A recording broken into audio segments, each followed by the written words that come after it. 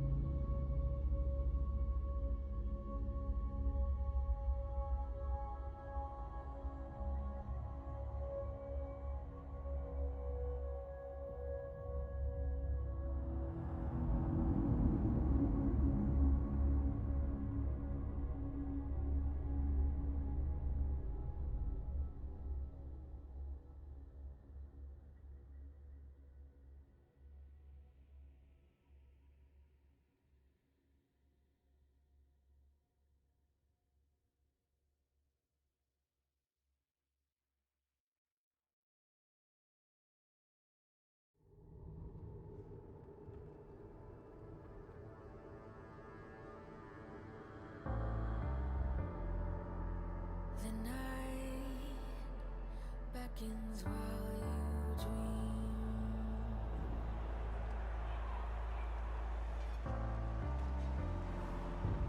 A life never lives in peace.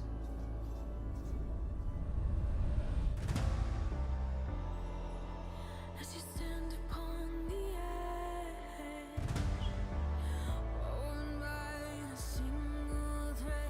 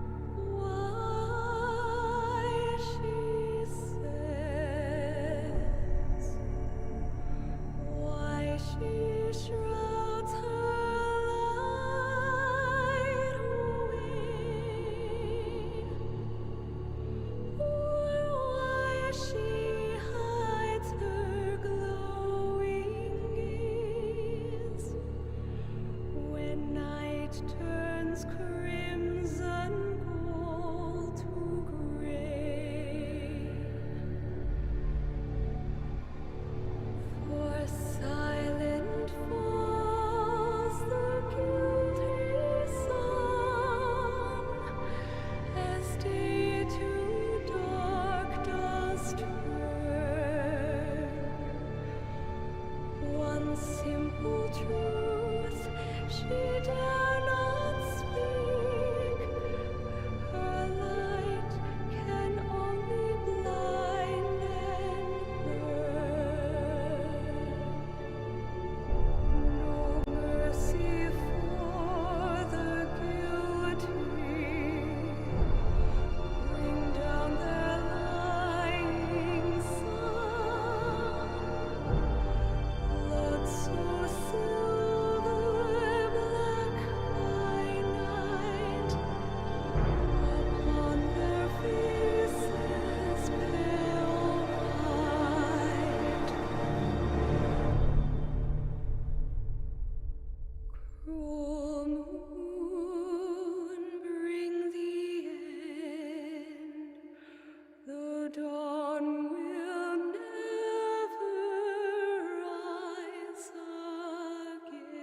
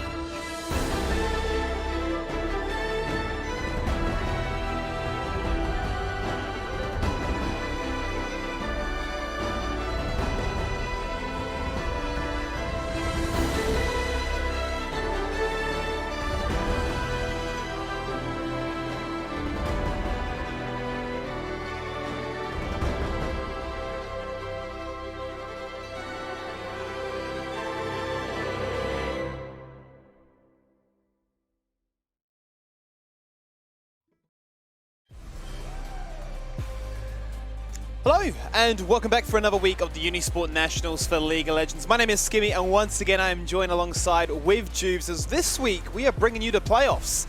10 teams become 8. It's playoffs time now. That means no more best of ones. We're into best of threes, and we have 2 of them for your viewing pleasure tonight, Jubes. We've seen a fair amount of craziness, a discrepancy between skill, and some of these teams already having shown that they are actually competitors in the upcoming OCS as well. So this has been a great occasion, really, for many emerging talents. Yeah, it is. I think a lot of players have gotten an opportunity that they wouldn't have otherwise. And I think there's a few players that have thrown their name into the OCS ring for sure. Like they're definite. I would say there's some players who should be definite pickups because there is such a, we have a big league in the OCS and we have a lot of teams. We have a few university teams as well. And I'm just super excited to see a best of 3 and how these teams adapt now with their coaches, if they do have coaches. So, yeah, it's going to be a good day today. Yeah, and I mean, we've seen that for the most part, these rosters have either been full 5-man set in stone. Actually, the 4 teams playing those 2 games today, QT Tigers as well as University of Queensland, they have a set in stone 5-man roster, whereas Auckland and RMIT, they've actually flexed things around with 6. So there's been a bit of change, I suppose, with coaches in the mix as well. There have been certain identity swaps. I think that was no more apparent than with Auckland, when we saw on day 1 them look a little bit lackluster, but when they came back in the second day, Kedu, who was originally their AD carry, just gave us a treat when he played fresh as support. Yeah, it's really weird too because Kedu is an ADC main, right? Like in solo queue, he runs around as an ADC. He did get to rank 1, I believe, a few seasons ago playing ADC. And then the team looked better with their mid laner at AD and Kedu at support. I mean, Kedu's thresh was monstrous, but it goes to show that the depth some of these university teams have, they do have the 6-man roster, 7-man roster, however many players they do have at their disposal, and it gives teams another thing to think about, right? If you're coming up against University of Auckland, are you preparing for Kedu at support or Kedu at ADC? So it's going to be an interesting headache for some coaches. Yeah, absolutely. And I mean, a lot of these players, even just having a quick chance to view their profiles, a lot of them are playing off roles. We've got players that are traditionally a top laner in the jungle, for instance. We've got mid laners playing AD carry. So I suppose when all things come together, they've made a collaborative effort not only to study together, but also to perform in different positions. Let's bring up that schedule to actually see how today looks to go on out. As I mentioned, 2 best of 3s. That starts off with RMIT University taking on the University of Auckland, then followed up by the QUT Tigers taking on the University of Queensland. Now, what's interesting is for the very first matchup, RMIT finished second in Group 2, which was rather stacked, whilst the University of Auckland came in third in Group 1. So if I was to be a betting man here, Jubes, I would say that RMIT come into this one as the favourites. Yeah, they do, but in saying that, we've seen the best of them and we've seen the worst of them, right? And I think in a majority of their games, that from what we've seen, is they depend quite heavily on their mid laner. Both games he got a Kali, Holochan got a Kali, and he needed to pop off for it to be a very competitive game and a very close game. So it's like, what happens in a best of 3 when you can target bans specifically to that player, or if you're not targeting bans towards that player, what happens in general, what a champion pool's like. So it's going to be interesting to see what RMIT can do. They're going to do something funky as they got my man's Pub22 coaching them. So yeah, it's going to be interesting. Speaking of funky, I mean, no more do we need to look into their bot lane, for instance. We've seen him run a Ziggs Veigar as well as a Senna Zillion. So, if we're talking about creativity, there's definitely that kind of creative conundrum in that bottom lane as you highlight. But yeah, definitely Holochan on the Akali. He's got it both games. Has definitely put in a stellar performance when given the opportunity. So very much looking forward to seeing what RMIT have in that depth department. I believe I got word that Champion Select is not too far away, if not ready. So if that comes up on your screen, then we'll jump into it in just a second. But University of Auckland, for me, as you say, a bit of a slow starter.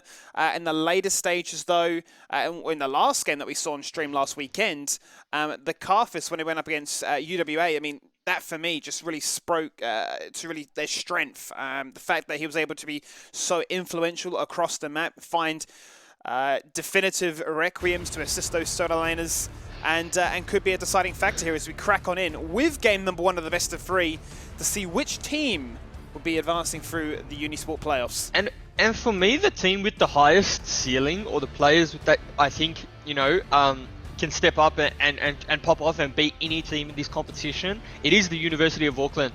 If you look at their mid, their ADC and their support, they've all got competitive experience, right? They've all got, games under their belt, and they've all been in this type of environment before. And I think that they're the players that have the highest kind of skill ceiling to actually pop off. But it just seems like the earlier games we saw from them, it wasn't coming together, but we saw glimpses of their mechanical skill as they were, outplaying teams in the 1v1 and in the little skirmishes, even though they were playing from very big gold deficits. So my eyes are on those three players in particular to see what they can get done against RMIT. Well, you can see some of the bands that are coming out straight away already. We mentioned Holochan being very proficient on the Akali, but his most played this season in Season 10 has been the Camille. With a clear definition, 73 solo queue games on that one, as opposed to only 18 solo on the Akali. So a definite targeted pick towards that to really limit what his strengths can be in this one. And yeah, earlier as well, we saw Auckland rock and roll with that once upon a time. It was Imogen playing it in the mid lane. A really rough time when they went into that with a Aurelia Vayne comp, completely shut down by the likes of a Galio. So the Ornn first pick here. I don't know if I over prioritize Ornn, and Ornn's just my favorite champion because that's what I play when I top lane autofill. But I just think that you just can never go wrong with an Ornn, even if you get a bad matchup. Like it allows for the people below you in draft, people who pick later, to get priority matchups or counter picks or better matchups for themselves. And while you're just picking Ornn, and in theory you're going to get counter picked, Ornn is just never that far behind. And at the very least, it's a very safe pick, right? It can just not really feel too punished by any matchup. And then I've seen games where he's just like mega behind, and as soon as he hits his level 13, 14, he automatically just puts gold into his team's pocket by upgrading the ornaments. So like, most ADCs are going to build an IE. It's a Molten to Molten Edge, is it? And so that's going to be a really efficient upgrade. He's just an all-round champ that you can be at a gold deficit, but technically be up because of his upgrades.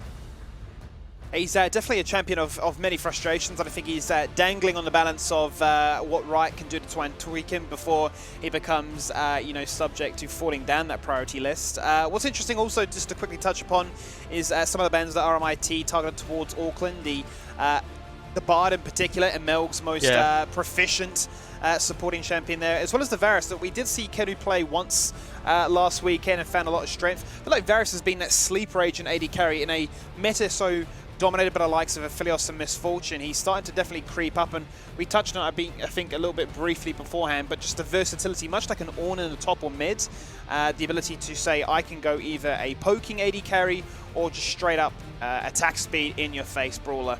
Varus is for sure mega broken because it is the flex pick, right? It's one champion, but it flexes in terms of what it does, if it's on hit or if it's poke. The Ezreal Yuumi locked in, it's a pretty strong lane, especially because that they locked in the Braum Aphelios really early. As Yuumi is going to have a field day in this lane. Braum isn't known as a hard engaged champion, right? And the stuff that counters Yuumi in lane is hard engage. So stuffs like Nautilus, Alistar, Leona, they really counter the Yuumi. But now that there's a Braum and an Aphelios, this Yuumi should get prio and should really have control of the lane for majority of the game. And Ezreal as an ADC eventually goes to mid wave, to mid lane, and just keeps mid priority forever. Yeah, going to be quite frustrating actually for the Braum in this matchup here. Obviously, Aphelios can be incredibly strong in that laning phase, but does need either somebody to obviously lead the line or maybe a couple of items online to try and get the ball running. And as you say, the Ezreal Yuumi should be able to have a fair, good time in terms of poking, getting that walled count up as quickly as possible. And the Sylas obviously not giving much away at this stage. Fair bit of versatility that it obviously can provide there with the ultimates on display that it can steal away so far. Now the bans that we're seeing, so the Gragas for the Initiate, the ability to obviously lock people in place, the Yasuo to complement that for the Wombo combo that we've seen time and time again. The Olaf seems to be the response so far here, so not only do they want to prevent the fact that yes, you're going to have some strong attack from the back end, but other bruises that the Yuumi can really benefit and buff here.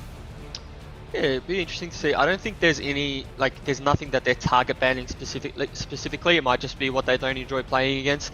I guess the Vlad ban is some form of a target ban. I think we did see Sinsar play that in his last game, and he was kind of their best player for me on that champion. So Yeah, it seems like a reasonable ban. Yumi for me also is like one of the best scaling champs in the game if you can get through laning phase, and when you complement that with the Hecarim, you remember in professional play, specifically in the OPL when we saw Yumi with Olaf, and those two were picked exclusively on red side, or blue.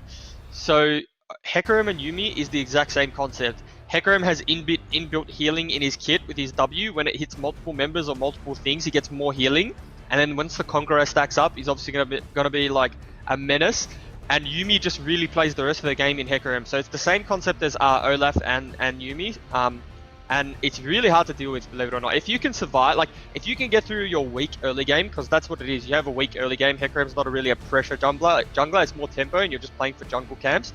Then the scaling on that composition is insane. I mean, it's a match made in heaven, right? What does a Hecarim want? He wants movement speed and attack speed, and that's exactly what Yumi's kit provides. So definitely find synergies, much the same as an Olaf, but obviously in its own respective right there. So there's another great engagement tool, another ability to definitely jump upon this Aphelios and punishes lack of mobility. And if they lock in with the Caston as well, they've got a fair amount of diving potential and just one-shot collapse. They're going to now look to flick that across to a Fizz, so not have to rely so much on a mid to late game scaling option, but definitely have some strength online at the level 6 ultimate press of a button time. But the response here from Auckland seems to be, well, we need protection, and that protection is going to be found with a Trundle and a Rise. Yeah, so RMIT's team comp is literally just heavy scaling, right? In saying that, so is the University of Auckland, but I feel like the RMIT University really can't get much done until 6, right? I don't think you're going to be seeing a solo kill from Fizz pre-6, and if he does solo kill Rise pre-6, it was a big misplay. Hecarim, much of the same. He's not going to really try to influence many lanes until he hits level 6. Silas is obviously very happy free farming and free scaling, but then you look at the team of University of Auckland, they're happy to scale too, right? And so potentially what we end up having is just a 5-on-5 team fight composition. Both sides really wanting to get to their item power spikes. I would say the Ornn composition more happy to let themselves get to the 2 to 3 item power spikes. Fizz really wants to look to do something in the early game and accelerate, while you're picking that assassin. So it's going to be interesting how this game plays out. I'm curious really to see, first of all, obviously how the bottom lane can play out, in particular to see how far ahead this Ezreal and Yumi can get, if they can really punish and utilize the poke, or if we are going to see a heavy priority from Auckland to assist the Brom. Nothing worse than a melee support forced to sort of stick behind your tower, chugging through potions, waiting and waiting, biting your tongue, and then if you do find that moment to flash engage and then not actually getting anything from it, you really feel punished that you're going in that melee sort of range matchup. I think top lane should be a war of attrition of both just slapping away at each other once level 6 comes online. Okay, who's got the mental warfare, the edge really to use the ultimate first and find value with it. And then really with the jungles, where they're going to really prioritize things, right? Between the Trundle and the Hecarim to sort of find and initiate, really catch somebody out of place and form some assistance. Well, the thing that's interesting is this Sylas and Ornn matchup. In the LCK, we've seen the Sylas solo kill the Ornn. So the thing about Sylas is he has like 4 abilities, right? And on full rotation, he gets his Conqueror up to 10 stacks like instantly. So once you have your Conqueror at 10 stacks, the tank can't trade with you. The tank needs to like walk away, disengage, and want your Conqueror stacks out. Now, what's interesting is when Sylas hits 6, sure, the Ornn ult is going to be nice to take. But if Sylas takes Trundle ult, if Trundle ever comes to the top side of the map and Sylas takes Trundle ult, the Ornn actually can't lane. Because that means that Sylas is going to sap all of Ornn's resistances, take some for himself, and just become a mega tank in the trade. And to be honest, they could probably dive Ornn with a Trundle ult. So I'm super curious to see what happens at level 6, because I don't think I've ever seen a Sylas top lane versus a Trundle and a tank. Because the 1v2 outplay potential even becomes a bit sketchy. So it's going to be super interesting at level 6. I actually can't wait to see it. I really hope Trundle goes there just for a science experiment. I mean, can you imagine the subjugated Ornn on a champion who's already so well known to being bulky? It'd almost be like taking all his Kevlar off, all his, knighted armor off, and essentially he is now a glorified minion. Sort of, what would you imagine Ornn would be? Do you think he's actually wearing like a costume right now? Do you remember those people that wear like sumo outfits, just look all big and bulky? Do you reckon it's like a little he just drop off. A little gnome, if we're talking like World of Warcraft, like blacksmiths, like a small little gnome just locked up in place trying to buff himself up to be really strong and influential? Well, there was actually a funny clip on front page Reddit where Trundle was like, there was like a Rammus that was like mega fed. I can't remember how fed, but it was insane. And he one-shot the Trundle, and Trundle built like Blood Razor or whatever. Trundle ulted Rammus and literally 3-shot him. 3 shot him. 3 auto attacks and he was dead. So that's what it does to tanks. Silas again with really good ratios. I'm super keen to see. But the thing about this game, I think it's going to sway quite heavily on the mid lane too. You can't pick Fizz and do nothing with it. You can't pick Yeah. Fizz and just match scaling with the Rise, because Yeah. when Rise gets the 2 items, Rise is completely fine in the side lane. Fizz has no agency, and Fizz really can't solo kill Rise in the side anymore. So Yeah.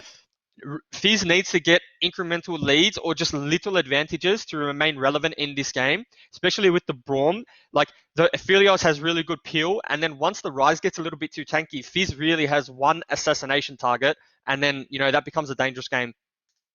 So to further that point, then, would you like to see them really utilize the fact that they can get ahead in this bottom lane, that the Hecarim can be, incredibly mobile, and that if the Fizz can maybe match his mid lane, but can actually, utilize that bottom lane pressure and say, let's force some early Heralds, let's force some early Dragons, let's try and get, some small leads in other areas that force the opposition to come towards us so we can look at some skirmishes to try and win out.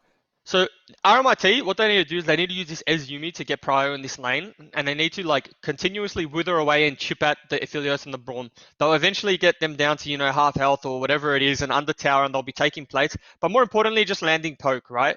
Yep. And then at level 6, because level 6 is the key number, or it's the key number for RMIT's team.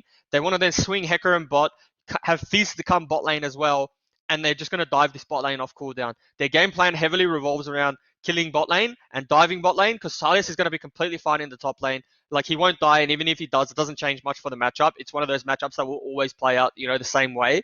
So yeah, it's all about getting 6, all about diving bot. It kind of means that every lane has to play their lanes out correctly, because sometimes in competitive play, there's nerves that come into it. You miss skill shots, but they have to get them under tower, and they have to be poking them. Well, here we go. Let's kick it off with the very first game of the day. It is the Unisport Playoffs. It's the University of Auckland taking on RMIT's Redbacks. It is a best of 3, and it starts right here. I thought we were going to see some funky shenanigans level 1. I thought there was going to be an invade of some sorts, but looks like a gentleman's agreement fan out. I love invading. I think if I even have a chance of winning level 1, I'm going in. I love it as well. I mean, there's an unspoken rule between me and my friends that every game, regardless of our composition, we're going in for an invade. I think it's the mental warfare, right? Just the fact that even if you got some garbage level 1, you're not afraid to go in their face. Anyone that I duo with knows we're going in level 1, even with the suboptimal level 1. That's what we're going to see right now. Concussive blow lands. That instantly forced out the flash from the Ezreal. So I'll give whoever is listening and paying attention to us, I'll give them a little hot tip, because Frost didn't know, so I don't know how many people know. In games like this, just never skill an ability. You don't skill an ability, you just sit on it until the first minion comes out. Until you're within auto attack range of the minion, you don't need a skill, right?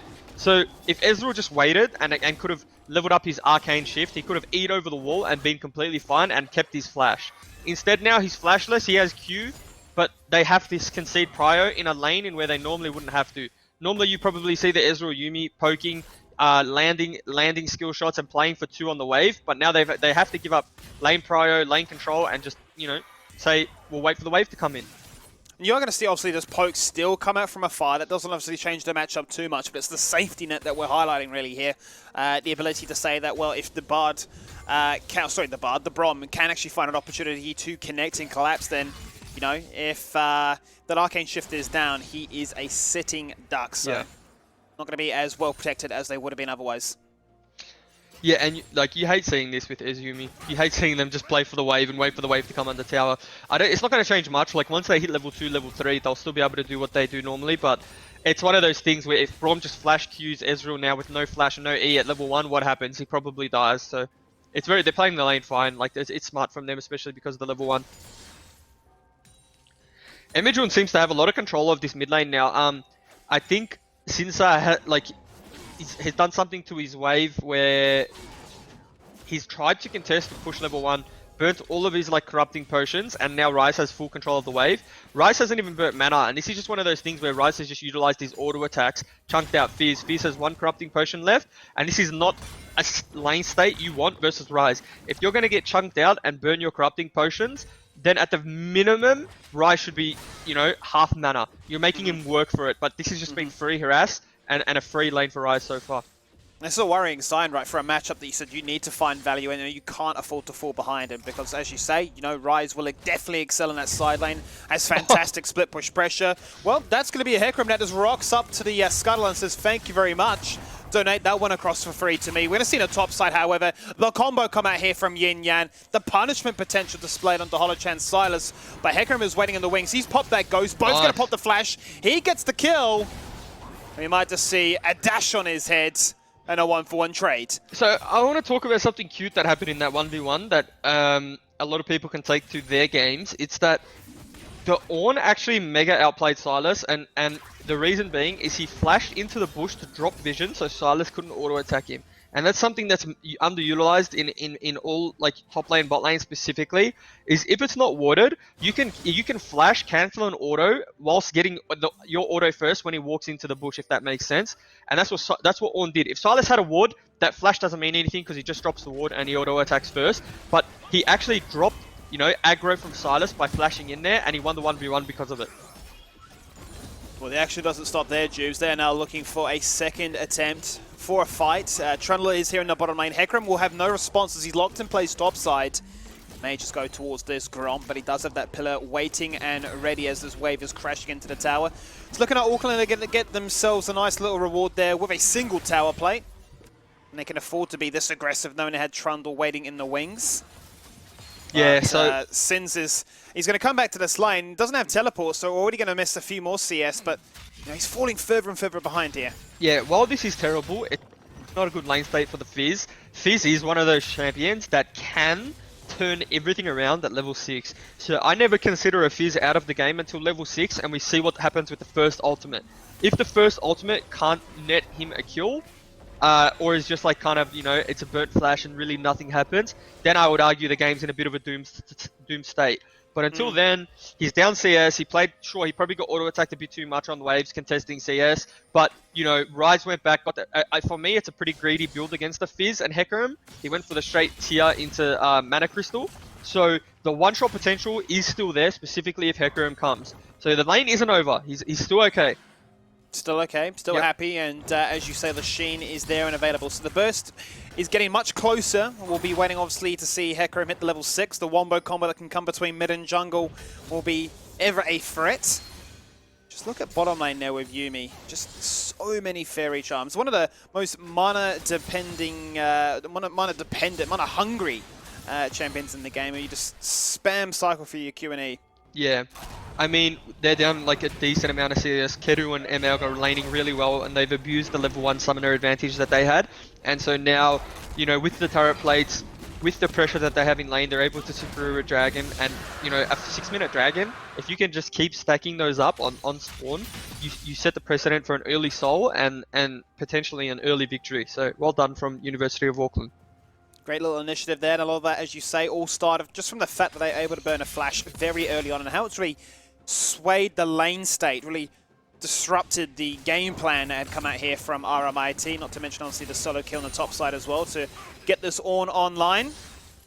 Now the ultimates are available in mid lane, and we keep our eyes firmly fixated on this Fizz. We wait with bated breath to see when he's going to use it. The big Tuna Kahuna, as we termed it, as we coined it the other weekend. Tuna Kahuna. Is it? The fish from beyond. I think tuna and tuna, they're the same as like what we were talking about before, right? You can say tuna and tuna, or not? Yeah, you can. Is tuna the only right way? I think it's one of those things again, right? You know, if you're speaking at the American dialect or, you know, the English, it's like everything. There's always different variations, and there's always different versions of an Ornn. Out come the double displacements. They dash on top of his head. Yin Yang may look for a trade before he goes out of this one. That flash comes out from Holochan, but it does secure the kill. Now they can look to crash this wave in. Yin Yang has 15 seconds before he can TP back to his lane. That's a nice little kill picked up there. They're nice kills, but like in the context of top lane, it still doesn't change lane state in terms of, you know, Ornn's going to be Ornn, and Silas is still going to be Silas in this matchup. Silas will eventually start getting priority, start winning the side lane. There's not many lanes Ornn loses early, so it is what it is. The one thing I like from Yin Yang is his waves pushing back to Silas, but Some players would TP back to that wave because they don't want to fall further behind, but Ornn's keeping his TP in case or if the plan is to make a bot side play or contest, you know, a dragon objective. I think holding your TP in times where you've been punished is far more valuable than TPing back to lane just to get yourself, you know, your 2% back or 3% power in lane. So we're going to hold on to for the meantime right now. And this is going to give HoloChan a bit of opportunity to get some very deep vision down. He places a control ward into the enemy blue. Not going to be spotted out here by Elliptic on the Trundle. As he now goes across towards the Rift Herald that has spawned. Looking to clear out that vision himself, lay down the law and start off the second objective of the game for the side of Auckland. Yeah, this early Rift Herald is... well, he's just going to hold on to it, I think. There's no time for, like, you know, he's not coming up to turret plates falling off. 5 plates on every turret. I'd still like to see a kill into some turret plate chunks, which then means that the Rift Herald can one-shot the turret. I hate seeing, like, an early Rift Herald drop. I think you should only drop it right before turret plates, you know, go down if you're not going to get a tower. So, bot lane transitioning into mid, puts Ryze in the side lane. Fizz going back to mid. I don't like this from RMIT. I think their bot lane should match.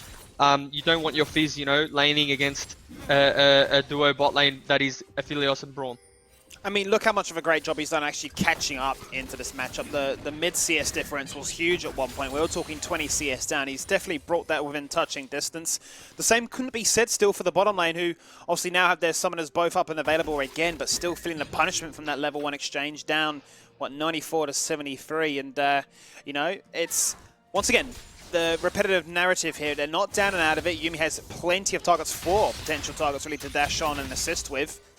When that You and Me comes online, but still, as mentioned, it's going to be that trading pattern that just takes place on rotation in this top side. Every single time those cooldowns are available, they are fighting, their health bars never fully topped up. Jungler's always sniffing around for some trouble. Yeah, it's a wet noodle fight until it isn't, right? It's a wet noodle fight until Sylas is in lethal range of Ornn. Ornn should, like, you know, aside from the solo kill early where Sylas doesn't have enough mana, have enough AP, and is a bit of a misplay, Ornn's really just clearing waves until he can group with his team and team fight. The thing that makes this lane hard for him is the sustain on the Sylas W. As you can see, Sylas is already 2/3 health. Ornn's under tower with less than half. If the ultimate comes off cooldown very soon, he's actually in lethal range, especially with the Conqueror getting stacked up. So, yeah. As you can see, it becomes a progressively worse Ornn matchup, even though he's up 2 CS and a kill. You can see the action is towards the bottom side right now, with the second Drake of the game being an Ocean Drake, spawning in just under 20 seconds now, and required the results of multiple members here from RMIT to first of all get themselves set up with a scuttle, get some vision down as well, which you can see the river is lit up red at this stage of the game. And this might be an opportunity now for Sins to show us what this Fizz is about. It's been quite quiet for him. He'd fallen behind in the early laning phase, but has held his own here.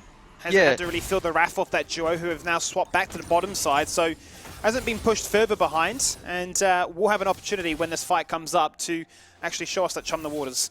And I think there's also a very big misconception on scaling, right? We start talking about Fizz needing to get stuff done, otherwise, you know, he's going to fall into irrelevance.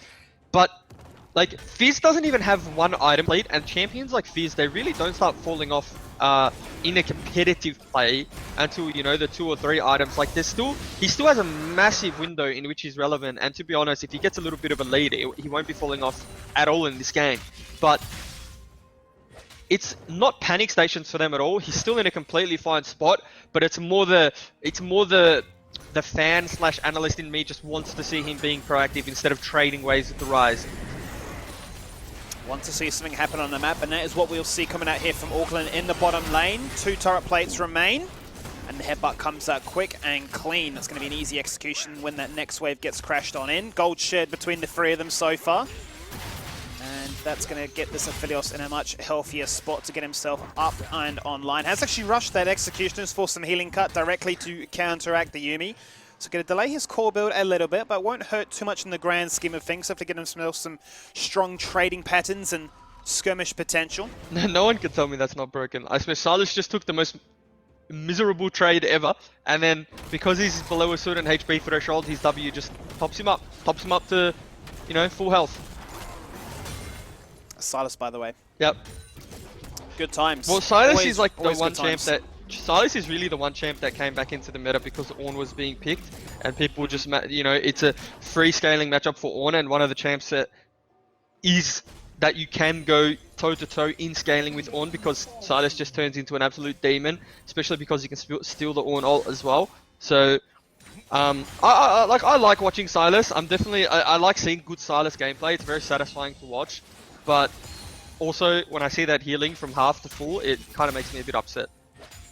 It can be interesting to see what happens next season, right? With the amount of healing we have in this Yeah. game right now, if Riot are going to do some, major changes, to sort of take a step back from that stance, because I know it's been a big vocal outcry from the community for such a long time, especially since I've been involved. Yeah. Anyway, I think a decent way to like make healing less prominent, and also you can play around it a little bit more, is that you buff executioners a tiny bit, like the healing cut that it does do, and then you give mages an 800 gold heal cut item, because at the moment it's like only your ADC can really build that efficiently because Morello is so far away in any game. Right. So if you give them like the 800 gold option, potentially you just see like a trade. You know, the mage can get it early, the ADC can get it later, or vice versa. So make it so, look, this item is a necessity, this, style of play is here to stay, but we're now going to give more options for you to sort of target it in the early game. Yeah. We did see the potential there for a rather fed Hecarim to try and show his face in a lane gank. He has now gone for the reset, and that gives chance now for Elliptic to rock up. The Moonlight Vigil does not connect, and he wishes to make sure that things did connect because the pillar was waiting and ready. It does force out a cleanse here from the Ezreal. Yeah, and, but Trundle ganks ganks into an Ezreal. It should just never get a kill. It's comical. Yeah, if it gets a kill, then like He's done something someone very needs wrong. to be reported in the at the end of the game lobby. Different story if there's a Nautilus or things like that. Okay, well, as I say that, he's probably gonna die. This is a little bit different. Not even so. Even so. Doesn't matter. Just flashes over the pillar. So he's used his cleanse one time, he's flashed the other, maybe third time lucky. Well, 4 members rock on down to the bottom lane. The Realm Warp was used also by Ryze to try and make sure that was a full collapse. If any retaliation came from a Hecarim that hasn't been spotted on the map just yet, Tal will fall down. It was in lethal range regardless, but now they can find some pressure by saying that, well, the Ezreal has no summoners now, so if we were to force a fight, does look pretty good for us. Still, top lane is where the action is at as they bash heads and collide. Look, Hecarim did pick up the second Rift Herald of the game. to be honest, game state, I would say, is really in RMIT's favor. I know they're like slightly down gold, but that's just the turret going down, which is like, it's gold that's on the map. It's gold that RMIT can get back. It's not like it's gold missing because they're all down CS in lane and things like that. But the Hecarim's got his Trinity Force. He's working towards what I believe to be some magic resistance since he's picked up the null magic. He's going to go, I believe he's going to go Trinity Force, Spirit Massage. I'd like to see that. Yeah, Yumi's going to attach to him and just amplify healing. And they're really hitting their power spikes and the windows in which they can start to group and really force some fights, force some objectives.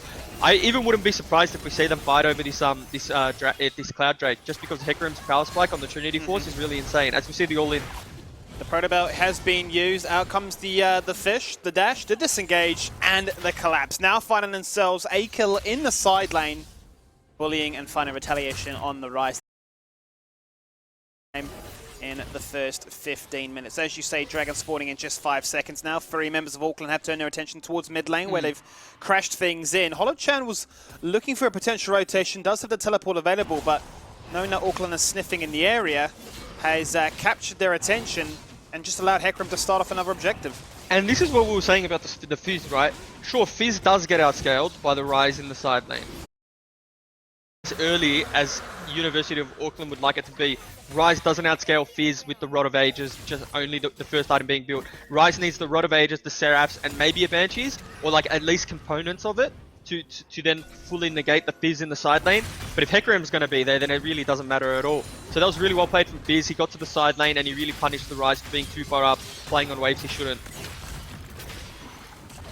The self-heal that comes out once Please again. grab Trundle ult. Very, very strong. Which ult has he stolen? Yes. He has actually stolen the Trundle one, and now he becomes a pseudo-tank that could honestly win this 1v2. I tell you that much. With the self-sustain that he has, that you can just see is on display time and time again. Auckland think definitely twice against that opportunity, and the True Shot Barrage forcing Yin Yang to find a different exit path. You love to see it, don't you? The Silas is, you know, they think themselves that they've caught the Silas, that the Silas is dead, grabs the Trundle ult, and then all of a sudden, combined with the Silas W, full HP, and the botch dive goes ahead, and Trundle has to burn flash. So the Trundles for me had a bit of a rough game. Elliptic is he's tried to make things happen. He's looked for waves to gank. He's put his pillar in a few lanes, but it feels like he's been punished more than he's gained from his ganks. The one that I'd say he's done really well is when he went bot, burnt Ezreal's cleanse, burnt Ezreal's flash, and they were able to get bot tower. But that was because Ryze came down too, and the tower was already low from the Rift Herald. So Trundle is really finding it hard to stamp his authority on the game. But the saving grace is that Trundle ult is always going to be relevant. If Trundle ultis Hecarim, it's going to be their best chance of killing the Yuumi Heck combo. I'm just really concerned right now because, you know, most matchups here on this map are even, apart from obviously the bottom lane where Aphelios has found himself a rather significant lead at this stage. I believe it's a full 1,000 gold ahead of the Ezreal right now, but this does kind of speak to the draft once again that there are so many dive threats against an Aphelios that despite all this, is that enough? Yes, you got the Knight's Vow itemized here on the Trundle, and you're going to no doubt work towards redemption and the likes of it as well for the protection, but you know, if Aphelios is taken away here, I feel like RMIT just steamroll not only in sustained fights but just in the assassination burst attempts. I would normally be concerned if it was in a mobile ADC versus a Hecarim Silas Yuumi Fizz combo, but the fact that he has a Braum Trundle combined with it being a Season 10 champion, I think there's potential for outplay and potential for him to live these fights. It depends on what guns he has and if his ultimates and summoners are available, but there's definitely fights where he's going to be able to outplay if Braum plays really well. Well, that is the question, really, at the end of the day, right? Discussions aside, really, the execution has to be the mainstay and sort of the thing to watch, the thing to witness, the thing to sort of really unveil and see if that is available here in this game. Because right now, there is not a very big lead, if at all. 500 gold favours Auckland as a overall team economy. Objectives have been very much back and forth with a Rift Herald here and there, and Dragons following a very similar suit as well. But we've yet to see a full-on team fight, nor a full-on skirmish. It's been lane ganks, 2v1s, but nothing that's really showcased what these two teams are fully designed and capable of achieving. It's a very slow game, and the reason being is that there's no real Baron threat for either team, right? Sure, University of Auckland can do Baron, and they probably have the superior Baron composition in terms of, you know, doing damage to it and taking the least amount of damage, but no team wants to do it at 21 minutes. Both teams are kind of, you know, handshaking waves, passing waves onto each other, bit of gentleman's agreement, which means that there's no real hard river control from either side. Sure, RMIT have river control right now with their pink wards, but you know, University of Auckland just coming out of base, clearing their camp, so they'll be able to get some vision back. And it's also at a point in the game where, as Silas, I believe, just ulted the Ornn wave in. Silas Ornn ulted the minion wave top. I got a bit paranoid. I thought something was happening up there. But yeah, it's really just, you know, we'll pass minion waves until someone gets caught out, or until there's a window in where someone can sneak Baron, or there's an objective worth contesting. I think this Cloud Drake will give us the fight that we want, because you don't want to give away 3 drags for nothing. No, definitely not at this stage of the game. And with the ultimate cooldown, the reduction that it provides, both these teams will be chaffing at the bit to obviously achieve that one. I'd say more so on RMIT with what they can really utilize when those ultimates are up and available just becomes even scarier. The window in which you can try and execute or outplay from the side of Auckland slims considerably. Now my question here... just 4 people mid. They're gearing up for this dragon, as you say. Yeah, my question here is, before I thought there might have been a Fizz ult coming through, what Silas ult can he get? Because I don't think he can get Trundle ult, and I don't think he can get the Ornn ult anymore. And so those are the 2 key ultimates for me, like the 2 ultimates that mean the most. And potentially he doesn't even get, the Silas doesn't even get in range of Braum, and he can't even seal it before the fight starts. So this potentially is worst case scenario for RMIT in terms of Silas ult. I'm interested to see what angle he approaches this fight, and we've known Holochan in last week's performance to be that flanker. He caters to the Akali playstyle, and he looks to be doing once again the same here. He has actually taken the Braum, so the Glacial Fissure is going to be the ability here to disengage or potentially to slow down to complement the rest of the team here.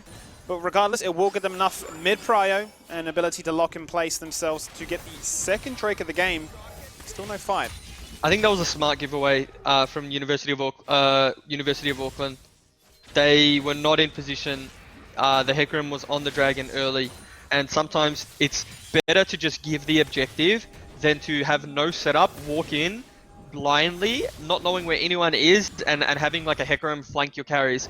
Sure, they didn't really know, they knew Hecarim is potentially on the dragon, but because the vision control RMIT had, and because they got there so early, they weren't sure. So I think it's fine to give that away.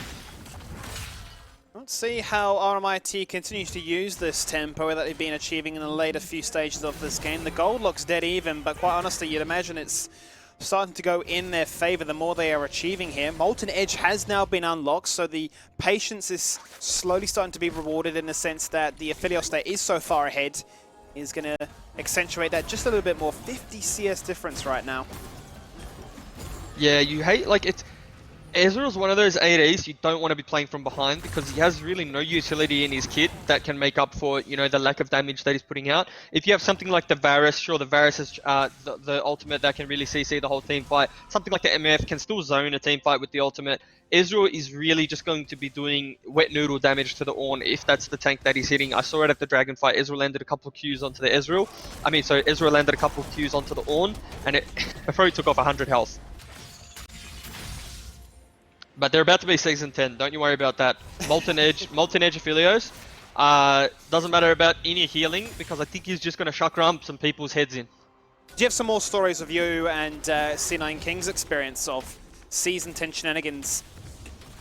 Me and C9 King have been taking a little bit of a break from solo queue, but I've watched enough League of Legends this year to know, as you can see from one auto attack onto the Ezreal, I've watched enough League of Legends to know Aphelios at this point in the game is uncontested. Oh, absolutely. These two items, especially with the Runins, we always talk about it. This is when he has an absolute field day. Moonlight Vigil with the Graviton is the dream for the setup, but that's what happens when he gets jumped upon. He has the protection, is forced to flash away, but a three-man fear spells disaster as RMIT look to try and steamroll through this occasion. Ornn rocks up, Yinwen with a trickle knock up, but Sinse on the flank. Protobelt goes in, the fish hits nothing. Now they are on the hunt to try and find everything, but if the execution can't stick, then a disengage is the only viable option here. And they may just look to now pick up a consolation prize in a siege through mid.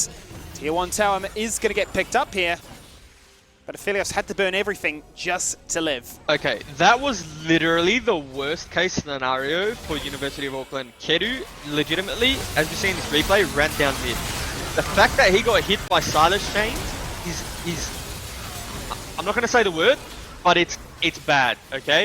And I love Kedu. I think Kedu's extremely talented, but I think this was a case of, I've got my Molten Edge, I've got my two items, nothing can touch me right now, and he got a little bit too ahead of himself and nearly lost his team, potentially the Baron, really. They would have had a couple of deaths there. So, you know, the saving grace is he didn't die, and they traded 1-for-1 on a worst case scenario. It's kind of scary for RMIT at the moment. A scary composition that they do have, and you can see definitely some of the strength that this composition in terms of its tankiness provides, the protection, the peel, and as long as Aphelios is in a desirable situation, they should be the ones to come out ahead in this one. They're going to now go for a Baron attempt because they want to say, well, let's fight again. That looked pretty promising for us, so let's see what happens if we run it back a second time now. 27 minutes into this game, only 2 kills to 4. Very quiet on that front. It's being quite cool, calm and collected, quite methodical in its approach. No one overreaching, no one trying to be the star player, no one looking for those montage moments. Everyone respecting it. This is no longer a best of one where shenanigans like that need to be displayed. It's that consistency here and keeping your mental in check. Well, I think Kedu was looking for that moment. That's what he was doing down mid lane there. His eyes lit up. He saw that his item build, and he was just trying to be a little bit. He was trying to be a little bit like Deft there, and that's okay. We've all tried to be Deft once or twice in our life. Frustration. I think there's nothing more, right, than, you know, playing a game out such a long time and there's nothing happening, and especially if you know you got those items, you want to make something happen. Ooh, nice, very nice. Braum Door, obviously big counter to the Ornn ult, and as we see the real Ornn ult come through. Real on comes out, the team split away, RMIT going left and right. But just the CC that happens, they have locked themselves in a choke spot. Now could be a triple-pronged attack from mid, jungle, and the river itself. University of Auckland. A little bit unsure how they want to try and start this one off right now, but it's not going to be a jungle steal just yet. No, the Dragon does get picked up, in fact, by Auckland. And Melg living for just a little bit of time, but it's going to be a shutdown picked up here. A double kill now for Auckland, who look to try and execute and find more. Fizz gets an exit kill, but it doesn't mean much at this stage as he goes golden, but will fall down in quick pursuit regardless. We talked about them being so hungry for a fight, and they are rewarded when the positioning is that much better. Yeah, their positioning was better. They were at the Dragon in the river first. They set up really well. They started it. They got it down to about half health. And sometimes the best thing to do is just take the team fight, but give the objective. But instead, we saw Hecarim burn his ultimate to try and contest, to try and win that smite fight. And if your Hecarim's ulting in for the steal as opposed to the fight, you're going to lose 9 times out of 10. And that's exactly what we saw. There was a little bit of hesitation. It was like, I'll go for the steal or we'll team fight, as we see in the replay. And really, they getting caught in no man's land and doing none of it means that they just completely get wiped. You know, the Hecarim ult doesn't land onto really anyone. The charge lands onto the Rise. We still saw him get half health, but you know, it's really just a straight front to back. Aphelios is sitting back a pit, not contested, and really, the RMIT composition isn't made to just front to back, right? It's not made for this. It's not made to try and smite steal something and then team fight. You have to identify the carries, burn the ultimates on them, otherwise you're not going to win. Well, a misplay by RMIT gets punished, and punished pretty hard here by Auckland, who, knowing their win conditions, have not only picked themselves up at Dragon, but went straight clean rotate through to Baron, have blown this game wide open. A gold lead that was non-existent for the first 25 minutes has now started to be achieved. They're the first to hit 50k, up by now 3k golds. And they're going to go for a double push, 4-1 split it would seem. And so the gold in assistance. The gold lead is actually more than 3k, because what the gold lead doesn't take into account is Ornn items. So I would argue that they're up 3,000 or 4,000 more than their actual, you know, gold lead. The sleeper agent of gold economy right now, but that's going to be Hecarim ult that this time finds a lot of value. A Freeman Fear as the diver team comes and is combined with the likes of a Silas. Now they look to try and infiltrate the ranks of Auckland. Now they look to punish them and say your Baron buff means nothing to us. Member of Auckland are completely split away. Yin Yang, despite everything thrown his way, is such a tanky boy. He will survive, and he will disengage, and he will be just fine. Now, it's not every time I'll give myself a compliment, Skimmy, and say I know what I'm talking about, but that's the team fight there. From a significant gold deficit, that team fight there is exactly what happens when they use their cooldowns on priority targets, right? So we saw 2 good examples. We saw last team fight, where it was bad, and they used their cooldowns to try and secure a Red Dragon, and we saw this team fight where they used their cooldowns on priority targets and carries that needed to be one-shot. So watch the Hecarim in this team fight. Hecarim plays it extremely well, and look at that. Aphelios just got half health by the Hecarim, and he really did. The Hecarim didn't even have Yuumi inside of him. That was just Hecarim on his lonesome. And so there's some nice little team fight win for them. I mean, it was back-to-back triple knockups. You know, you see the Ornn ult come across that Silas had stolen away. Very easy to combine that with the Hecarim dashes as well. And, you know, between all of that, there was not enough CC prevention, cleanses, QSSs or anything to get you out of that situation. So RMIT find a situation that they can execute upon. And this time, they do it with efficiency. Yeah. And one key component we're looking for in this game, Hecarim might have to burn ulti to live here. Nah, it's okay. We want Ezreal to hit that the Blade of the Ruin King power spike.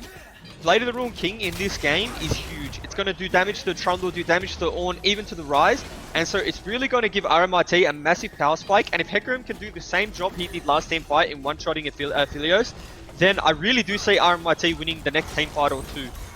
But you know, I think we'll see it at the next Dragon fight in 50 seconds. Hopefully Ezreal, he's got his Blade of the Ruin King now. Got it now. Yeah, it's getting a little bit spicy now. Well, I mean, if he can find the you know, targets to jump upon, given that he is going to be quite well protected at this stage of the game, quite nimble, with both summoners up as well, then the Blade of the Ruin King procs are just going to be infinite, and those tanks that are looking to protect the Aphelios are going to shred and melt like butter. Next Dragon up in 30 seconds. I'm really, really curious to see the positioning of this one. Yeah, RMIT need to get in there first, right? Ezreal needs to get to this wave. He can push this wave out and the next one on mid wave. Fizz goes to that bot lane, but he never groups with the team. So what I want Fizz to do is wrap around into bot lane try. So after that wave, right, he might have got spotted. He did get spotted. He waits out the vision, and he should really loop and look for a flank. I think that's a preemptive Yuumi ultimate, though. Really Ball goes unnecessary. up, Yeah. gets blocked. Silas is not going to find any value with that one to try and force the initiative through the mid-wave. And so I don't like this from 5v5 Fizz. ARAM. I don't like this from Fizz. I don't want him to be grouped here. I want him to be sitting in that bot lane try where they have no vision, right? Like that's the he needs to be there and look. Rise surprise would element. him. Yeah. Regardless, they're going to go for a 50-50 smite steal. It's going to be rewarded here by Auckland. They get themselves a Cloud Soul. Now they're going to steamroll over this fight. Started off with Aphelios getting a kill onto Holochan, who is denied away. And Fizz, in the middle of no man's land, will get deleted as well. The surprise element has been lost. The assassination, the discussion that this composition is built to achieve is not present. No. And now the members will fall one by one as Hecarim literally runs it through mid, not down it. Might be a slow burner, and quite honestly, he's going to get out because it's only a Brom chasing him. The rest of Auckland look to try and go straight down mid. Of all that movement speed will make it a very easy opportunity for them to collapse, for them to kill, and for them to delete RMIT's chances of winning game number 1. Yeah, and it's just, that was a prime example of one team in composition playing, you know, their front to back tanks, playing a real good and honest 5v5 team composition. And RMIT had, you know, a team composition where they needed to be a little more elegant. They needed to have a few more flanks. It was a little bit harder to execute. And as we just They're saw, still going at him. yeah, they're going at it. Okay, there's the Zonyas. So that was a really well played team fight from University of Auckland. RMIT didn't really, you know, is a little bit more elegant and they struggled to execute. So, you know, well played to Auckland. Well played to Auckland. They are rewarded in the fact that, yes, pretty frustrating game for the Trundle, as you say. Wasn't really able to find much value across the map. Hecarim was so far ahead in so many opportunities, but I suppose when it came to ease of execution, they struggled in their ability to find those flanking angles, to utilize that vision denial, to keep, you know, Auckland guessing. The one time they were able to connect and collapse upon from multiple angles of combined CC, they crushed team fights. But when they tried to go for a head-on 5v5, as highlighted by that last team fight there, a 50-50 smite steal, and it smelt doom. Yep, it was doomed, and it's one of those things like in a best of 3, in a high pressured situation, maybe you just go to you do just go to those R bottom composition, those 5v5s. There's nothing elegant about it. It's you put your tank in front, your tank walks in, and he presses his R button. So you know it was a defeat, and it sucks for RMIT. But there was some positives to take away. It wasn't a blowout. There was some good controlled League of Legends. It wasn't just, you know, chaotic and fighting over nothing. Both teams really fought over neutral objectives, and they made it a good, clean game. It was like, I've used a lot of these words, but it was pretty, right? There was no like, oh, this guy's caught again, this guy's dead, this guy's caught again, this guy's dead. It was, let's set up and may the better man win this team fight. And I think the better team composition in 5v5 won that game. Well, that's what we're going to see for game number 1. It's Auckland that take themselves a lead in the best of 3. We're going to jump to a quick break, and when we return, it's game number 2. When the difference Between winning and losing, is measured in milliseconds. Everything counts. The Alienware Legendary Battle Station.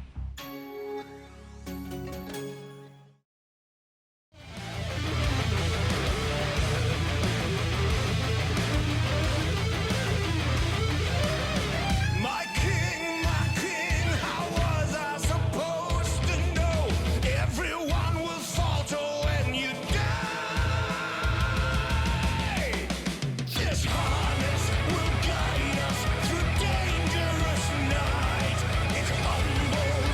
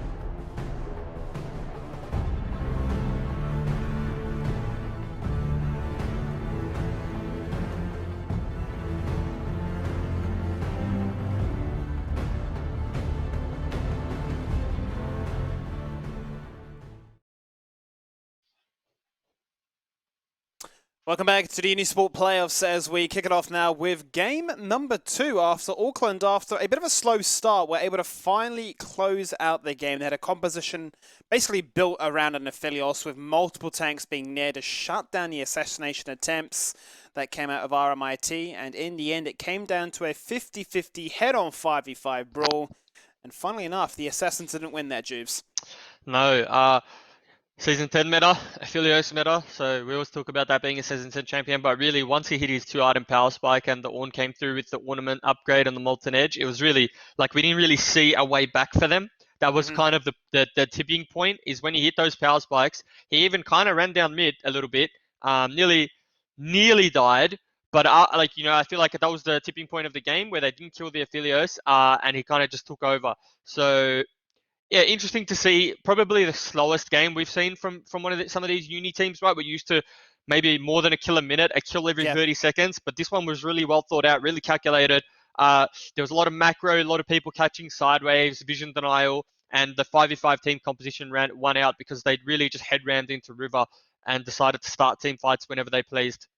What were some positives we could take away from RMIT? Because, I mean, for me personally, it was the fact that Hecarim was able to get so far ahead on a champion that he is quite proficient at. He was able to influence those lanes. Holochan showed us that he's not just a Akali one-trick, went on the Stylus, gave the Ornn a run for his money and was once again a threat always from those flanking angles. Mid lane, despite falling down, had a few moments, but the positioning, I suppose, of the Fizz was something that really caught your eye.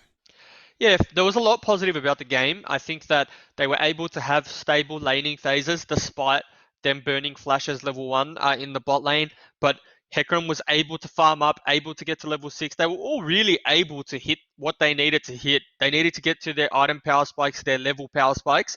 It's just the execution wasn't there. But to get to the phase of execution is the hardest part, right? Like if you're just getting steamrolled in laning phase, then there's a bigger problem in this game. But the fact that they were able to get out, able to get to a point in where their composition can do something, they just mis-executed. Well, as we enter into Champion Select for the second game of the day, a quick reminder, if you want to check to see how not only this team, but the rest of the teams in the playoffs are doing, head on over to unisport.com.au. That's unisport.com.au. Over on their website, they've got a link, all with the information. It's got a tournament bracket, and you can see how the rest of the teams are doing. We've got UTS taking on Deacon Dragons, QUT Tigers taking on the University of Queensland, and the University of Sydney taking on the University of Western Australia. Some of those games happening now, some obviously happening off stream, some happening later today, and that will decide obviously the 4 teams that make it through to tomorrow. So that should be an interesting one to look at, but already very similar patterns taking place here, Jews. For the most part, we're seeing similar bands, similar respective options available, and a similar opener here from Auckland. I like the adaptation from RMIT, the fact that they took away the Ornn. I think Ornn is problematic for them specifically because they do like to play the carry champs in the top lane, or they do flex their mid laner and their top laner, and I think it negates, a lot of the champion pool from Holochan. So that's a good adaptation. I think everything we see though is relatively the same, if not exactly the same, with the MF Varus bans, then the Aphelios first pick. This leaves me questioning whether we're going to see Fasting Center, and I think we will. It's probably the only answer left into Aphelios with all the other ADs being banned. Nice little early pick of the Rise. I think they liked what it did last game, but the Graves is an interesting change-up for me too. I think it's going to be like good to see him on a tempo jungler, one where he can force the pace and invade the enemy jungle of Elliptic. Elliptic didn't have the best game. He definitely wasn't bad by any means. Like, he did his job, but picking the Graves really is going to make Elliptic force him into decisions he wouldn't have to otherwise. Yeah, I think Elliptic for the most part went neutral in that last game. Yeah. Wasn't going ahead, wasn't falling behind, was just an assisting factor, really, more than anything, and seems to have met his match here on these tank junglers. Now for going to Sejuani, I think the Maokai here, as much as you could say it could go top, mid, jungle, or bottom, from what we've seen, you'd imagine it's going to be a fasting center, but then again, we have seen him go for the center zillion, so who knows what RMIT want to do in that bottom lane, and Graves is something that Ev's played a few times. It's actually the first game we got to see them on stream with, so something they'll be comfortable with, something that'll be familiar to be that tempo jungler and try and find themselves in a very similar spot as they were last game. Yeah, I think we should give Elliptic a shout out because role players on a team don't get enough credit. You can't have 5 carries, okay? You can't have like 5 powerhouse players that everyone's just mechanics maxing and winning team fights. It doesn't work. So, you know, the fact that he's willing to be a role player, willing to pick the tanks so they can get the Rise, the Aphelios, and let them shine in team fights, he deserves some credit for those wins. So whilst he only did his job was all that he needed to do. Bans that have been taken away here are interesting for Mara Mighty. They've gone away for the Brom and the Tahm Kench, so they want to remove some protection elements that can allow the Aphelios to stay online for as long as possible. Obviously, we know how strong Brom can be from what we saw in game number 1, but the Tahm Kench for the second reason that not only would you have basically a second way of getting around the map to complement that with the Rise, which would be a pest and a nuisance in its own right, but the Devour, that has to be the most important part here. Well, obviously the free heal and the free denial of damage.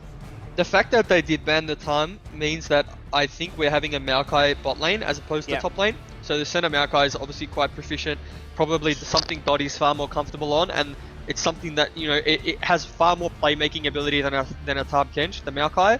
Yuumi is really the only lane that can sustain or self-sustain a center Maokai lane.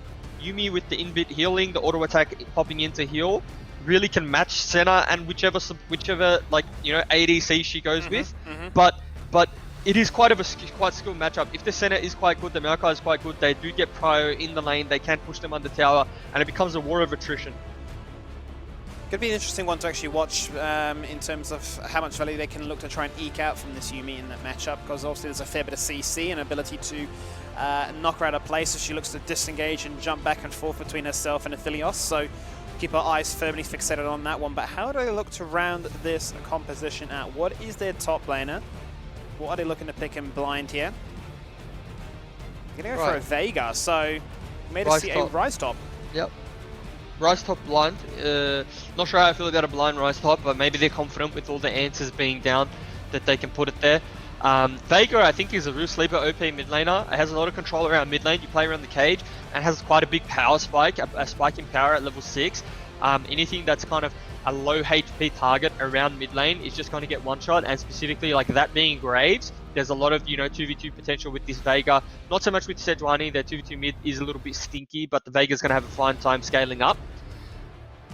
So it's not going to be Galio top, I don't think, unless Hollow Chan's playing Galio and they're going to, yeah, okay. So they swap. It's Malphite into Rise, which is kind of a nothing matchup. Rise is going to be able to, oh, it might be Veigar top. I think I'm just talking too early. I'm just going to wait. I'm just going to let this play out.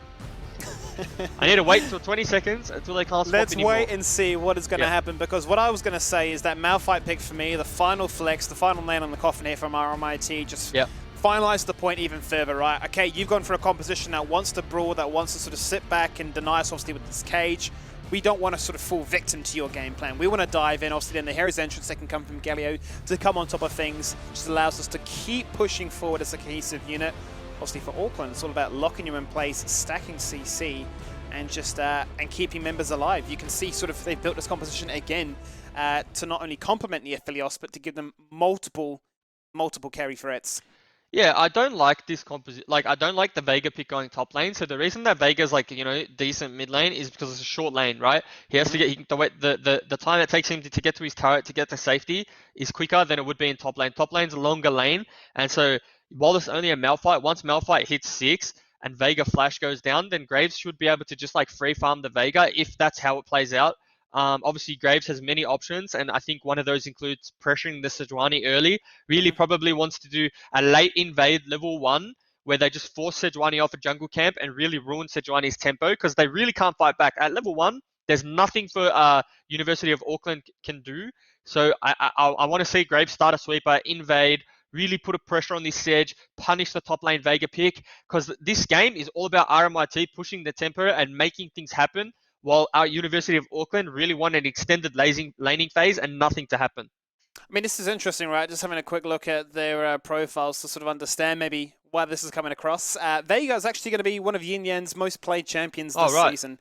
He's second played in Season 10. He's got a positive win rate on that one as well. So it's something that I'm sure he is well accustomed to. Wouldn't be picking it otherwise. So I'm excited to see if he's going to try and show us something that we haven't seen before. Maybe something that you can bust out yourself. in your Yeah. in your grind of the solo queue ladder and high. I have been playing it. I actually have been playing it. I'm actually a big Vega fan. I played against Midbeast 2 days ago Okay. now. I played Vega into him. Absolutely squashed him. Absolutely squashed him. I'm just gonna put that Welcome out back to there. Australia. Welcome Is back that to what you basically Australia. said? Better Yeah, than good on Korea. So I did lose the game though, so maybe I didn't squash him. But anyway, no Vega. I think there's a place in this meta for Vega, but I don't know if it's in top lane. So I'm very yeah, curious how this matchup goes against the Malphite bot, right? Because I mean, there's a part of me that says, okay, he should have an easiest time. I should have an easy time of just farming away. But I'm just very concerned about the ganking potential, especially when those two combine. How the cage can come down to try and negate that. well, like yeah, Vega sounds nice if Vega doesn't come out of lane like 0-10. But I don't find a way where like unless they completely isolate top lane and Vega's just fine free farming, even then. Malphite is going to be able to land an ultimate. There is going to be a Galio ult coming down. And like the cage is going to be there, sure, but your flash is really on a 5-minute timer and sometimes it's not enough. Like there's just too much coming out of RMIT, too much wombo, too much combo to be able to deal with it. I think this game is going to swing quite heavily on the bot lanes as well. If Senna Maokai can leave lane with a little bit of a lead, it's going to be quite hard for RMIT to stop the bleeding, and vice versa. Aphelios Yumi, if it gets ahead, if it's able to break turret, get out of lane, lane swap, flip lane, then it's problematic. I think both compositions work. It's going to be cool to see how they play out, honestly. I'm really curious, as you say, right? Because there are definitely threats from both sides here, and sort of understanding really what the game plan is. What is the strategy from both teams to try and address these? Are they going to look to try and influence that knife's edge bot lane, where it is very much in the balance, or are they going to look to really try and punish this Vega and say, okay, there's nothing really you can achieve? Then to add to that, right, what kind of Vega are we going to get? Are we going to get the Glacial Augment one with all the spooky ghosts, or are we going to get your more conventional one-shot Rabadon's Cap blast, right? There's a world in me that says, you know that you're going to go into a matchup here where you're going to probably get bullied, probably going to get focused, so the Glacial Augment build would speak of just easier value. And then obviously the Flash, when it does get used, it has to find value. If a Flash is being burnt for free, you start to scratch your head and go, okay, as much as we love you, Yin Yang, we need to see why this is your most proficient champion so far. Now, when I was playing OPL like 30 years ago, it was Galio. It was actually Galio meta. Like a lot of the seasons that I played, Galio was the first pick mid laner or the mid laner that most teams defaulted to. And the one thing that the conclusion that most teams came to is that if your first Galio ult is a reactive one or one that busts, you're in a very bad state for the game, right? Like the first Galio ult is the most important ult of the game. If it can get something, Galio then comes back to lane without a deficit, and also the lane he influences has a lead. If you manage to butcher first ultimate, it's 2 lanes that then are behind. So my eyes really are on mid lane at level 6. Well, let's kick it off with game number 2. It's a best of 3 with University of Auckland leading it so far. They are sitting on match point. But if RMIT conjured something spicy enough to potentially upset that one, the first thing that springs to mind for me, Jubes, is that picking potential is the Predator on Galio. I mean, the only thing that makes sense really is that he thinks he's not going to be able to proc the Aftershock.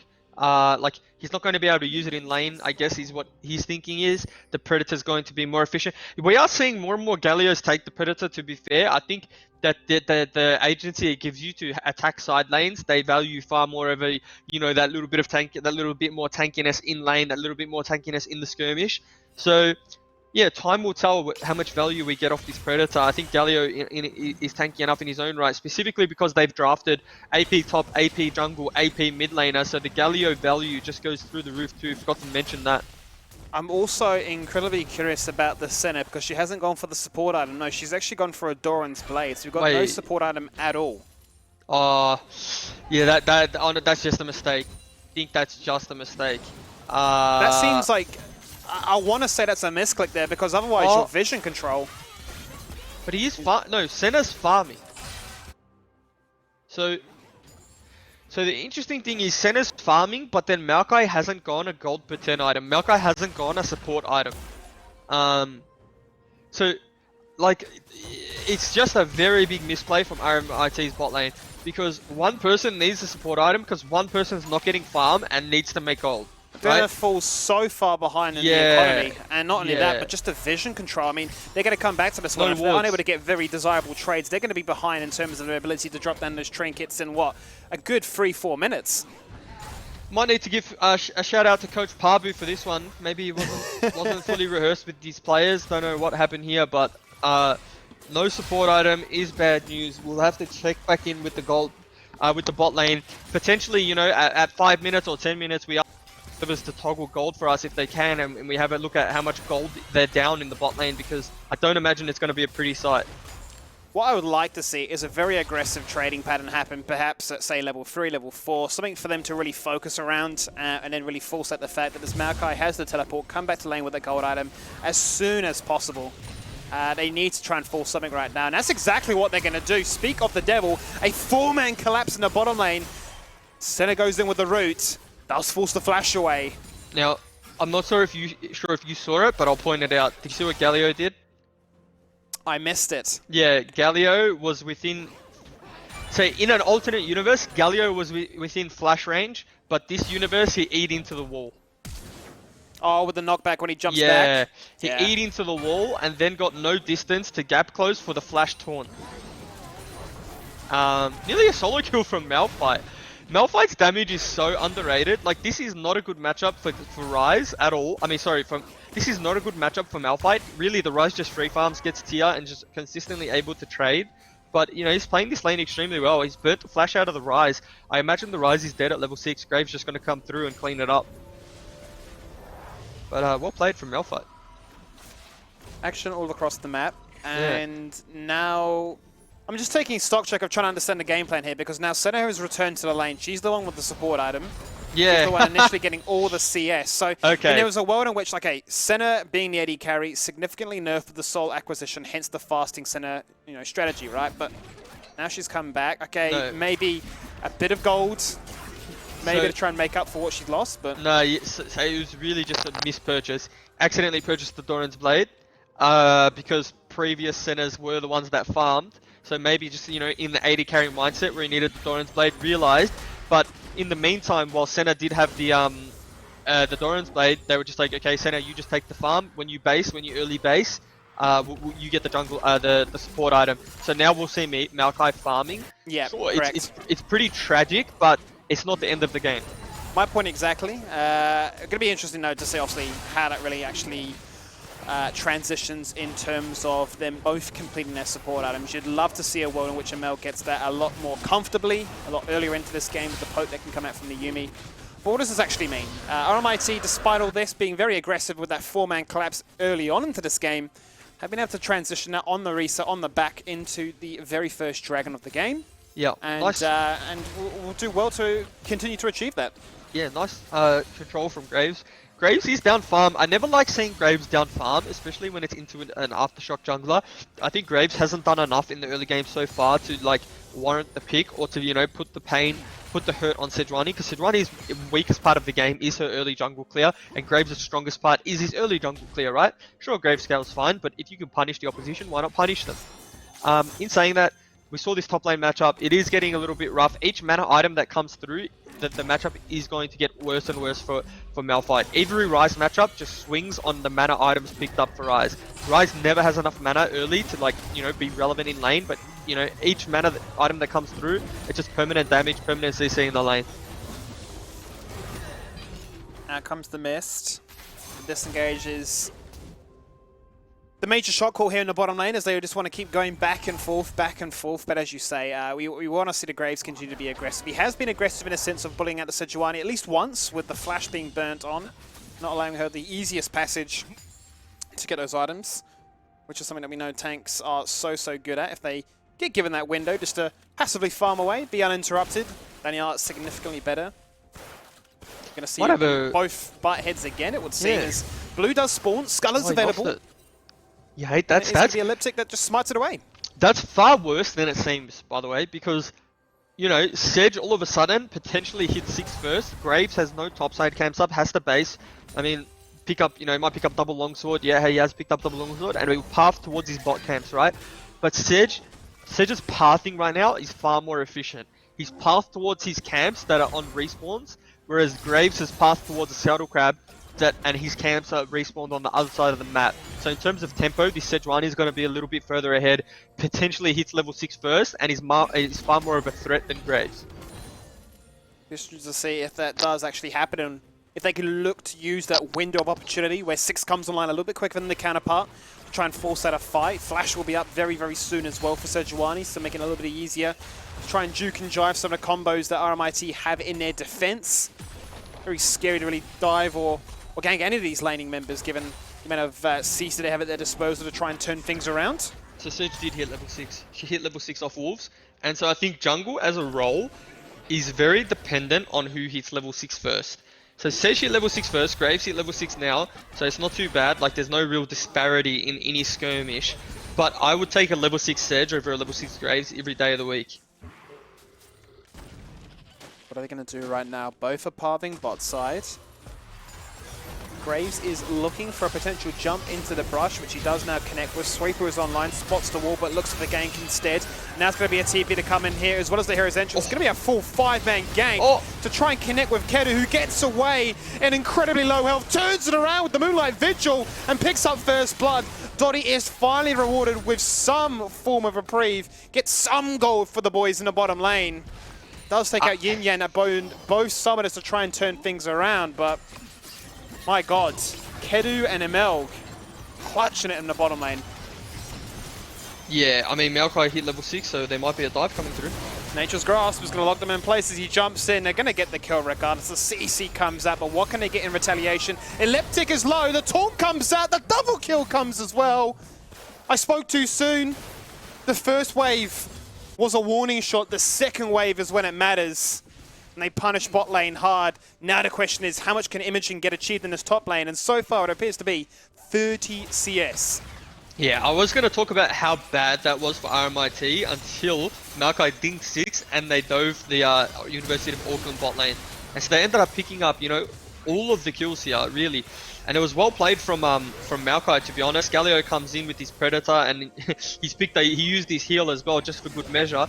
But it's gone from a terrible play for RMIT, one where they're going to be so far behind, potentially another kill on the Graves. Yeah, Yin Yang is gone. He has no flash. They've bullied them out completely. And that is the scary combo that we were pretty terrified of for a Veigar. Yeah. You know, without that mobility, without any of your real core items to at least assist you in some way, no disengage path, you're a sitting duck and you are going to be deleted. And so initial play was obviously far better for University of Auckland. They traded 1-for-1, but they burnt the TP, and Rise got like infinite plates top and a lot of CS. Yeah. But it was then just turned on its head when everyone stayed bot lane. The ML and Kedu just greeted for the wave, and they managed to swing the gold not into the favor of RMIT, but keep it a lot closer than it was. And relative to strength, so like sure, a University of Auckland have a little bit of a gold lead, but I would argue that the gold lead's non-existent because the Galio is the most fed member on the team, and he really dictates the early game and mid game. So now they're just running around with a Galio that's going to be able to one-shot anyone in a skirmish. Always terrifying when a Galio is so fed. Oh, unplayable. It's really unplayable. I actually hate it. You just can't play the game. No, you don't expect the burst that comes through. And what Galios do now is they take Nimbus Cloak. So I'm not sure if this Galio has Nimbus Cloak. They take Nimbus Cloak, they flash, because you used to be able to channel your taunt and then flash, and it's guaranteed hit. But now they removed that mechanic because it was just far too OP and everyone was getting squashed. But now the Galio just flashes and burns Nimbus Cloak and just runs past you, so you have nowhere to flash. And then the taunt comes through. So, you know, we'll see what Rooney took. I'm not too sure, but it's going to be. I wouldn't be surprised given the fact he's gone for Predator. The guy probably wants as much movement to be as big a pest as possible. Yeah. And sit onto multiple members. Those taunt windows that come across, just nullifying all the damage that you throw this way. It's important to remember too that the Galio's kit has inbuilt magic resist, right? It's like the nullifier of assassins, the nullifier of mages until they get like to a certain threshold of damage, right? Yeah. Like the things that beat Galio is the stuff with consistent damage, right? Cassio beats Galio because it can just non-stop pump damage. Rise beats Galio, can non-stop pump damage. But stuff like Veigar, Sejuani, and Yumi, they don't have enough damage really to kill the Galio, and Galio becomes like an S tier pick into those champions just because of the inbuilt, like the kit that Galio has. They lay down no burst, and then they're kind of scratching their head saying, Yeah. well, that's all I've got for you, bud. So, yeah. So, I mean, it's going to be interesting to see, given the fact that the lane state as it stands is brutal. It's what we expected. But what can Yin Yang do in the later stages of this game? Obviously, we're talking objectives, we're talking rotations, pick potentials. Obviously, what springs to mind as a strength of the Vega. And also, how much does Rise can actually achieve in this one as he gets the blue stolen away from him. That's what you love to see from a Graves, being aggressive in the early stages of this game. Sejuani had her eyes set on this bottom side of the map, looking to try and maybe turn things around, given the amount of pressure that's come this way. Final chapter, Moonlight Vigil, lock them in place, stun, double, lock them in place just for good measure. Hero's entrance, in it comes, knock-up is there, the Proto Belt in, and it was looking to be a triple taunt, but they're going to have to settle for just a Sejuani, who is playing with fire, disengages away, Keru picks up a shutdown, beautifully crafted, and Auckland, they get themselves back in the game. Yeah, that null magic mantle probably kept him alive there. To be honest, that purchase was mega smurf. He had the big brain, the foresight to know that the Galio was going to ulti in and have lethal on him until he purchased that item. So it was really well played from the University of Auckland. They were proactive on the gank. They were reactive with the Galio ult, and like I said, if you're reactive with it, 9 times out of 10, it's going to fail you. Yep. Unstoppable Force, that's the flash value you want to see come out of a Vega. Not going to get one shot here today. But the amount of CC that got thrown on towards Galio, he couldn't use heal, he couldn't use flash, he was locked in place, last-ditch effort with the Proto Belt to try and make something happen. As fed as he was, nearly steals the kill away. Every team has CC everywhere. It's actually unplayable. Merc treads across the board. No one. We're gonna have team fights where no one's moving. Just press S and just slog it out. Have a battle or have a go. S. Everyone press S and we'll see how the team fight plays out. Maybe we're playing TFT, right? You're just locked in your quadrants of the map. Yeah. That is your position. You know, forget about infiltrators that can dash across over the map. You know, you're locking them in to a certain section of this map. Let them do their damage. Who has the most items? That will be the victor. Yep, exactly.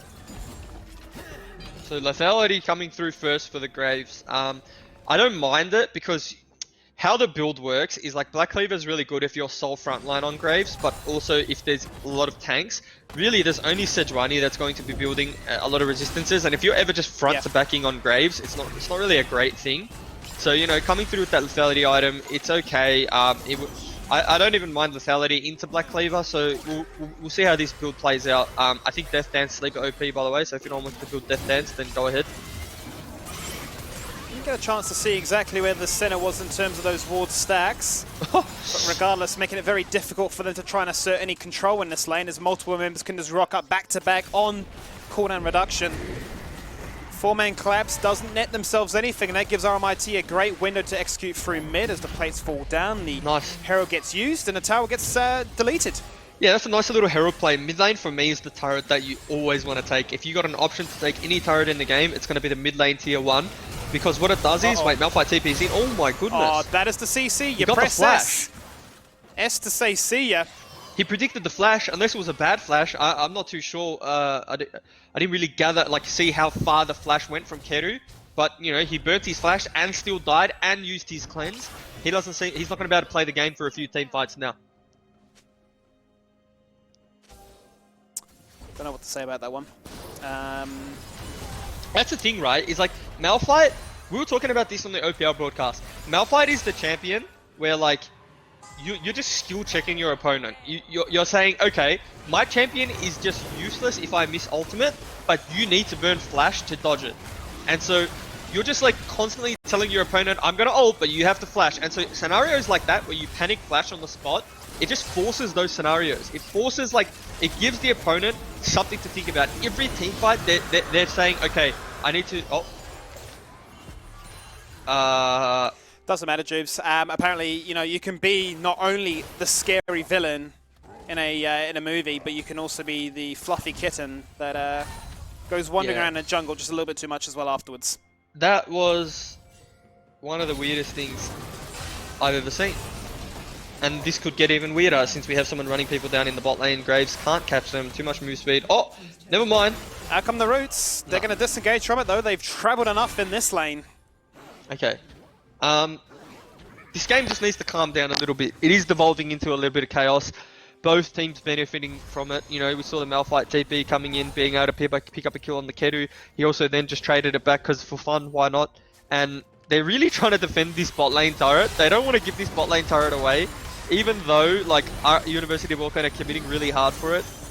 But as we see, is he popping Predator? Yep, Predator comes in. Teams are just trying to force this one right now. This could actually hurt Keto, the fact he has no Moonlight Vigil, because he might need that sustain to survive through all the burst that was going to come his way. It doesn't really matter though, because obviously the turnaround is a Glacial Prison to lock in that flanking Galio, and people really now good. surely should just settle. But that's really good for RMIT, right? Sedge has no ult, so they're free to force skirmishes and fights. If there's no Glacial Prison, like that's half the champion's kit gone. I want to see Graves be really proactive, look to gank mid, look to gank the side now while he has this window of Sedge not having ult. And as I say that, he might be invading blue. The one thing I'm scared of is just that the sleeper agent for me has to be Imogen. He's just been passively farming away, up by 50 CS. Yes, Yeah. RMIT had this scary composition that when they group as 5 can be so, cataclysmic, right? They just delete you on the spot, say goodbye. And there's situations where Auckland are going to have to be like, well, where can I actually walk in my own jungle? Because if we go here, there are multiple members ready to say hello to us. But Rise has been farming. He's only going to continue to get stronger and stronger. Then going to be a case of, well, who actually can respond to me in that side lane? And if RMIT continue to drive home the objective of, we've got first 3 dragons, we've got back-to-back Rift Heralds, we've commanded this map, but we can't actually deal if the team try to play a 4-1. I think they haven't done enough with their 3-0 Galio, specifically because he went bot, gave the shutdown. They haven't done enough with their Fed Galio to negate the free scaling of University of Auckland, right? They have Aphelios free scaling, Yumi scaling, Vega scaling, Sejuani scaling. Every single lane outscales their opponent. I'm fairly certain of, in terms of a 5v5, right? And because RMIT's composition wants the 5v5, as I say, Graves might be caught, Galio comes through. Doesn't hit anything right now, as both AP carries are forced to try and disengage. Flashes out of that one from Senna, cleanses himself out of that situation, doesn't get locked in the cage. Now he's on full disengage, but you see a flanking Holochan looking to get himself on the score sheet.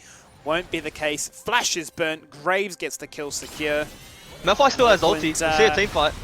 Auckland turn their attention to mid lane. Unstoppable force onto 2, into a taunt, into a cleanse, into a disengage attempt. Can Kedu be the savior? He finds one. Nature's Grasp to try and connect onto a second as they go on towards Elliptic, who has no Glacial Prism, but flashes away at the very last stretch of the imagination. Kedu, with a cat on his head, may be the one, but in a 1v4 situation, very, very scary. Sees the light and runs away. And as I was about to say, RMIT haven't done enough with their champions to stop the scaling of University of Auckland. They turn it on its head and just, land a fantastic ultimate in the mid lane. Look at this Malphite, actually picture perfect. Couldn't get any better than that into the taunt. We can see what their team composition does. They just need to find a few more windows to get this done. Because at the moment, all these are kills, right? They're not big gold swings. There's no objectives going down. They're really nice in burning summoners and keeping them down for the next fight, sure.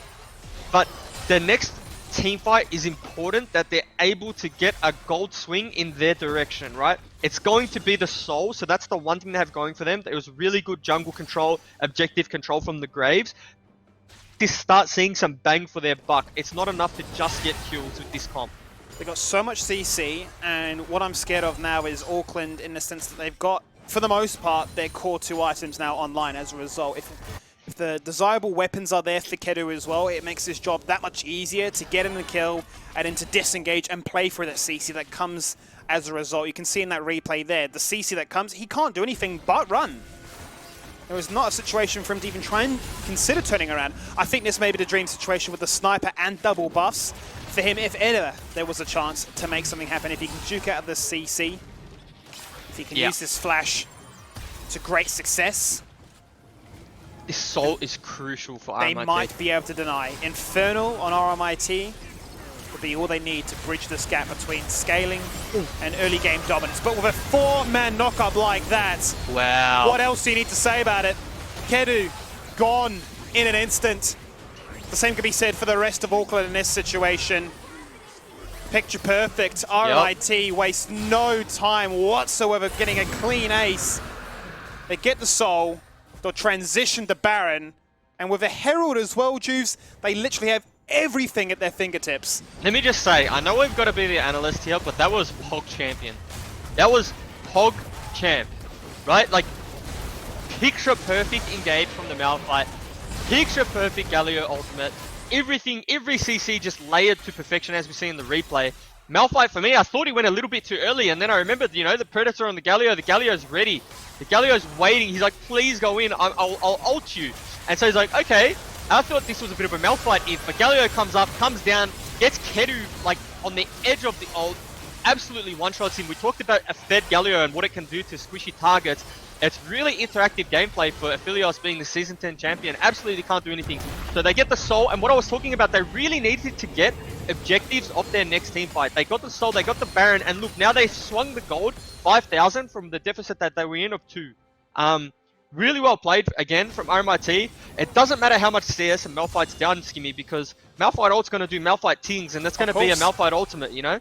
Of course. And, you know, despite everything thrown their way, you talk about these scaling components. Well, it's definitely falling further and further behind. I feel like the window for them to try and even consider that is getting slimmer by the minute. And, well, quite honestly, a lot of what happened really in the early stages with the center mix-up on the items hasn't really been a factor to talk about. I mean, they've had great vision control to find these picks. They've been successful in these picks. And, you know, you talk about the Galio being 3-0, maybe not being as influential as they needed to be to get a gold lead. Yeah. He just gets a triple kill off the back of that. Everything lines up perfectly. And it spells disaster for Auckland in a composition that seems to be very much, we need summoners to do anything to retaliate. Yeah. And, you know, RMIT aren't giving them that liberty of saying you can wait a couple of minutes. They're forcing things to happen. They're respecting those timers. They've got them on, in text, right, to track. They're playing well. University of Auckland need either summoners or they need to play to the Rise split push, right? That's what they haven't been doing. Unfortunately, they forced their hand. They had to contest the Soul, which is why they were able to get that perfect team fight for themselves. But if Rise is in a side lane like he is now, no one can answer Rise in terms of the 1v1. Rise will win every single 1v1. But the problem is now they're up against the Baron. When you're up against the Baron, it doesn't matter what Rise does. You'll be able to push faster than the Rise. And even so, people will be able to match the Rise now because the Baron minion waves will just negate Rise's push completely. So this is what they needed to identify and do far earlier than they did. But, you know, game's still on. We'll see what happens here. Maokai's support returns to that lane to try and deal with it, but he does have the teleport if he needs to try and assist him with a Rise going through mid now to try and force a 5v4 in Auckland's favour. RMIT find a fair bit of value there, taking down 2 tier 2 turrets in both mid and bot, opening up those weird conditions for potential inhibitors in a back-to-back successive ace. RMIT have done themselves a good job now, stabilizing, understanding what their composition is built to do, and definitely dispelling the ghosts, the nightmares of game number 1. Yeah, and you know what's scary, Skimmy? Sometimes taking Soul can be the best and worst thing for your team, right? And hear me out. I think playing around neutral objectives is a very hard thing to do in League of Legends, right? To get the correct setup, to be able to do it on timer, and to be able to, you know, execute and not let a 50-50 steal come through. So now they have a scary objective coming up in 2 minutes in which can completely flip the game if Sejuani manages a smite steal. Sure, we know what RMIT's composition can do around the Dragon, and for sure it's in their favor to get the Elder Drake, but there's always that 1 or 2 or 5 or 10% chance Sejuani can get into pit and steal the Elder Drake. So 1 minute 50 seconds, we're going to see the fight of University of Auckland's life. That's it. I think Auckland may have just done enough to hold on. We talk about that sliver of opportunity. It was getting smaller and smaller by the minute, but it is still present. With Warmogs and Merc Treads as well as the stopwatch as well. Managed to have enough survivability to get into that pit, to be the hero that this composition needs to try and turn the tide. I mean, with Elder, they have enough burst. There's no questioning that. Oh, I mean, any team with Elder has enough burst. You could put 5 Maokais on one team and they'd have enough burst to kill someone with Elder.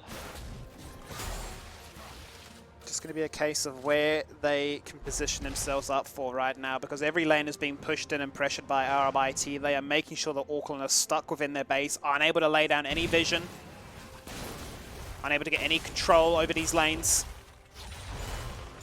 unable to establish themselves as a contester to make this a 50-50 smite steal. Yeah. Rise ulti comes on through. Oh no, that's to get to the team, right? They nearly got caught. I thought, I was like, wait, who's got the Rise ultimate and ulting behind them? I thought it was a Malphite coming through, but you know, silly me. Going to be the case. GLP has been used already. The thing Just about on contesting full these dragons, disengage. Skim, sorry. The thing about contesting these dragons is they need mid lane prio. They can't go Absolutely. through those chokes. They have to go down mid. They have to try and force them off this wave and go down mid lane, because if they go through any of these chokes, it's just going to be a wombo combo.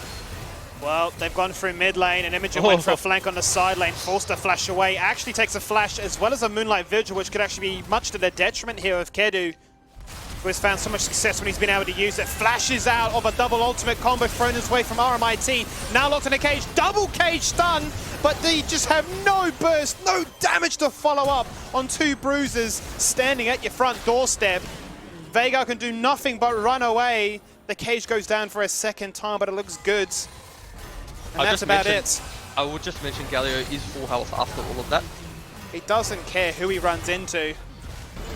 Bang. Slaps you in the head, gives you a headache.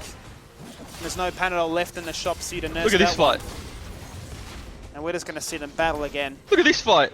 This is exactly how this game 1 ended, and this is what we're going to see come in game number 2. Let's get a zoom in on that one. Yep. Let's get a skin analysis. Ah, come on, man. No.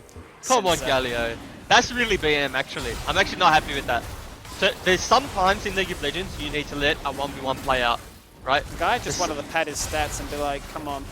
That guy's, he's betrayed our trust and the viewers.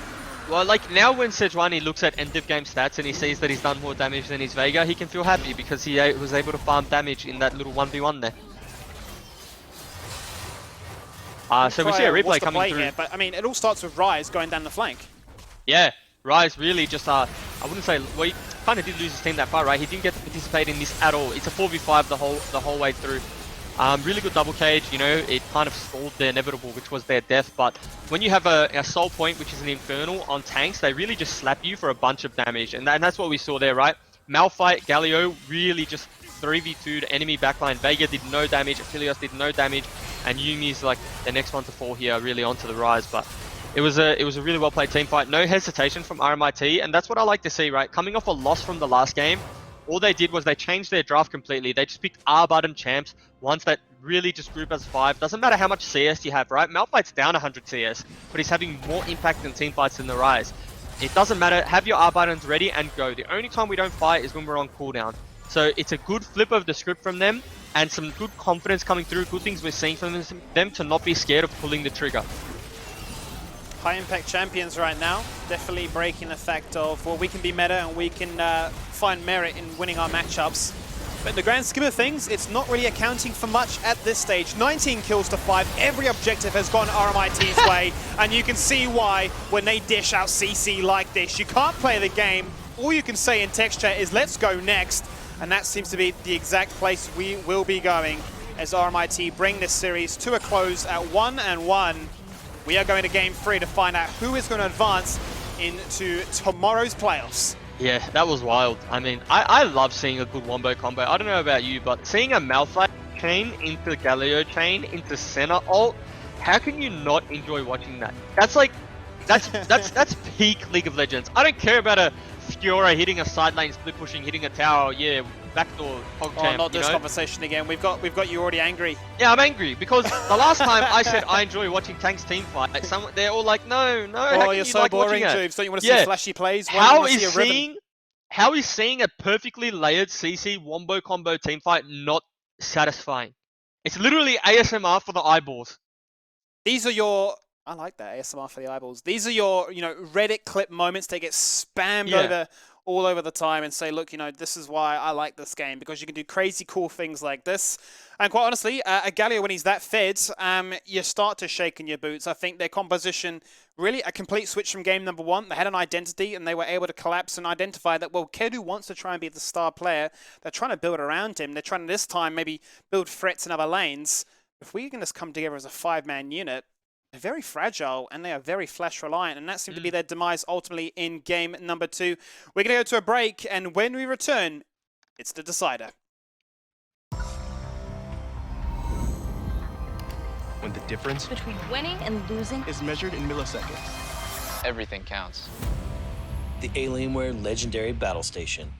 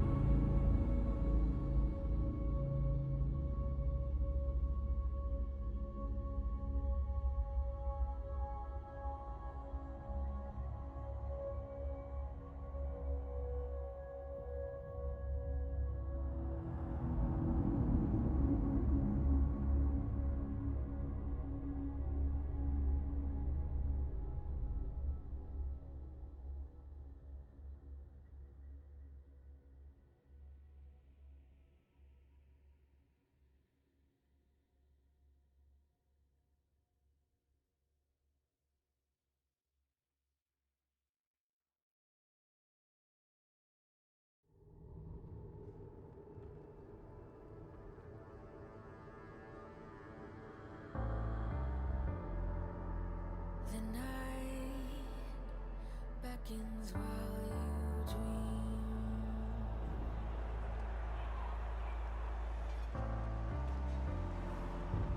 A life never lives in peace.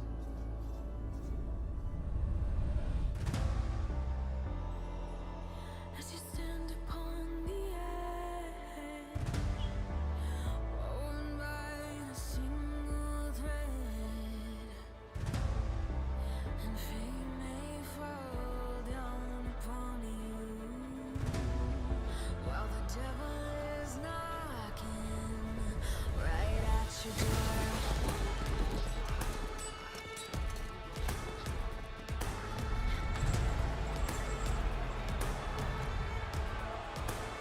So are you restless? Each night you hear the drums roar. Awaken, awaken, the voice begins to call you while you hunger. A taste of destiny you're searching for. Awaken, awaken, the fight is at your door. Take up the cause.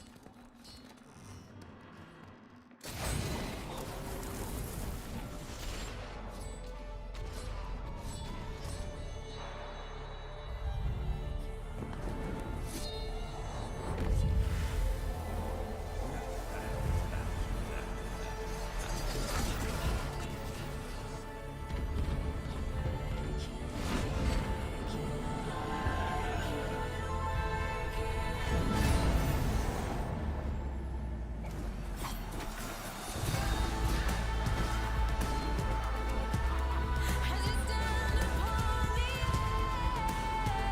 hanging in the balance, and fate may fall down upon you, while the devil is knocking. So are you restless? Each night you hear the drums roar. Awaken, awaken, the voice begins to call you while you hunger. Taste of destiny you're searching for. Awaken, awaken, awaken.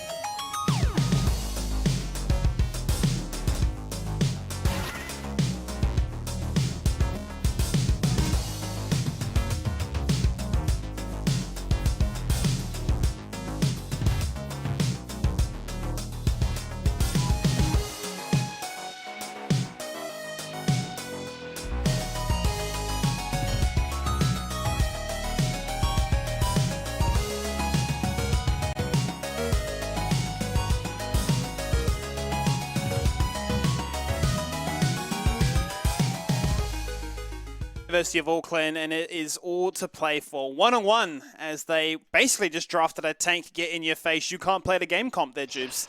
Yeah, I think that's one of those scenarios where you really benefit from having a coach. They're able to identify that University of Auckland have played scaling in almost every game they've participated in. So they said, okay, you play your scaling, we'll play our R button, force heavy, mid-game fight, skirmish comp, in which they did, right? Like they executed the Mel fight perfectly. The Galio CC came in, like there was nothing that they did.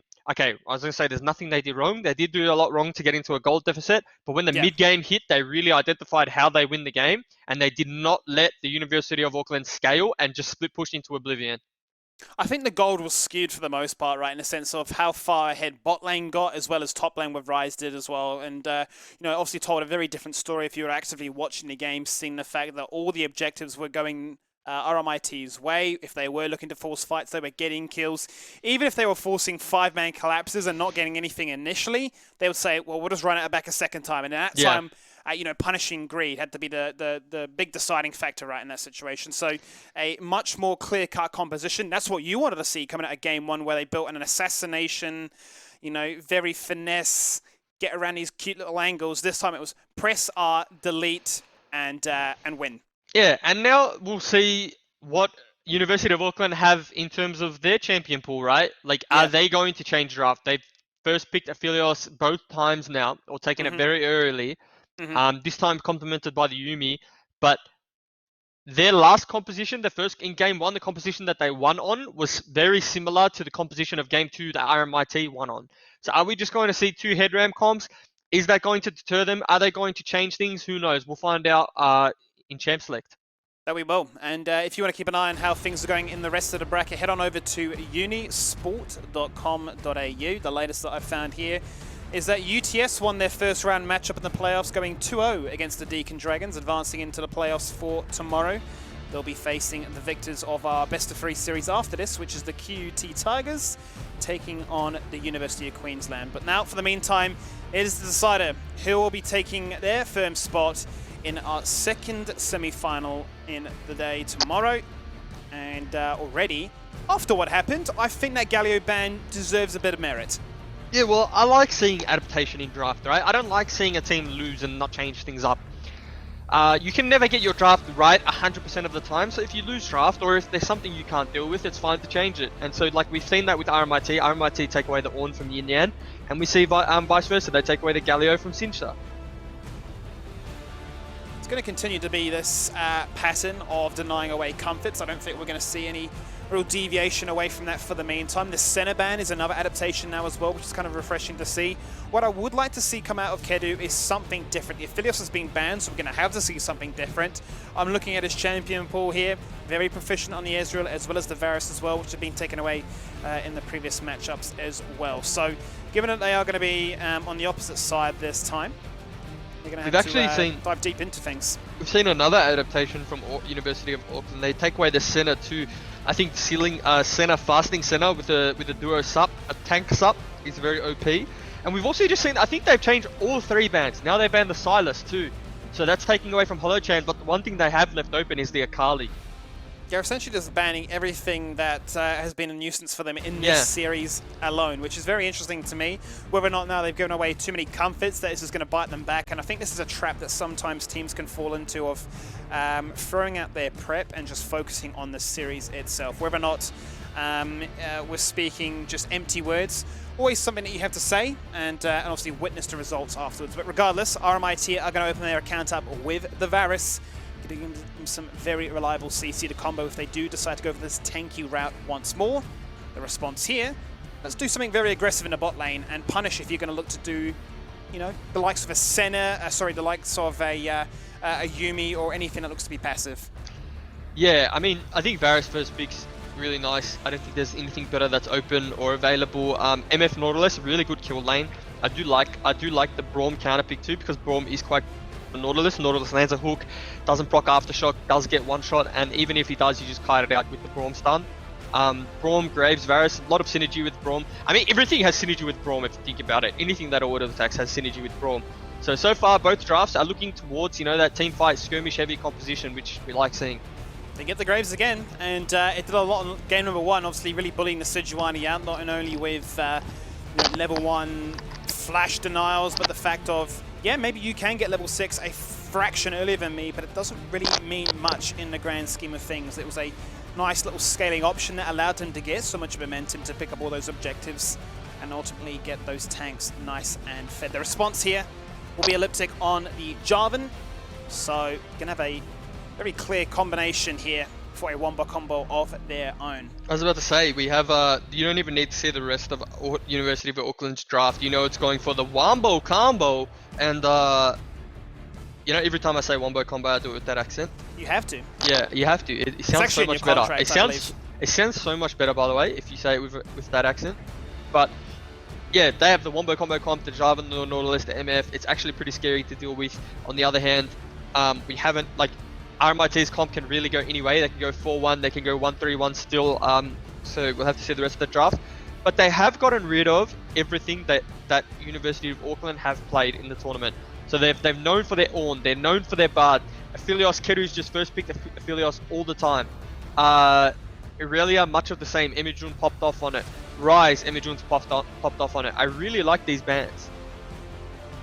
Definitely heads up. Some staples as well as some series specifics. The Rise, as you say, was really left to its own devices. In another game, in another situation, could have definitely been a deciding factor of turning things around, but given the nature of things, it was just too much for him to go up against, and in the end, it was his own demise. So Vladimir is a potential lock-in here, and every single time we've actually seen it being played in the Unisport Nationals, it's found a lot of merit. We're seeing Hemoplagues onto 3 members, we're seeing Flash jumps in, expulsions onto 3 to 4 members as well. We're seeing Vladimir's been an absolute nuisance, and now that's confirmed, you're talking wombo combos on both stretches of the Rift. Yeah, well, I think they've won the psychological warfare RMIT University have. They've got the Vladimir after it being banned 2 games in a row. So I can tell you from experience, when you ban someone's champion 2 times in a row, and it comes to the 3rd game and you have to drop a ban, then, you know, it's a scary thing, because you've came in prepared to ban Vlad, and now someone has said, oh, okay, we have to leave it open to ban the other stuff. Which, yeah, we'll see how it plays out, but I think they're a little bit scared now, University of Auckland. Well, this is interesting because Holochan has got his Renekton. This is his 2nd most played champion. Very proficient at this one as well. So we're seeing Comforts is not going to be a case of leave up the Akali and I'm tunneled into being a one-trick. They've got momentum, they've got strength here, but the same could be said once again for University of Auckland, who have continued this momentum, continued this pattern, really, I should say, of we want scaling options, and none better than the Azir. Definitely one that has always got options available for him. I get very terrified of when he uses the Emperor's Divide. Just the amount of distance that this guy can cover. I never quite know if I'm in lethal range or not. I think in terms of like a pure 5v5 composition, you have to give the winning edge, the slight edge to the University of Auckland, right? But in saying that, depending on what Varus he chooses to go, whether he goes lethality route or on hit, if he goes lethality route, it can land some relevant poke before a team fight breaks out. Then if Vlad can really clean up a team fight, they should also have priority in the side lane. So most of the fights that RMIT want to take stem from them winning side lane, having a strong 1-3-1, Vladimir being able to get priority in the side, Renekton being able to win the side and get priority, and then collapsing. Whereas University of Auckland's team composition, what they want to do is they want to be able to get their side lanes out, group on midwave, push out midwave together, and get to the objective. So we see like 2 similar compositions, but in terms of how they want to execute, it's far different. I'm very curious to see, as you say, the Varus build first and foremost, but once again, sort of the early game jungling pathing, because it's been a quite real matchup here for Elliptic. Once again, it's not anything against him. He's definitely been holding his own, but he's just been going up against Eve that has just been looking to push that tempo that much further and find value in every avenue that he pursues as well. So I'd like to see, given it is a Jarvan, a jungler that can find so much momentum, that can be such a accentuator of just enabling options all around the map. I'd love to see him go somewhere, and I'd hate to see that we continue this pattern of let's empower Keru, let's hope for the best, and let's see if he can, be enough to decide this game. Because I would like to see them have a 2-pronged attack at least. I would like to see them, either Imogen or Yin Yang really be someone that they can be quite terrified of as well. Or I feel that RMIT may just look to use that early game momentum once again, steamroll it through, and not look back. Yeah, well, and we'll talk about jungle matchup because we touched on it at the start there. What most of these Graves have been doing in the tournament that we've seen is that they've been securing early dragons and putting the soul on a timer, right? And Yeah. so Graves is one of those unique champions. Now that he takes phase rush, he actually doesn't lose any 1v1, right? Like I don't think there's a champion in the jungle meta right now that beats him 1v1, specifically because when Graves has red buff on top of phase rush, on top of Nimbus cloak, if he can get to a scuttle crab and use it, flash, he really can't take damage. Like, there's no way for Jarvan to reliably hit him with an EQ combo or beat him at level 1. So the onus again is going to be on Graves to push tempo in this jungle matchup, to be able to secure neutral objectives, to be able to get the early Rift Herald and start, getting leads for his lanes, not through killing them, but through the pressure he's creating by bullying the Jarvan. And if he's able to do that, I think we'll see a similar game that we did last game, and vice versa. We saw Elliptic on his Sejuani actually gank bot lane quite a bit, right? So I think Elliptic's playstyle is more of that gank-heavy playstyle, and if he's able to do that, and he's got lanes that enable him to do so, right? There's so much CC in bot lane, there's so much CC in top lane, then we'll be able to see a real 5v5 team composition come online far earlier than it should. So I think if this game comes down to the battle of the junglers. I think, just to add to that, on a slightly different motion, I would love to actually see the Arcane Comet Varus build out here, just for the sole reason that there is so much CC that can come his way. I feel like his uptime to actually get value out of his passive and just to auto attack again would find very little uptime. I would like to see them have some poke and just, then be able to say, well, you're too low to engage, and if we do engage, we have all these, tanks, bruisers, assassins that can get in your face. Yeah, fun fact, LCK was very popular, and one player in specific was popular for popularizing Varus, the Comet Varus poke lethality build, but only into Azir, because Azir is a champ with mega range, right? But lethality Varus actually outranges Azir, so every time Azir sets up a turret and wants to do damage, Azir's standing still, so therefore your poke will always land. And so Tempt used to run lethality Varus and half health Azir before the setup of any fight. So he's gone on hit, unfortunately, but poke Varus, lethality Varus is good versus Azir because you force Azir to start every fight severely compromised. Well, let's see what it means in the grand scheme of things, because this is the decider. Only one team can advance on through. The other team, their journey ends here. RMIT taking on the University of Auckland. Let's see how things pan on out. And to add to that again, it is going to be an exhaust on this lethal tempo Varus, so they have a lot of kill pressure to match out what this Misfortune and Nautilus bring to the table. I don't necessarily like the exhaust here, so hear me out why. Exhaust is good is when the main damage threat is going to be on top of the ADC, okay? So Diana comes in on a side, Vladimir, things like that, that's going to be hitting a Varus, and he can get a real clutch exhaust off, is very beneficial, and I think it's a really good summoner spell to take on ADCs. But this game, I believe, and I don't know, but it's going to be a Cinderhulk Jarvan, right? That's my guess, okay? He's not going to be in the exhaust range of the bullet time from Misfortune. He's not going to be in exhaust range of the Azir Sand Soldiers. So really, I don't think he's going to get much value and much damage reduction from the exhaust as you would the heal, because he's not going to be in range. Do you think this is an early then focused summoner to just try and win some early skirmishes pre-6 in the laning phase? Maybe if they're going to go trading out bullets, for instance? Potentially they're trying to win lane. Maybe they're going for a lane kingdom 2v2. But even then, the heal is still such high value. I mean, he didn't know this, but Nautilus also went the exhaust, so there's no heal cut for the heal, right? So his heal's going to be full value in lane. He doesn't have to worry about an ignite. Curious to see how it all pans out in the end of this matchup. We'll soon get the grand reveal, as they say. It's going to be a 2-red start here. From red to red, I like it. I like the fact that he's diagonal jungling. He's being aggressive against the Graves, right?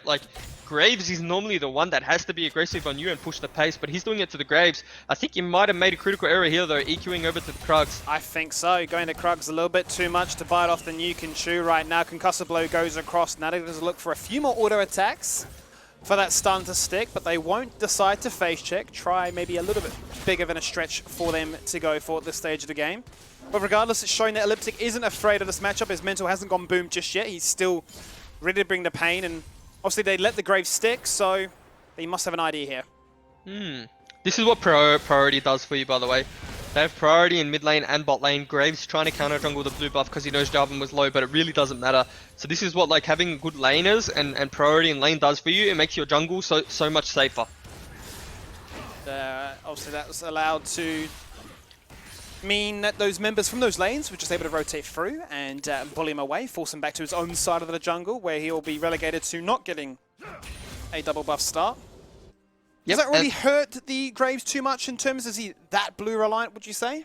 No, he lost his red, and so sorry, red, yes. Yeah, losing red is bad, right? It's slower jungling, it's you have like kill threat on lanes with red buff, because Graves has the smokescreen throw that's slow, that's really OP, but you combine that with like the red buff and it is a substantial amount in the early game. So yeah, like it is going to be rough, and as I say that, he'll probably end up killing the top laner.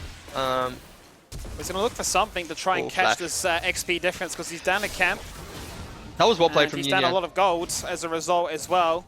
They're just going to rotate through to mid lane. Since is going to hold onto his flash for the meantime. The blood pool is going to be just enough. No ignite, so they might not just have it. I thought he inted to get the max stack chemo plague, or is it hit? No, sorry, blood transfusion. I thought he inted for it. He went back in, walked forward, tried to get the lifesteal back, but Azir obviously had cooldowns. What a turnaround that would have been 4 minutes into this game, with both solo lanes getting ganked by the junglers, trying to make sure that they can find any small leads. In the grand scheme of things, what does it actually mean? Well, both junglers are neck and neck despite Graves having a buff stolen away from him, so all is even 5 minutes into this game here, Juves. Yeah, but it shouldn't be, right? Like you don't ever want Graves to be the same tempo, same amount of cants, same EXP as enemy jungler, especially when it's a Jarvan, right? The Jarvan has no business, with the level 1 Jarvan has and the level 2 Jarvan has no business being this even with Graves. Obviously just a really smart play from Elliptic, really well identified. Flash comes through. Smoke screen comes across as well. Teleport coming in here from Imogen as Yin Yang turns his attention that way. Elliptic going in with the EQ. Force out a flash from the Graves as Sapling goes in to reveal him. But Face Rush does get procced. Flashes onto the Bramble, knocks himself into the Baron Pit. Flash out from Jarvan as well. A lot invested to ensure this first blood goes Auckland's way. Elliptic secures it and now pushes that advantage even further on his side of the court. And talking from a jungler's perspective, this is what happens when you get put behind and you get a little bit of pressure put on you, right? Jarvan's putting non-stop pressure on Graves, and it really makes you feel like you need to make something happen. All of a sudden, he loses his red buff, so then his camps are on cooldown. Wait a minute. Oh, misses the E, doesn't want to follow with a Q. So when your camps are on cooldown as a jungler, you feel like you should be doing something, right? And this is what Graves felt. I think Graves was like, okay, I have no mana, but I need to force a gank in the top lane because, like, I'm not being out jungled per se, but I'm definitely behind. And you know, the TP comes through from Imogen, and it goes from not a bad situation for Graves at all, like he's just a little bit behind, to pretty disastrous. He's now down. He was down a whole, you know, pretty much half a level until he soaked mid-wave. So, yeah. Be interesting to see how he can try and stabilize in this matchup. And this is what we were mentioning, right? Given the fact that they let the Graves stay up, given how much of an influence it was in deciding these objectives, like the Dragon right here on your screen right now. Both junglers are present. Both will show their face. This is a jungle clinic. With that job, and he just disengages away. A jungle clinic from Elliptic. He's just reading Graves like a Dr. Seuss book, really. You know, there's no words, but it's all images. Empress divides, puts him into the team. They steal away the Dragon. Of all the things, Frost is a king. Repeating what we saw in the Nationals last weekend of AD carries acting as a second jungler in the mix of things. The kill gets picked up. Only goes the way of Auckland so far. Elliptic for me is really carrying this early game, right? Like, sure, his lanes are collapsing and he's got cryo and it's really helpful for him. But the fact that he identified Graves maybe on that Dragon and contested it with his lanes having cryo is like really good job from the jungle, right? Because if the jungle's not there, his lanes aren't contesting.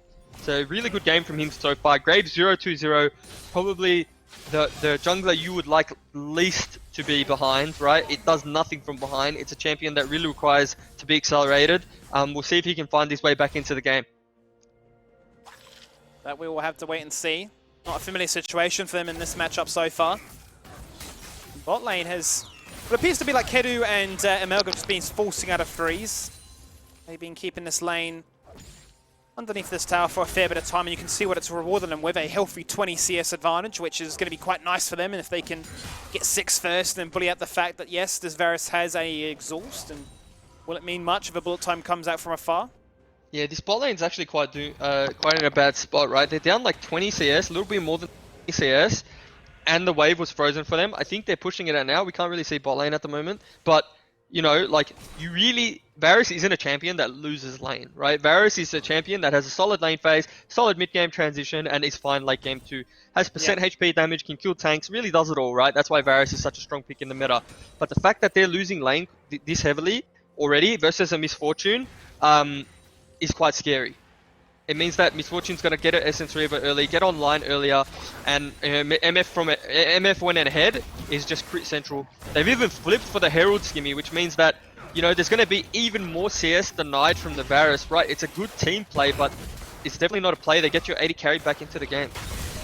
It hurts, and what have they had to sacrifice? Well, Holochan was up 20 CS in his own right as well in that matchup against the Maokai. He's gone to match the 2v2, so he's going to fall down a little bit as well and give this Maokai a chance to stabilize, to breathe.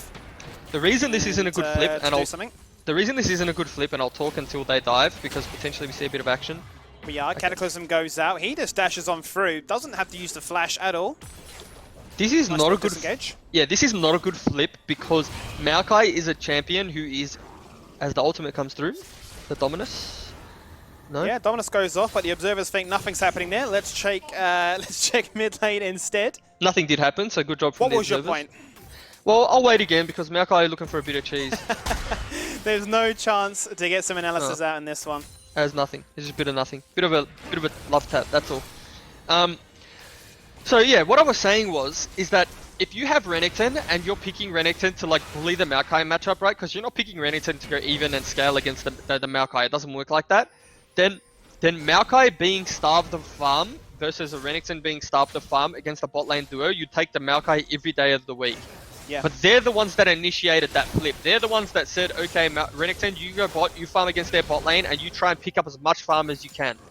This is like not what you want. Maokai is even able to just freely auto-attack the wave against the Varus, so I think RMIT have really messed up their macro this game. Need to see some major value found with this Rift Herald. If that opportunity even presents itself, they may just have to suffice with getting just a couple of plates as opposed to a tower execution. It's going to be Kedu that hits 100 CS first, a huge lead. 20 CS becomes 40 based on what that flip represented, and you start to get very, very concerned if a fight were to break out, especially with the next dragon spawning in just under a minute. Essence Reaver must surely be in the bags, in the pocket, ready for acquisition. A fight on that break point would really, really showcase that we are strong, and this Varus, as much as this kit has pretty much everything built in, can't do much to stop that. Yeah. There's an all-in in the top lane, but really just a bit of a chunk. There's a weird power spike curve that happens with Blade of the Ruined King builders and ADs. It's like Blade of the Ruined King Varus, power spike, like supersedes Essence Reaver, but then like, I've seen the graph, the curve is like hard to explain, but basically if Varus can hit Bork on this dragon, while MF will have Essence Reaver and maybe another component, it's still a very winnable fight. Like Varus is still mega strong. But the thing is, I don't know if he's going to have it. He's still so far away from it. He does not have the recurve bow. And then to top that off, he still needs another 700 to build the component. So it's still a ways away from it. Yeah, I'd imagine he'll probably be sitting on a recurve bow coming into this fight, if he even goes back for a recall at all. That is the question, because right now they've got their eyes set on being proactive, rotating through the mid, setting up a 3-man collapse, actually make that a 4-man as Holochan rocks up to the party. They establish mid prio. They're going to be the first ones to get themselves on towards this dragon, completely pulling away Elliptic, who's now finding the attention of his own teammates. TP. Very deep teleport comes in, flash depth charge goes on towards it. Once again, Varus is the kill secure on towards the dragon. Who needs junglers? Apparently Frost doesn't. He flashes away, disengages. It's going to be Azir that finds one with the Emperor's Divide now coming out as a second option, but Holochan just disengages through that one. He laughs. He's waiting for the slice and dice, but he will not have it. That's going to be a double kill picked up as they trade again for a dragon. Early game or not, even if Graves is behind, they're still getting these neutral objectives. I'm not entirely sure why they're fighting that. I don't know what the pressure they felt or thought they needed to do. Like, I don't know, what... I'm not in their head. I don't know. There's no answer for me. There's no obvious answer as to why they thought that. They weren't at their item power spikes. They were all down CS in lane. They're all down items. They don't have the team composition that comes online at in that window that the likes of like University of Auckland's team comp does. So it just felt like a bit of a we need to fight this, we're behind, as opposed to a real calculated play. Well, they Didn't pick up feel the objective, calculated. but I mean, what does it mean? 4K gold is now the lead here for Auckland from CS advantages, from kills that are being picked up in those trades as well.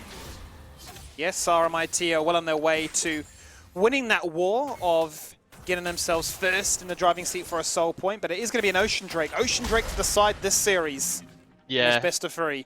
You hate to see it, right? Ocean Drake well, okay, you hate to see it in the sense that it's really OP and the team that gets it's going to win, but I don't think, like, an RMIT, the team that's losing, does have 2 dragons, so maybe they can Hail Mary steal 2 more dragons and get the Ocean Soul and potentially turn the game around. But at the moment, in terms of game state, 4,000 gold lead for University of Auckland on a team composition with Misfortune, Azir, Maokai, looking quite scary. Maokai's done a great job of obviously holding his own here. He's really narrowed that lead that Renekton had achieved. We'll also be looking for that Blade of the Ruined King power spike as well. So big power spikes to come. Maybe then we'll see RMIT pick up the tempo and actually start winning some of those team fights. But you've got to keep your eyes on Imogen here right now. Azir has been finding value, now well on his way to being the Terran. Nash's Tooth has been completed. Lots of CDR at his disposal. Plenty of Sand Soldiers that can come down and just cause so much of a nuisance here and everywhere. Yeah, so Misfortune picked up the Essence Raven now, so that's a massive power spike, has Berserker Greaves as well. Vlad got his Proto Belt, still not as relevant as the Nash's Tooth coming through from the Azir as well. Obviously lost chapter there just for the mana. I think University of Auckland are really hitting their item breakpoints, and it's going to be hard for the RMIT to win any team fight in the upcoming, in the upcoming minutes. I think they'll have to sack and concede most objectives and potentially just play for picks and play for shutdowns. Well, they forced the flip, given that this objective is now up. Second Herald of the game. Misfortune's done a great job of, once again, pushing out these lanes, always catching fun. The rest of RMIT have grouped as 5, looking for that fight. Where does the initiation come out? Depth charge used very early on towards Frost. You can't snipe it away with the arrow this time. Emperor's Divide blocks any form of entrance in towards the pit. The full disengage comes out across. Bullet time secures the very low Renekton as Frost and Eve are low on the flank. They turn their sights on towards Sincer. He has the blood transfusion. He has the heal. And Amel will fall down in and amongst everything thrown his way. It's a 2-for-2 trade so far. Graves still lives. If a Graves jungle smite were to be used, remember so low, Juice. Everyone's just going to disengage away. Yeah, there was a lot to digest in that team fight. There was kind of like 2 or 3 fights individually happening on their own accord. Like the Jarvan ulted the Renekton, then the Renekton killed Jarvan. Vladimir had his ultimate quite late, as we see the replay now. It's a traditional setup. This team's in back the pit. They're quite safe. The Azir ult goes down. Really nice kill for the Azir. Maokai's doing his job well. And you think this is like a one-team fight for University of Auckland, but the Hemo Plague did so much damage. He's hit his Proto Belt power spike, and he's really just playing. He's playing defense by offense, right? Like, he wants the Hemo Plagues on, no one wants to walk forward, so they've kind of kited it out, and while they're kiting it out, they managed to pick up kills on a few important members of the team, so, it's definitely good signs for RMIT, specifically because we felt that they were so far behind, and yet they're able to trade from 2 for 2, so if this Vladimir can just pick up a few more items, he's going to become quite scary and hard to deal with. That he is. And Auckland will waste no time here saying you're still waiting for that power spike. Only one Blade of the Ruined King has been completed. You're still waiting for that second barrage. Still very, very held out of this game in this matchup. I mean, no Bork at 17 minutes is very behind is like a lot behind the clock. Incredibly behind. And this could hurt them very much because not only does that Rift Herald get a turret, it gets a second headbutt as well to lock the members in mid. They turn their attention onto a well-timed Dragon acquisition. This might be their first one that they can look to try and get. They need to leash it out, prevent Frost from getting a third successive snipe. This time it won't stick. Graves goes in, tries to make one of those Hail Mary steals, but this goes from bad to worse. Cataclysm across the wall, that's a double kill. They set themselves nicely for a triple. Imogen now 4-0-5. Who can stop Azir? They've got the items, and they are punishing RMIT considerably. Yeah, and that's one of those things where I feel like you're better off going for the team fight than you are the steal, yeah? If you win that team fight, it's a big gold swing as is, and you still have the Ocean Soul win condition for the next 2 dragons. Instead, they just really like half contest. Like they wanted Graves to get into the pit and steal, but Vladimir has flash up.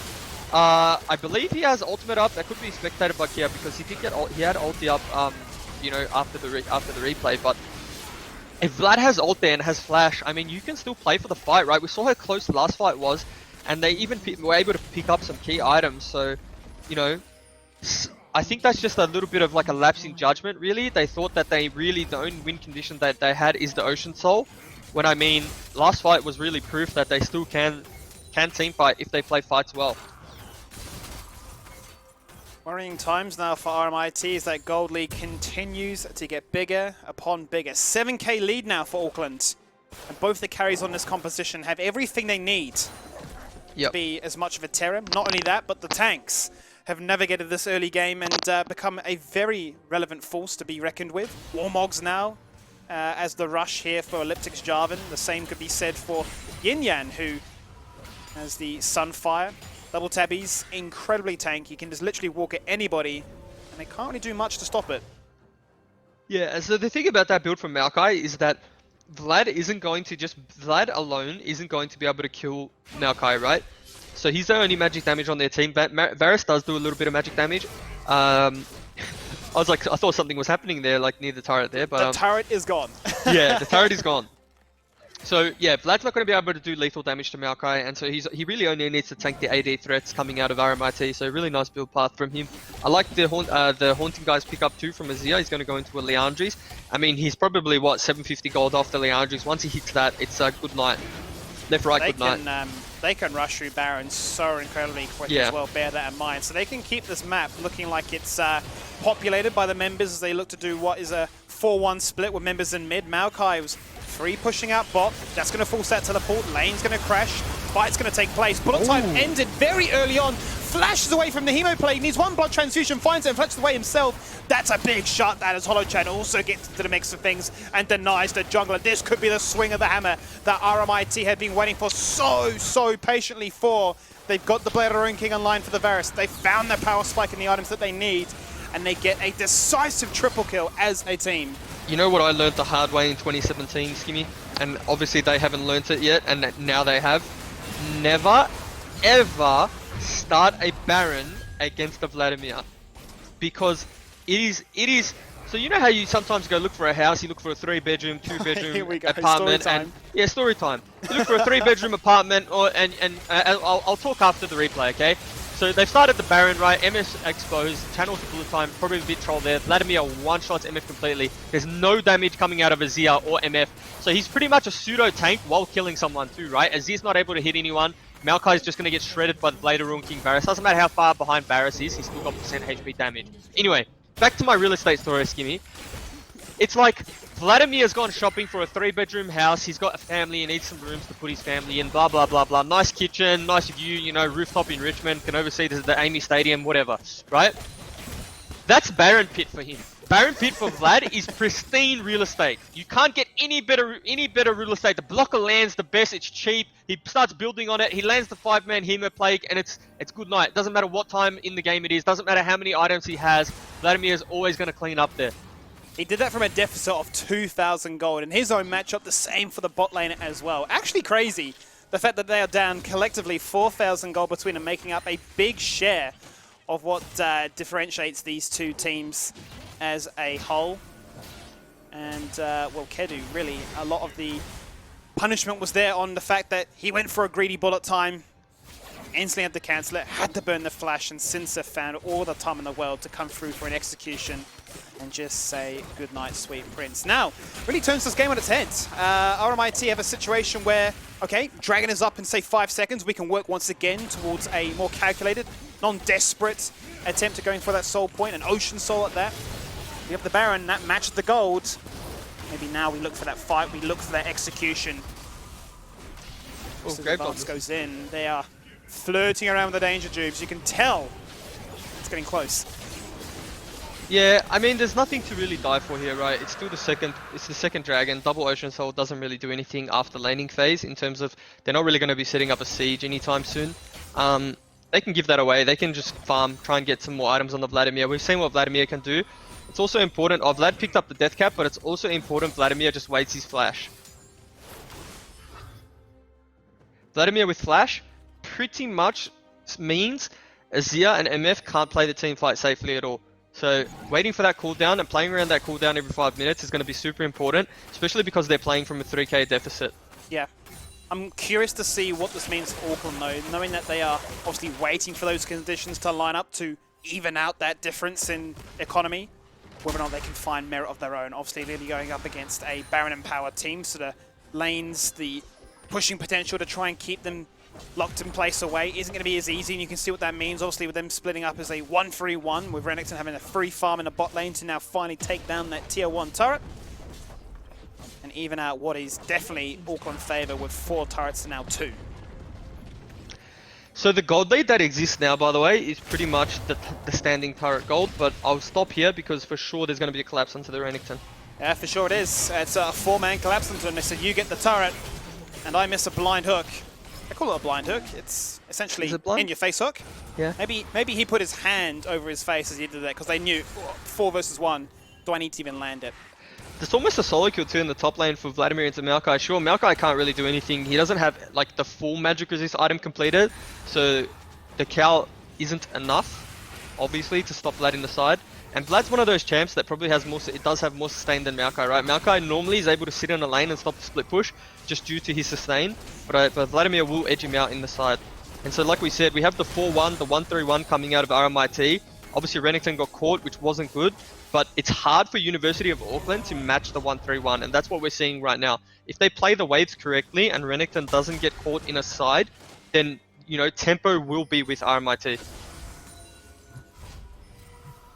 Well, now they are going down to the bottom side again, looking for any stragglers. They've got to be careful because Imogen is in a situation where he might just get taken out for free. Use the Emperor's Divide, use the Sand Soldiers and the Flash, but... Yeah, nice. Well, Graves says hello, says you can do all of that, but we will shut you down, and a greedy recall gets punished heavily. Yeah, I mean, and that's 1k gold for the Graves, right? Like, this Graves went from 0-0 and actually just full Titan mentality, was able to come back into the game, and now he's in the lead. As I say that, another person's caught in the side lane skin. It's a redemption arc, but it doesn't stalk for too long in this situation because they just continue to go on and on and on. Every single member really forcing that side lane pressure, but like a pack of hungry hyenas, they group as 4, and everybody's just roaming around looking for stragglers. And so I will give a little bit of a shout out to ML there. That was a clutch exhaust. I think if that exhaust doesn't come through, Keru actually dies. I mean, Keru did have the heal, so potentially the heal saves him. But it just goes to show how scary this Vladimir is.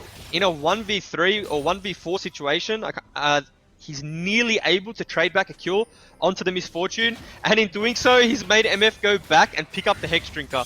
Yeah, straight away, instant purchase. I need something to mitigate this damage because if this guy can literally delete me single-handedly, he could be the factor that obviously spells disaster for this series as a whole. 90 seconds remain before this next dragon spawns. Both teams sitting at 2 dragons apiece. As it looks like the rift has frozen their tubes. Yeah, no, we're back. We're back. Yep, that's all good. Frozen in time. We took a second to pause, ponder, and wonder what was going on. F in chat. F in chat for Maokai, who's about to go down. So Graves did do also...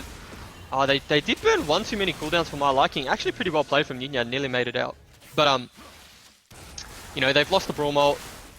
Pretty big cooldown for this Baron fight. No team's really going to force it, I don't think. You don't want to force it with an Azir that's able to set up turrets in the Baron. So it's just a nice pick. A little bit of tempo, farm some jungle camps, potentially get some waves out. But University of Auckland, despite being the man down, are confident in pushing mid wave. And this is what I like to see. alphaing mid-wave, getting priority, and that means you're able to take jungle camps as well as vision, right? They have the man advantage RMIT, and yet they're still losing vision, still losing tempo on the map. Vladimir decided to go to top lane instead. So eventually someone will have to enter top lane, and maybe that's where they'll get their vision back.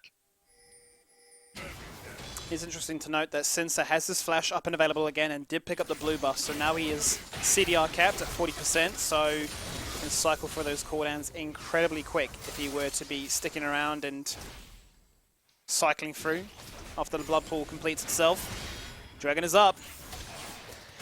So my eyes are on Vladimir here. Vlad really needs to back off and not get countered by... Every teleport is available. They're not going to look for it just yet. The smite comes up, but it goes the way of Auckland so far. They are sitting on 3 Ocean Drakes. The door goes up, and it blocks a hell of a lot of damage, but the max range hook comes on through for an easy second as they stand in the Dominus. He swings the axe around one time, but after the shield drops on down, he goes down for an easy 1-kill acquisition. And much like game number 2, you can see that the side lane pressure is really starting to get to them. Vladimir is consistently in this top lane, always forcing somebody to go there. And really forcing Yin Yan's hand of saying, if you teleport, you're going to lose so much for it. Well, despite the Braum door blocking majority of the Misfortune ult, it still managed to kill half of the team.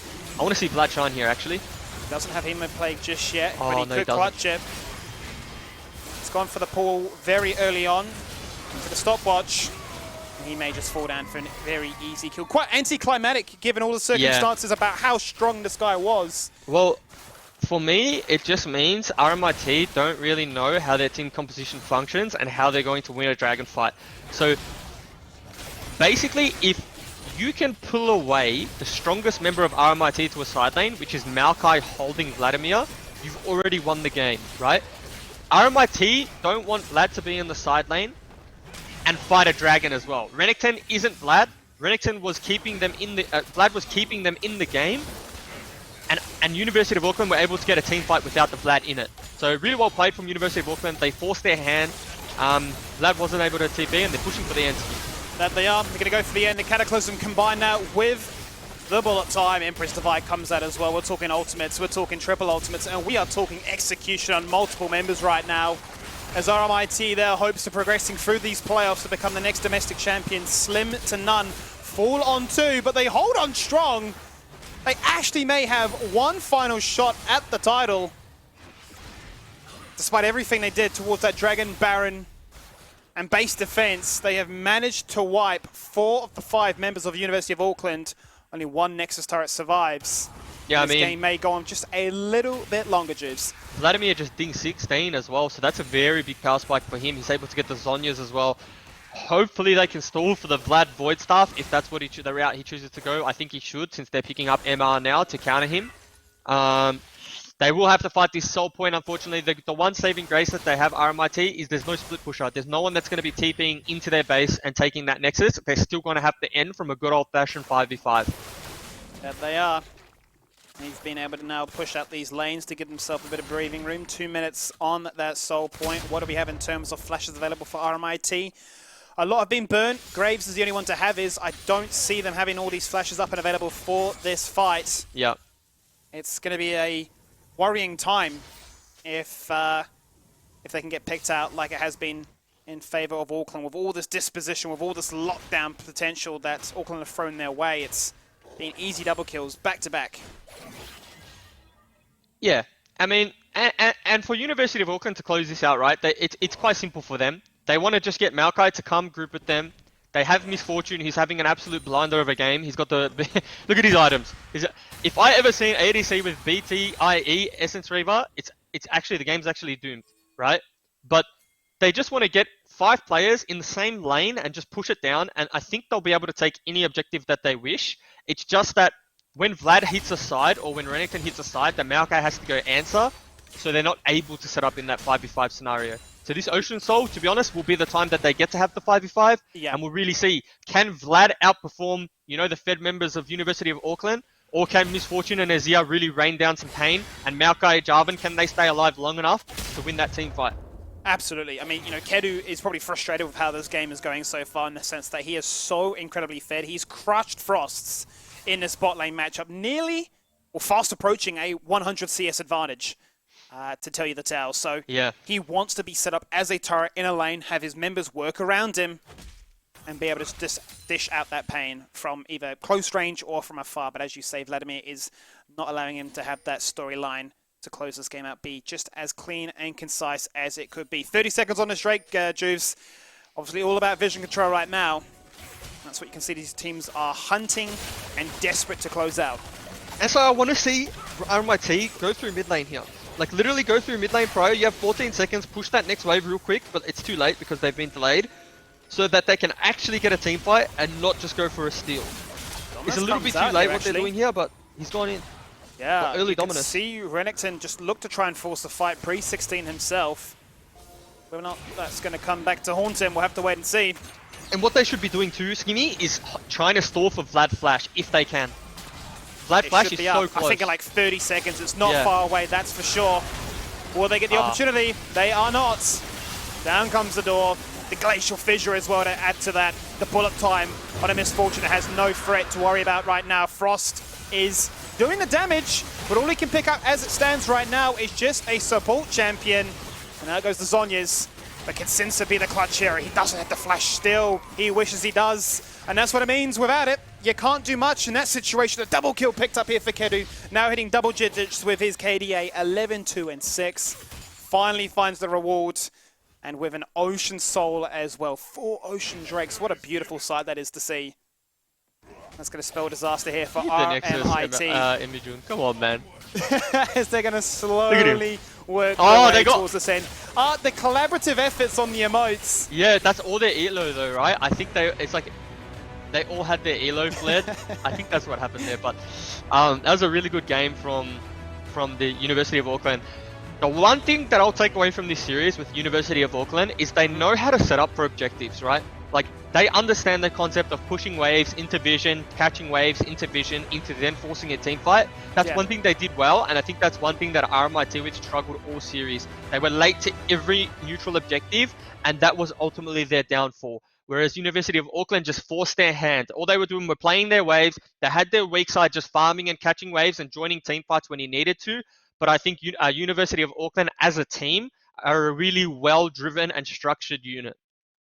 Well, they close out the victory there. Is a few warning spells, a few scary moments in that situation, but in the end, Auckland are the victors of that situation. So they close it out. They will advance into tomorrow's playoffs as we limit these teams from 8 down to 4. We're going to jump to a quick break, and when we return, it's another best of 3. It's going to be an all-out Queensland affair. We'll see you soon. When the difference Between winning and losing. is measured in milliseconds. Everything counts. The Alienware Legendary Battle Station.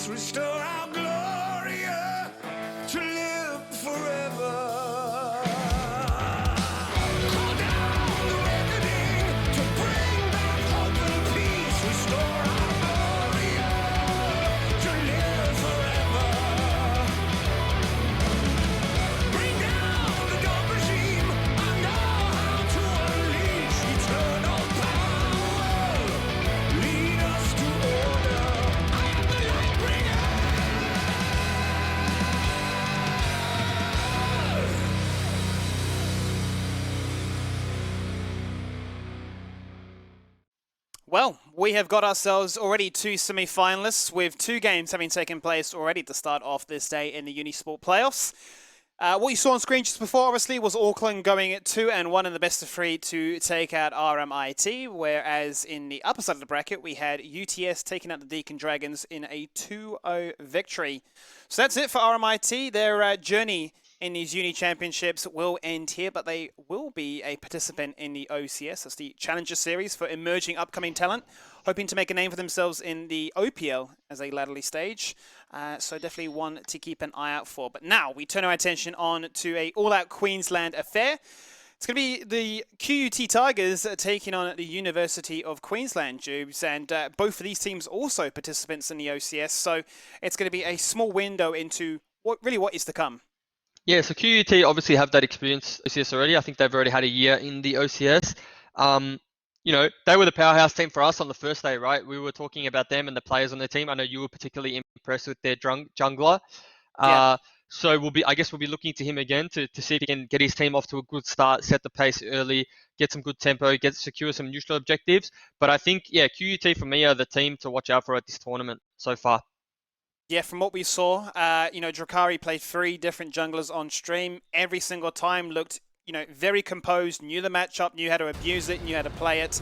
Same could be said for Nightfaller. He was definitely one to keep an eye on in the top side as well. But then this champion in particular then leads me into my next point. Out of the University of Queensland, Amatomal, their mid laner, very, very proficient at the Zoe, loves to go for those assassin burst mages, and definitely one to keep an eye out for as well. Yeah, I mean, he had a pop-off on Zoe when we casted the last University of Queensland game. So obviously the Zoe bans targeted at him. We haven't seen many Zoe bans this tournament at all. Another Cassio ban towards mid lane. So it's very obvious that QUT see Amatul as the team's, carry or vocal point.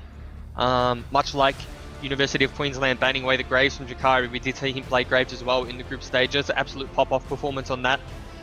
So it's nice to see these teams doing their research, banning not necessarily their most played champions, but banning champions that they've played in this tournament so far and have had good performances on. Absolutely, it's definitely one you need to keep your eyes fixated on because it could be a deciding factor in this matchup. But if you want to see how the rest of the games are going off-stream actually will be the University of Sydney taking on the University of Western Australia. Then head on over to unisport.com.au. They've got the bracket up there.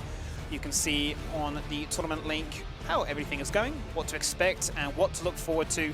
Same place, same time here tomorrow. But for the meantime, it is this matchup, and we're going to get a first pick onto all once again to open the series. I wonder if we're going to get a Silas to respond, because that seems to be the answer for most of these teams. They like the Silas into the Ornn.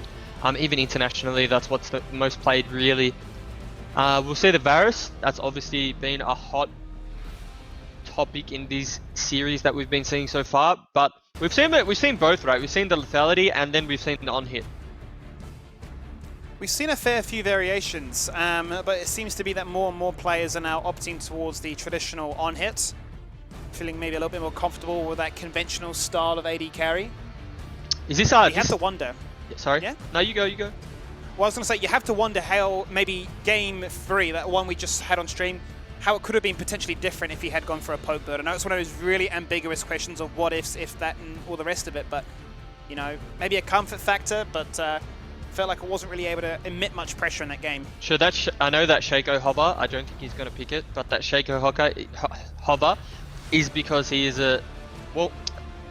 like you call one-tricks because they can't play other champions, but he is quote-unquote a Shaco one-trick in solo queue, Drakari. So that's a little shout out to himself, I think. Shutting his own champion pull out. Flexing, hey, I could do this, yeah. but I'm not going to. and you know what else? This is a battle for Queensland, right? This is a battle for bragging rights in Queensland. May the better university Which university is the best? Yep. Studies aside, who can play the game better? Who has more time maybe outside of studying to play this game? Maybe that is the deciding factor. Yeah. Who has the more, who can be more efficient in their classroom? Yep. To then have more time outside of it. Who can get the high distinctions, but also high distinction on Summoner's Rift?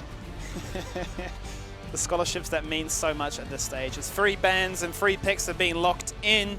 Varus and Pike plenty of aggression that can come through, and I believe that is the first Pyke that we've seen on stream, so I'm very excited to see how aggressive that can be and how much of a nuisance it can be in assisting the jungler, just rotating through lanes and emitting so much pressure. It's interesting to see the Pyke pick because it Braum isn't a support that necessarily hard punishes champions, right? So Pyke is going to be able to leave, affect mid lane, affect top lane, and there will be like Braum can't match that roam. So they either got to dive the Varus, where Varus has to be smart enough to back off a wave or two, and Pyke has to get more than they're losing in his lane, right? So I understand the Pyke pick, but I think Braum is just a far better pick in this meta right now. Screamed a little bit of solo queue mentality. Yeah, but it also makes sense, right? If that's your play, if your set play is to have a weak side bot lane and have Pyke roaming and dipping out every time he can, then it's good because also if Pyke isn't showing on vision, you can't just dive Varus, right? Because Pyke terrified. could be there. So it's going to be a nice little mind game, and vision is going to be super important. And this, if it does get locked in, is what I was highlighting before about Amator's hero pool of just looking to go for those assassins. This is his top 2 played this season. He loves to go for it if given the chance, and with Zoe taken away, to go for his second best. Echo locked in now. You've got lots of different options here for this Pyke to assist, secure kills, and just really blow open this early game with. Oh, I don't mind that. Honestly, I like seeing Ivan. Ivan's a real champ. Ivan's one of those champs where like, it's either you just look like the world's biggest troll for picking it, or you just look like a Chad because you picked Ivan and you're running around just like stomping people. But I don't know how I feel about Ivan in this meta. It is going to be an Echo jungle. I think the thing about Ivan is Ivan's weakest part of the game is his early game and can be abused by like a lot of the meta junglers. But the fact that it's an Ivan into an Echo, it's actually decent. Like Echo isn't known as a champion that hard punishes jungle matchups. Nor it's not really like the onus isn't really on him either to snowball lanes. Like it's not at least Cocoon coming out, right? It's not an Olaf Undertow coming out. It's the W is somewhat unreliable CC unless positioned perfectly. So Ivan could get his scaling online. And if we do see that, you know, Ivan is going to turn any ADC into like a somewhat of a hyper carry. So it is a bit of a funky composition. They have Volibear in the top lane, Ivan jungle, Ornn mid, Tekka is a top lane historically, so that makes sense. And just MF Braum bot lane. Yeah, it's a weird one, Skimmy. It's a weird one. It's definitely a weird one. And I mean, this is also the old Volibear, right? There's not going to be the new one until it gets revealed later on tonight. So as exciting as it is always to see a Volibear, it's not going to be the new one to sort of get a sneak peek, a world exclusive, if you will, as to, you know, really what that champion is capable of. Obviously, the talk point for me is the fact that it isn't going to be Amator on the Echo. He did concede that through to Scott, who is another jungler that really impressed me. So that was one of the things that I mentioned coming into this one. I really enjoyed seeing Nightfall and Drakari, their sort of individual skill, but then their expression to work together. The same could then be said for Scott and Amator. I think there are certain teams where you get impressed by their bottom lane or say, you know, a jungler, for instance. But I think these two in particular tend to be their starlight players, their standouts, if you will, that if they're behind, I'm very curious to see how the rest of the team can recoup and compose themselves. And and on the other side of that, you know, the team composition coming from UQ is the Malphite, Echo, Vlad, Varus, Pyke, right? That's another iteration of an R button comp. Malphite's one of those things where into a mobile ADs, like MF can fight every 5 minutes. So, you know, you combine that with some damage coming through from Vlad and the Pyke execute, it actually is a pretty hard team composition to play against as the ADC. And the thing that QUT have to worry about is a lot of their composition is focused around Misfortune being the carry, Misfortune being most of their damage. A lot of these tanks have early game base damages, so like Volibear will be doing damage in early game skirmishes, so will Ornn. But the later the game goes on, the more their damage falls off and the more they just play the role of the tank, right? Which makes sense. But Ivan's shield as a peel, right, is giving Misfortune that extra HP bar, the extra health bar, but the Pyke ignores shields. So Pyke execute will ignore shields, therefore MF execute range is a little bit dicey. So I see a world where, you know, University of Queensland's composition is quite good into QUT's, and they have a very obvious, you know, execute window where it's like, it's off the Malphite ultimate. So on that notion then, what would you like to see come out from the QUT Tigers to try and navigate this early game, knowing that level 6 is going to be so terrifying for them to go? Are you saying, look, sacrifice as many objectives as you can, get a couple of core items online, look to then try and force fights on that summoner cooldown? Well, they have a little bit of both, right, QUT. Volibear is a champ known for his early game. Like, you're not picking Volibear to scale into 3 items and potentially win a side lane split push, right?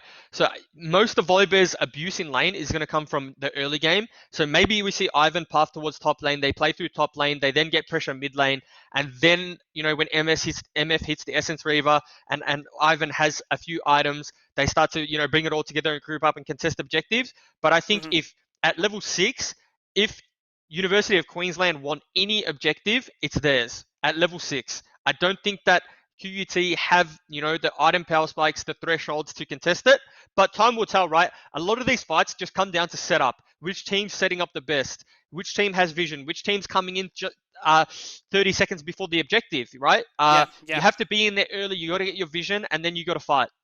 On paper, it looks like, yeah, you can see the University of Queensland have the answers, the responses to go up against the Tigers, but then there's going to be that window in which they can utilize their summoners, their ability to combat the fact that some of those items will be offline, some of those ultimates won't be there. If they can look to try and thread the needle through that very small gap in which that team isn't available to really bring that to the forefront, then maybe there is a world in which Tigers can prove us wrong and Akira can just absolutely pop off. Yeah. Solid on the AD carry. Will obviously have all the resources in the world to ensure that they can get the job done.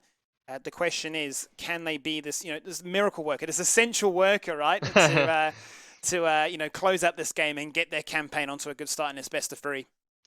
Yeah, I mean, well, who are you guys? What's your tip? Knowing that all we know now, what's your tip?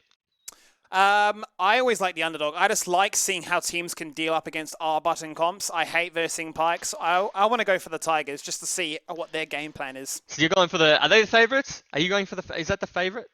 Ooh, I mean, based on how Nightfall and Drakari played, those first 3 games we saw them, they were very strong. They were definitely smurfing on their opponents. So yeah. I would like to say if they have that same momentum coming into this week, I see no reason to bet against. Well, just because we have a little bit of a rivalry, I'll go for the University of Queensland. I will say, though, the game that we saw them play together, because I believe we streamed one of their games, they versed each other in the group stages, QUT, University of Queensland. University of Queensland fared quite well. They just made a few mistakes around crucial objectives and trying to take, like, they were trying to get too much in a short space of time, right? They could have just taken an incremental advantage, taken the 500 gold, taken the 1,000 gold. Instead, they tried to turn what was a 300 gold pick into a 3,000 gold lead.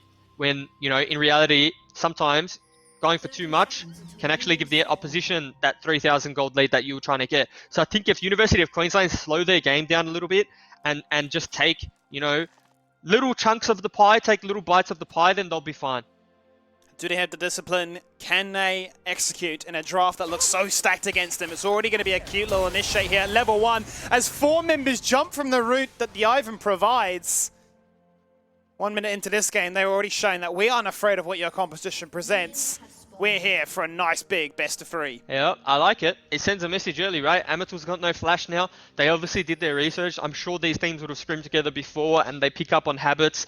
And why not exploit that when it comes down to a best of 3 and the first game's really crucial.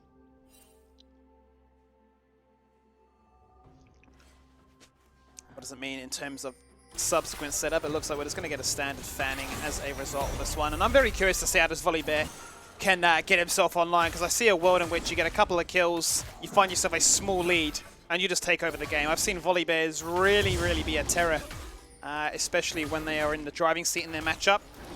They can be enough of a threat to say, well, much like the Rise Malphite matchup, if I can win mine, nobody can match me. But this is a composition that presents a lot more, so I'm not necessarily as needed always for these full 5v5 fights. Yeah, Volibear is an extremely snowbally champion, but the problem with Volibear is that if he gets fed, he's still, it doesn't matter how strong a Volibear is, he can still be kited, right? Like he still can get kited. In saying that, University of Queensland don't really have a composition that can kite, right? Like if Volibear just, you know, queues in, what happens? It's got to be a Varus ulti, and really that's like the only thing. Nice pike hook lands.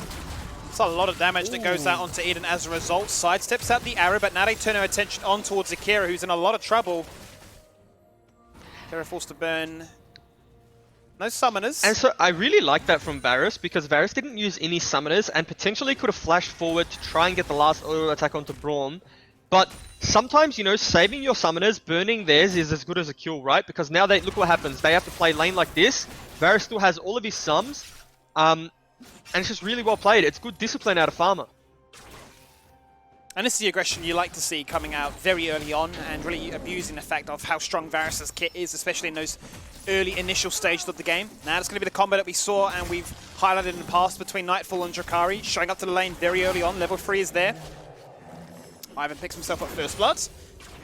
Job done. And while that's a good gank coming through from Ivan, it's pretty telegraphed, right? You know that a level 3 gank is coming. He's done his traditional red buff, 1 camp, blue buff into gank. So I think, you know, Clint the pot plant needs to be aware and switched on. That's a pretty unacceptable death. Regardless, Nightfall is going to take that one. Get himself some items. TP back to the lane. As Clint the pot plant actually holds on to his. Not going to lose anything based on where the wave was at. So it's a small little advantage you can take away from I him. think that's a bit of an error. But he didn't want to TP back in case Ivan was hanging around. So basically, Malphite's wave is slow pushing towards Volibear. So when it's slow pushing away, your minions are killing their minions. And so him walking back means he lost more XP, more minions, and now it's frozen outside of Volibear's tower. So if Malphite wants to walk up to push this wave in, he's going to get flipped into turret, and his lane's in a very bad spot. So I think that the not TPing was a mistake, but I understand that maybe he's holding on to it for a level 6 TP play bot lane. Here's the question, will the payoff justify the means? That is what we'll have to wait and see. Will it require Echo to come up to this lane to try and break the freeze, to try and assist? As we see, that's what I mean. But Auto goes out, but not going to really phase him too much. It's not going to be your press of the attack. Malphite is going to be the Arcane Koat. Drakari says enough of that. He rocks up back to lane again, repeat gank. Shield jumps in, looking for the fight, looking for the engage. Teleport response coming in here from Amatul. He's going to look for any form of love, but it's going to be a 1v3 quickly turned on its head.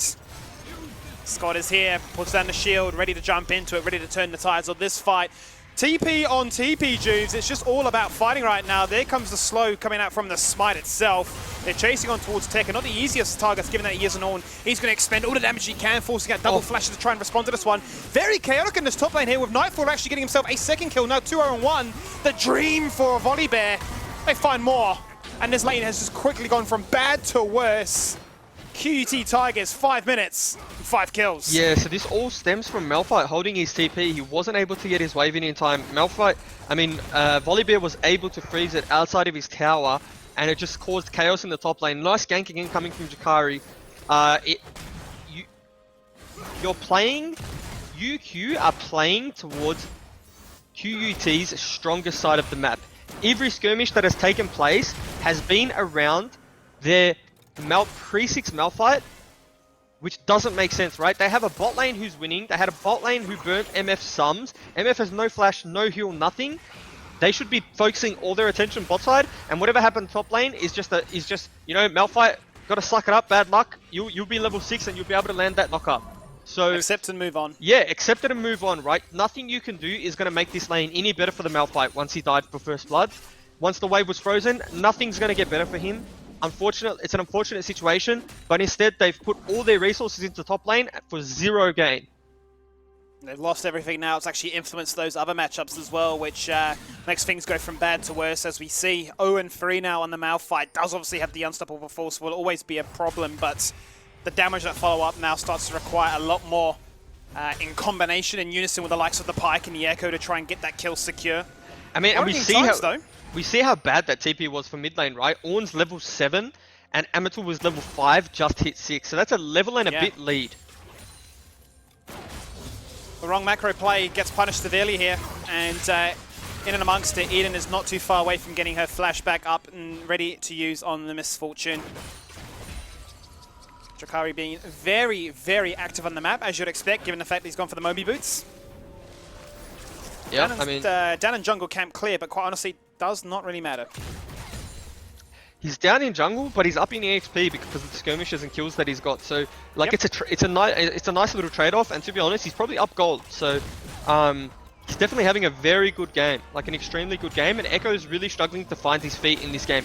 Echo's one of those champions in the jungle where it's not good to just match farm. You need to be able to get kills and accelerate, be able to get runic echoes and hit the 2 items that you need, right? If you're just trading farm, you're not really like gaining gold, and it's just such a slow spike and slow trajectory. Let's hear it again. Doesn't have the flash, didn't have the teleport. Forced to unstoppable force himself out of harm's way. Drakari being an absolute menace and really putting the onus onto Scott. Well, you've got to do something because right now I'm making every lane win. Yeah. And when you're Malphite dotting away, it's a very Monk-esque situation because you no longer have that tool, that threat for anyone. You're literally just a walking rock at that point. There's nothing that you offer to the game or to your team. You're a HP bar, really. That's all it is in reality. Well, if we talk about it being a press R composition, it's pretty much press R to repeat this game, it would seem it so far. 3k gold lead for the QUT Tigers. A lot in terms of the members of this top side of the draft. They've definitely put on a clinic so far, 9 minutes into this game. Justified the praise, justified the hype. We're going to open up this best of 3 series with a solid start right now. The Bruisers have damage, they've got golds. Not as reliant as they would have been otherwise now on towards Eden with the Misfortune, giving themselves a clear transition path between early, mid, and late. Yeah, well, the Volibear gets them through the early. The Ivan is a bit of that early game cheese jungler, but like late game scaling. And they just have Ornn, MF, Bromps, you know, farming in the bot lane for whenever they need them. So, I love the emotes, by the way. I actually think you can tell so much about a player from the emotes that they use. It's emote meta. Yeah, emote meta is Kingpin. It's a Kingpin meta. We already I love to spoke see it, about... especially in like a full best of 5 in the OPL, you know, even game 5 when the series has gone on for like 4 hours straight. You change it the up. bans are still strong. Yeah, back when I played in the OPL, all we could do was change icons. So you get into champion select, and then everyone would count down 3, 2, 1, and then you just change, everyone would change their icons to the same. And it's like a little bit of a drafting icon game. We had quite a few icons that we used for specific teams and specific players, just to see if they'd get the hidden message. What about the one player on your team? You know, you'd say you'd all go for like blue skins, and they go for one. Don't say, get me like a black started. skin, for instance. You know. No. What about that? Did they conform with the icon synergy? No, some players I played with, I don't remember who specifically, but they would refuse to change their icon to what the team consensus was. So we'd have 4 people with like the team icon, and then I think Decoy would never change from like the rubber ducky. He always had like a rubber ducky, and he would never change. It was really frustrating because, you know, you gotta look good, you gotta feel good, and you play good. But he's looking different. He's looking real a little different. bit different. Yeah. We're trying to win that mental edge, and right now you just maybe it actually is more of a tilt. Maybe for like, you know, what do they call it? Obsessive compulsive disorder, OCD. I've got so many nanograms of like, you know, OPL, OCS, OCD is what we're referring to. Maybe Well, that's seeing why- a rubber ducky is enough to say, look, this is annoying me. That's why I'm getting a little bit flustered talking about these teams, because I'm like QUT, UQ, and I'm like University of there's so Queensland. many. You know what I mean? Like they're both Queensland as well. Queensland are on the rift right now, Yep. Jews, and that's what they're doing. And we're going to see the Tigers look to try and execute in the top side right now. Having picked up the Rift Heralds, they want to assert their dominance by pushing this a little bit further. Unstoppable Force doesn't connect with anything. Teleport comes out, and nice, safe, secure bullet time. As the Pike jumps in, burns double summoners, and Eden just laughs. Doesn't do anything. Ammon's Vladimir? on the flank. That's going to be an easy little kill, but the shield last second. I tell you what, that might just be enough. It explodes. And a seismic shard from Downtime in the end does connect as well. It's looking good so far for UQ. Slow and steady. And Echo is smurfing. Finally finds some kills. That last stretch of the health bar before the chrono break comes back into a shield. Now we see a situation in which the fight just continues. Okay, Nightfaller just gets his ultimate online, gets some health, turns it around. Amateur for the second time now gets the blood pool. And it's a triple kill in all things said and considered. 6-0-3 on the bear. I mean, we said the Volibear had to get ahead, right? Like, you can't just match farm and go 0-0-0 as a Volibear and expect to be relevant in this game. So he's 6-0-3 at 12 minutes. Like, do you want your Volibear any stronger than this? It looked like a really good fight for for them here, but the Volibear missed. I mean, sorry, the Echo missed his stun. It was like a pixel away from landing onto the Misfortune. And I think if it lands on the Misfortune there, it's a different fight completely. Like, there's, you know, less cooldowns that need to be burnt. Vlad doesn't need to ulti. So, just really unfortunate, but also really well played from the Volibear on the side there, and Ornn coming through later. Again, this was what we're talking about too. It's a little bit of an overreach, right? They already won. They already got what they needed. Echo diving the Braum here is really what changes it. I think it was that case of we need to really force something because we're that far behind. I feel like it's a thing that teams can fall into a few times, but before we can even catch our breath 30 minutes into this one, they look to try and go for a repeat right now. Chain of Corruption was what started things here, but it's going to be the response from an Ornn with a double two-man knock-up. Now playing around the Conclave, you've got nowhere to hide. We can't get juked by your clone. It might buy you some health, but it's not going to buy you enough time. Bruises Basher. And they continue to build this gold lead. Now 4K in their favor, Juves. Yeah, the Bruiser Bros getting it done, huh? Absolutely. That's what I'm calling them now. If you have Bruiser mid, Bruiser top, or tank mid, tank top, they're the Bruiser Bros. There's other terms, but I think they're not safe for work, aren't they? No, they're not. They're one of them specifically in team fight tactics. It flashed Yes. through my head for a second. I was like, hang on a minute, we probably can't say that one on stream. Yeah, So, the Bruiser team fight Bros. tactics analogy, yes. Absolutely, they are running it down like rebels. Three-man synergy, Yi and Yasuo. Yep, Bruiser Blade Bros. Master, 3 Blade Master passive on the Volibear. Yep. He's just Pretty chomping much away. at this stage. 7-0-3, Spirit Visage, and a Tiamat. Everything you love to see in a Volibear, right? Yep. I mean, I don't love it. Like, personally, I actually don't like Volibear as a champion at all. I think it's like, I don't know, you know there's just some champs that don't sit well with you? Volibear's that champion for me.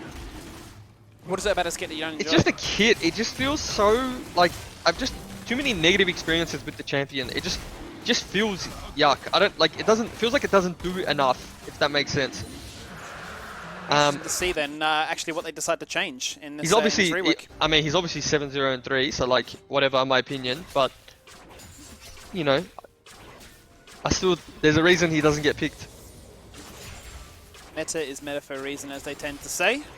12 kills to 3 though, Jubes. It's a situation I think that even the University of Queensland weren't prepared for, given they wanted to press R, execute, and laugh with the victory.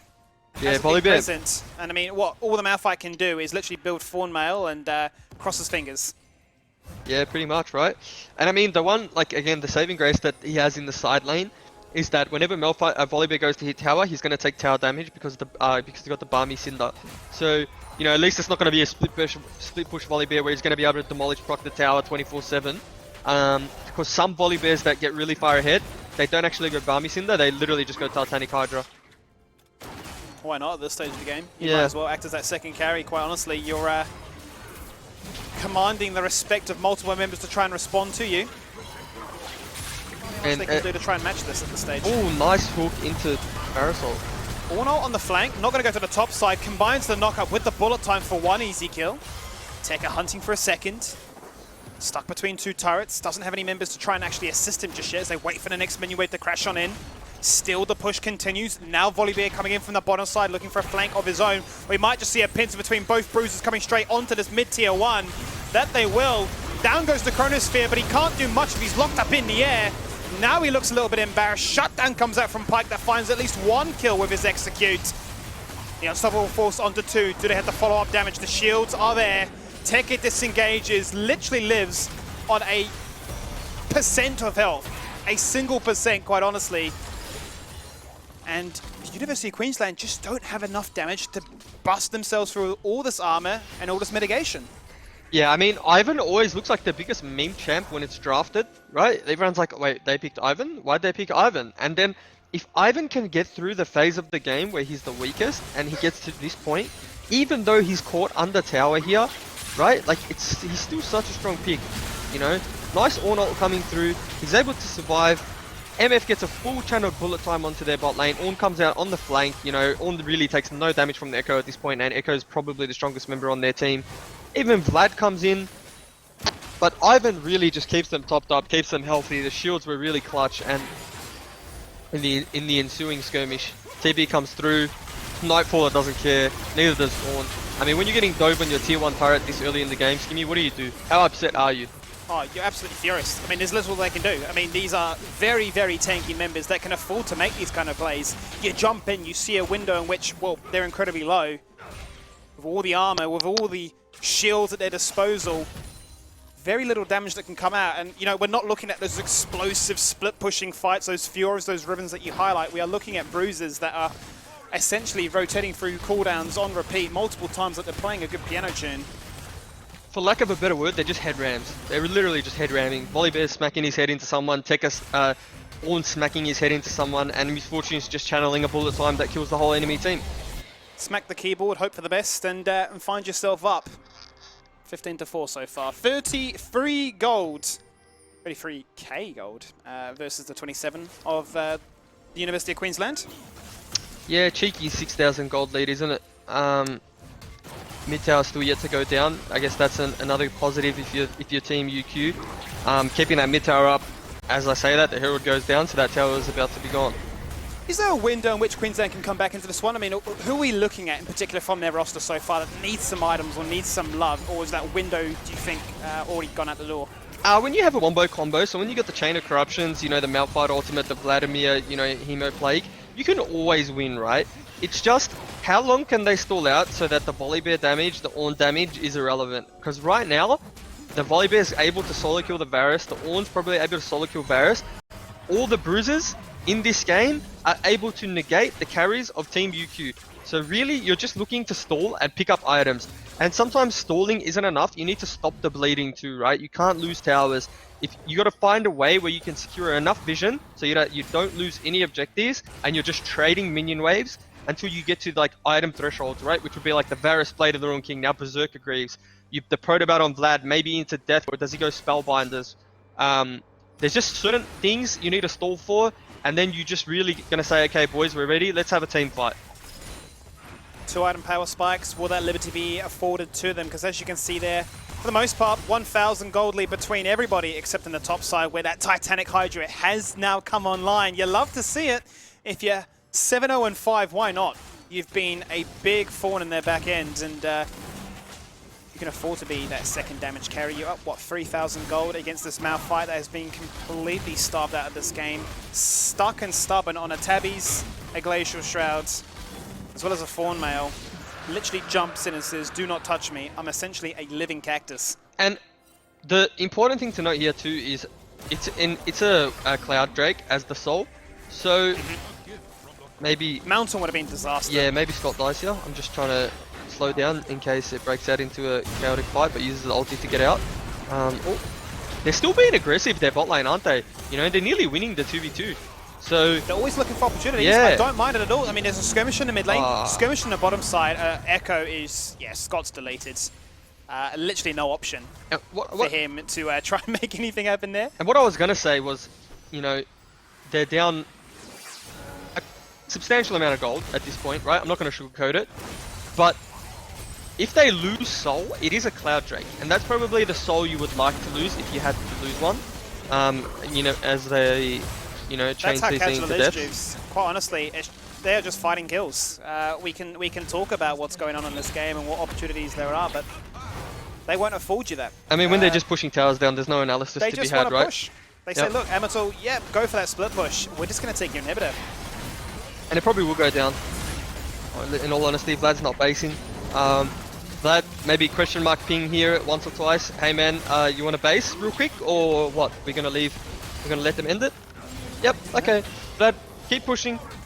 You know. Hits up that tab sheet, hits the assist ally. ping. Assist ping. He's looking for it regardless. Very tough for this Varus to actually try and find anything right now. The uptime, maybe there's a world in which Ginsu's would be something that they can look towards, but based on the tempo of this game, they are forcing fights. The bruises are in their face. That's a massive Hemo Plague onto 5 Embers so far. Could that be a turning point for them to do anything? Can they combine it? Echo's still hunting. He's not on vision just yet, but Chikari has a bit of intuition that he's in the area. I'm going to be spotted by a control ward as he's still following on the flank. What do they have? No unstoppable force on the Malphite. No Hemo Plague. No Chain of Corruption. And potentially no life left on Scott's Echo. And this fight just needs to take a reset because it just continues to favor the Tigers, who turn left and they turn right. And they pick off any member anywhere. It's nice little Malphite ulti there, but no follow-up. The Volibear is just going to solo out. Nope. Never mind. I think, I think that says it all for you, really. Yeah, the pop from the Ornn Q is just enough to kill the Varus. I was looking for stuff to say there, but there's really not much to be said. It's just really chaos. Them trying to pick up kills, them trying to recover losses, and like it's a 23-minute Nexus Tower going Look at the down. gold difference between top sides. Literally double the gold. 1 and 6 versus a 10-0 Volibear. I mean, when Nightfall you're really when has you're been a standout. when your Ivan can go Medjai's and he's just chilling with it, and he has 12 stacks, game state might not be the best. They also, the one thing I wanted to mention before Scott chased them all the way to the blue buff and ultimately lost them in the Nexus Tower, is that it's that the build path from Varus is so far to being online and dealing with the tanks, as you can see here, that I don't see an obvious win condition for them. Like really, where did they come back into the game? It's too much of a gold deficit.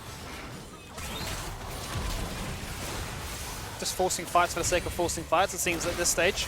Yeah, and like the worst part about it was Vladimir came back to base, used his flash, and got a massive like wombo combo. You know, got a 5-man ultimate, and they didn't take any damage.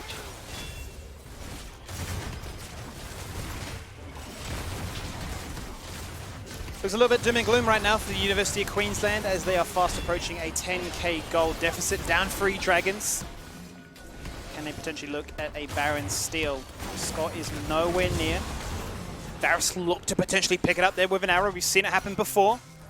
Not going to be the case this time, and this is all that the QT Tigers will need. I don't know if we'll get to a situation where they acquire themselves a Cloud Soul, or if they will look just to find another team fight.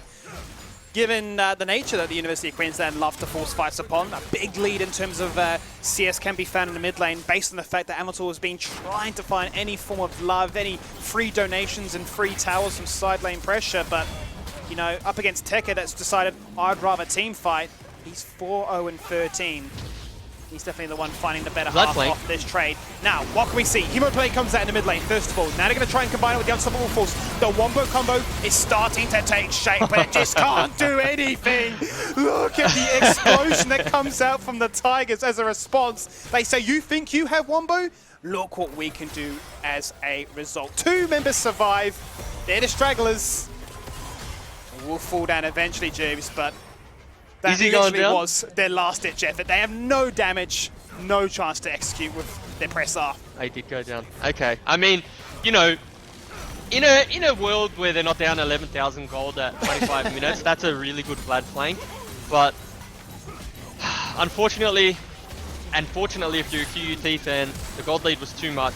Well played team fight. Ivan kept his whole team popped up with the Redemption, the Medjai's, you know, the Athene shield. And I don't even know where half the damage come from, to be honest. It just seemed like a whole bunch of things got squashed on my screen. Like, there was so many colors, there was so many units stacked on one another. It was just a big squash. That's all it was. Champs got squashed, players got squashed. It was really well played from QUT. They had a game plan, they played towards the Volibear. They were able to get a lot of kills in the Volibear's lane. Volibear then just ran around the map causing chaos. The one thing I'll say for UQ though, is they did have a little bit of a positive game in the bot lane. Like their bot lane were laning quite well, nearly got the kill on the 2v2. So potentially next game we see them draft towards their bot lane and play bot side. I know that's what you're meant to do, or what we do in best of threes. When you have a team or a player that's playing extremely well, you usually cater towards that lane and try and get them a good matchup. Would it be nice to have seen them, given how they obviously all turn their attention towards the Volibear bait? I guess we're going to coin it of, we need to respond to this one. We need to really shut him down before we can do much more. But the fact, as you say, during the game even, The misfortune had been forced to burn both Flash. Tavares was so far ahead, and they just said, look, you can win that as passive as you are.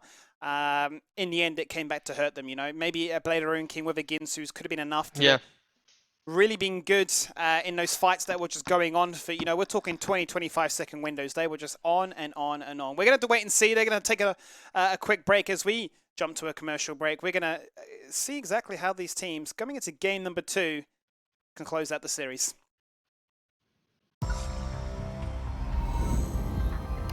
When the difference Between winning and losing. is measured in milliseconds. Everything counts. The Alienware Legendary Battle Station.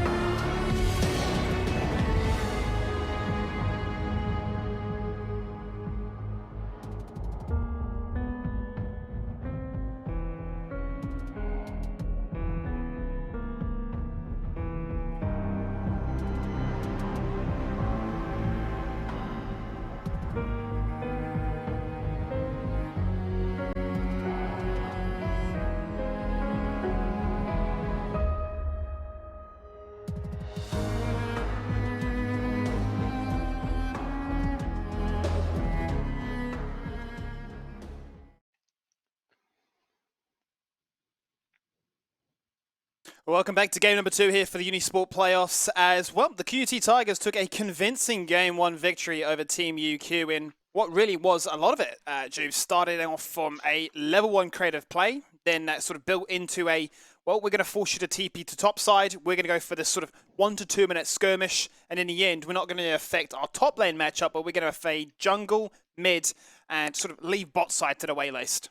Yeah, I mean, bot lane was probably the least visited position on the map, right? Like, I think they had no attention from anyone, for a majority of the game.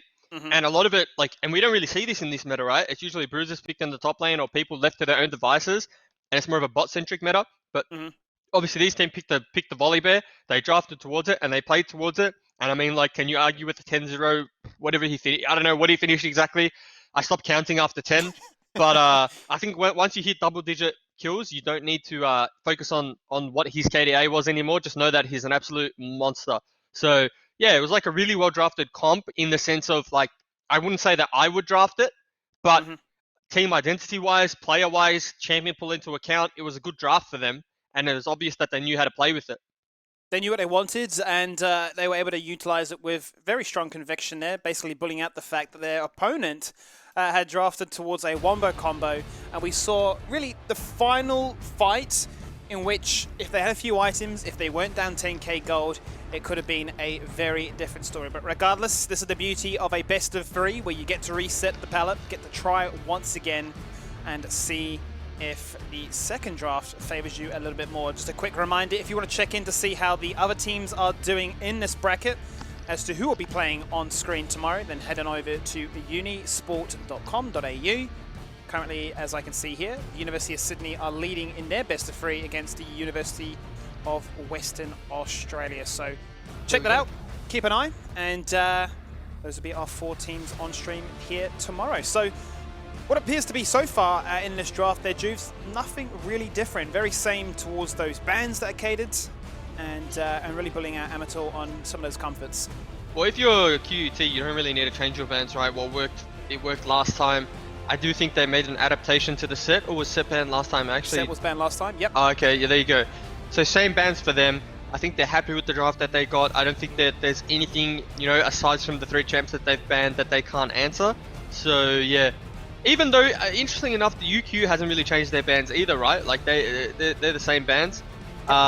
2 jungle bans. They're the 2 champions we've seen Dragari play. We've seen him play the Grave, seen him play the Trundle, and obviously Fasting Center is a little bit hard to deal with. On first pick.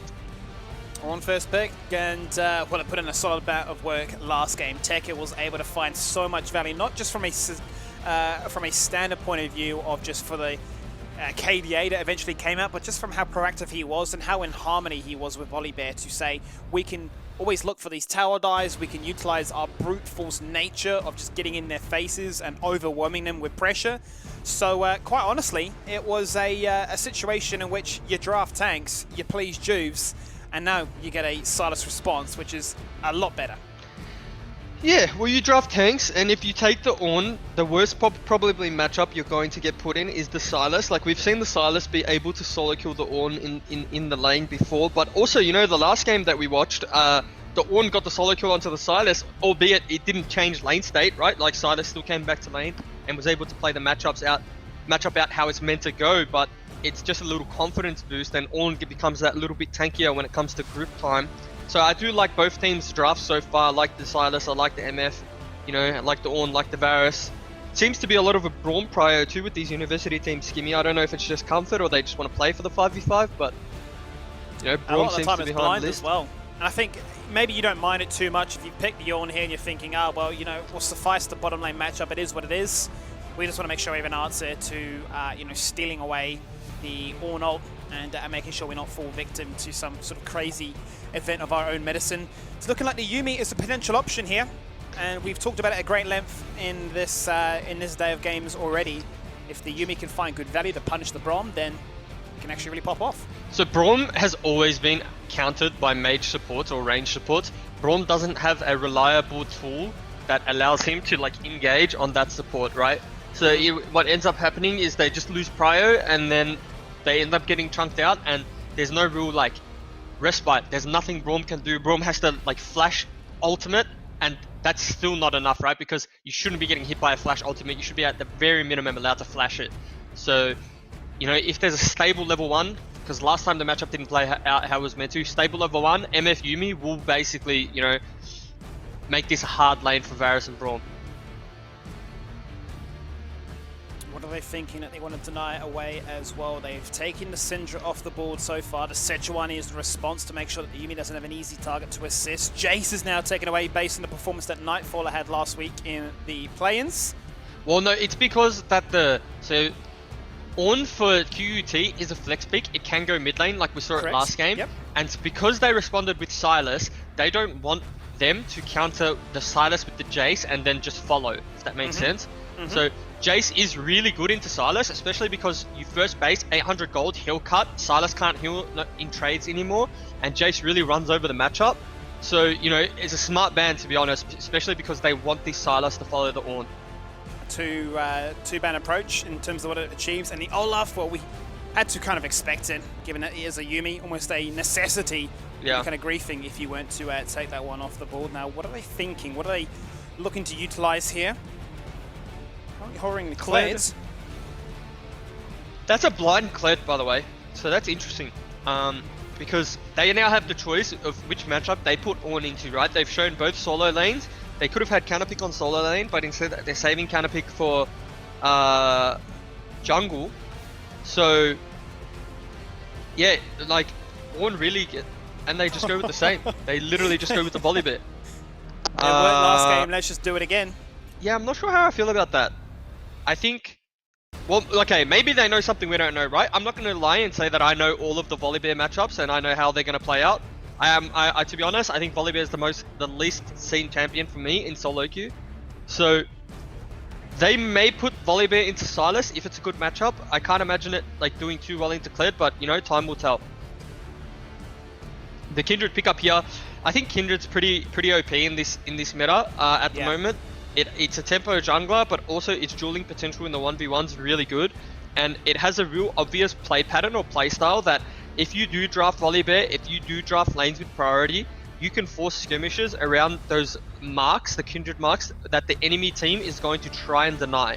And 9 times out of 10, you know, Kindred is the stronger jungler of the two as they flex Sylas into the jungle. So, yeah, not liking this, to be honest.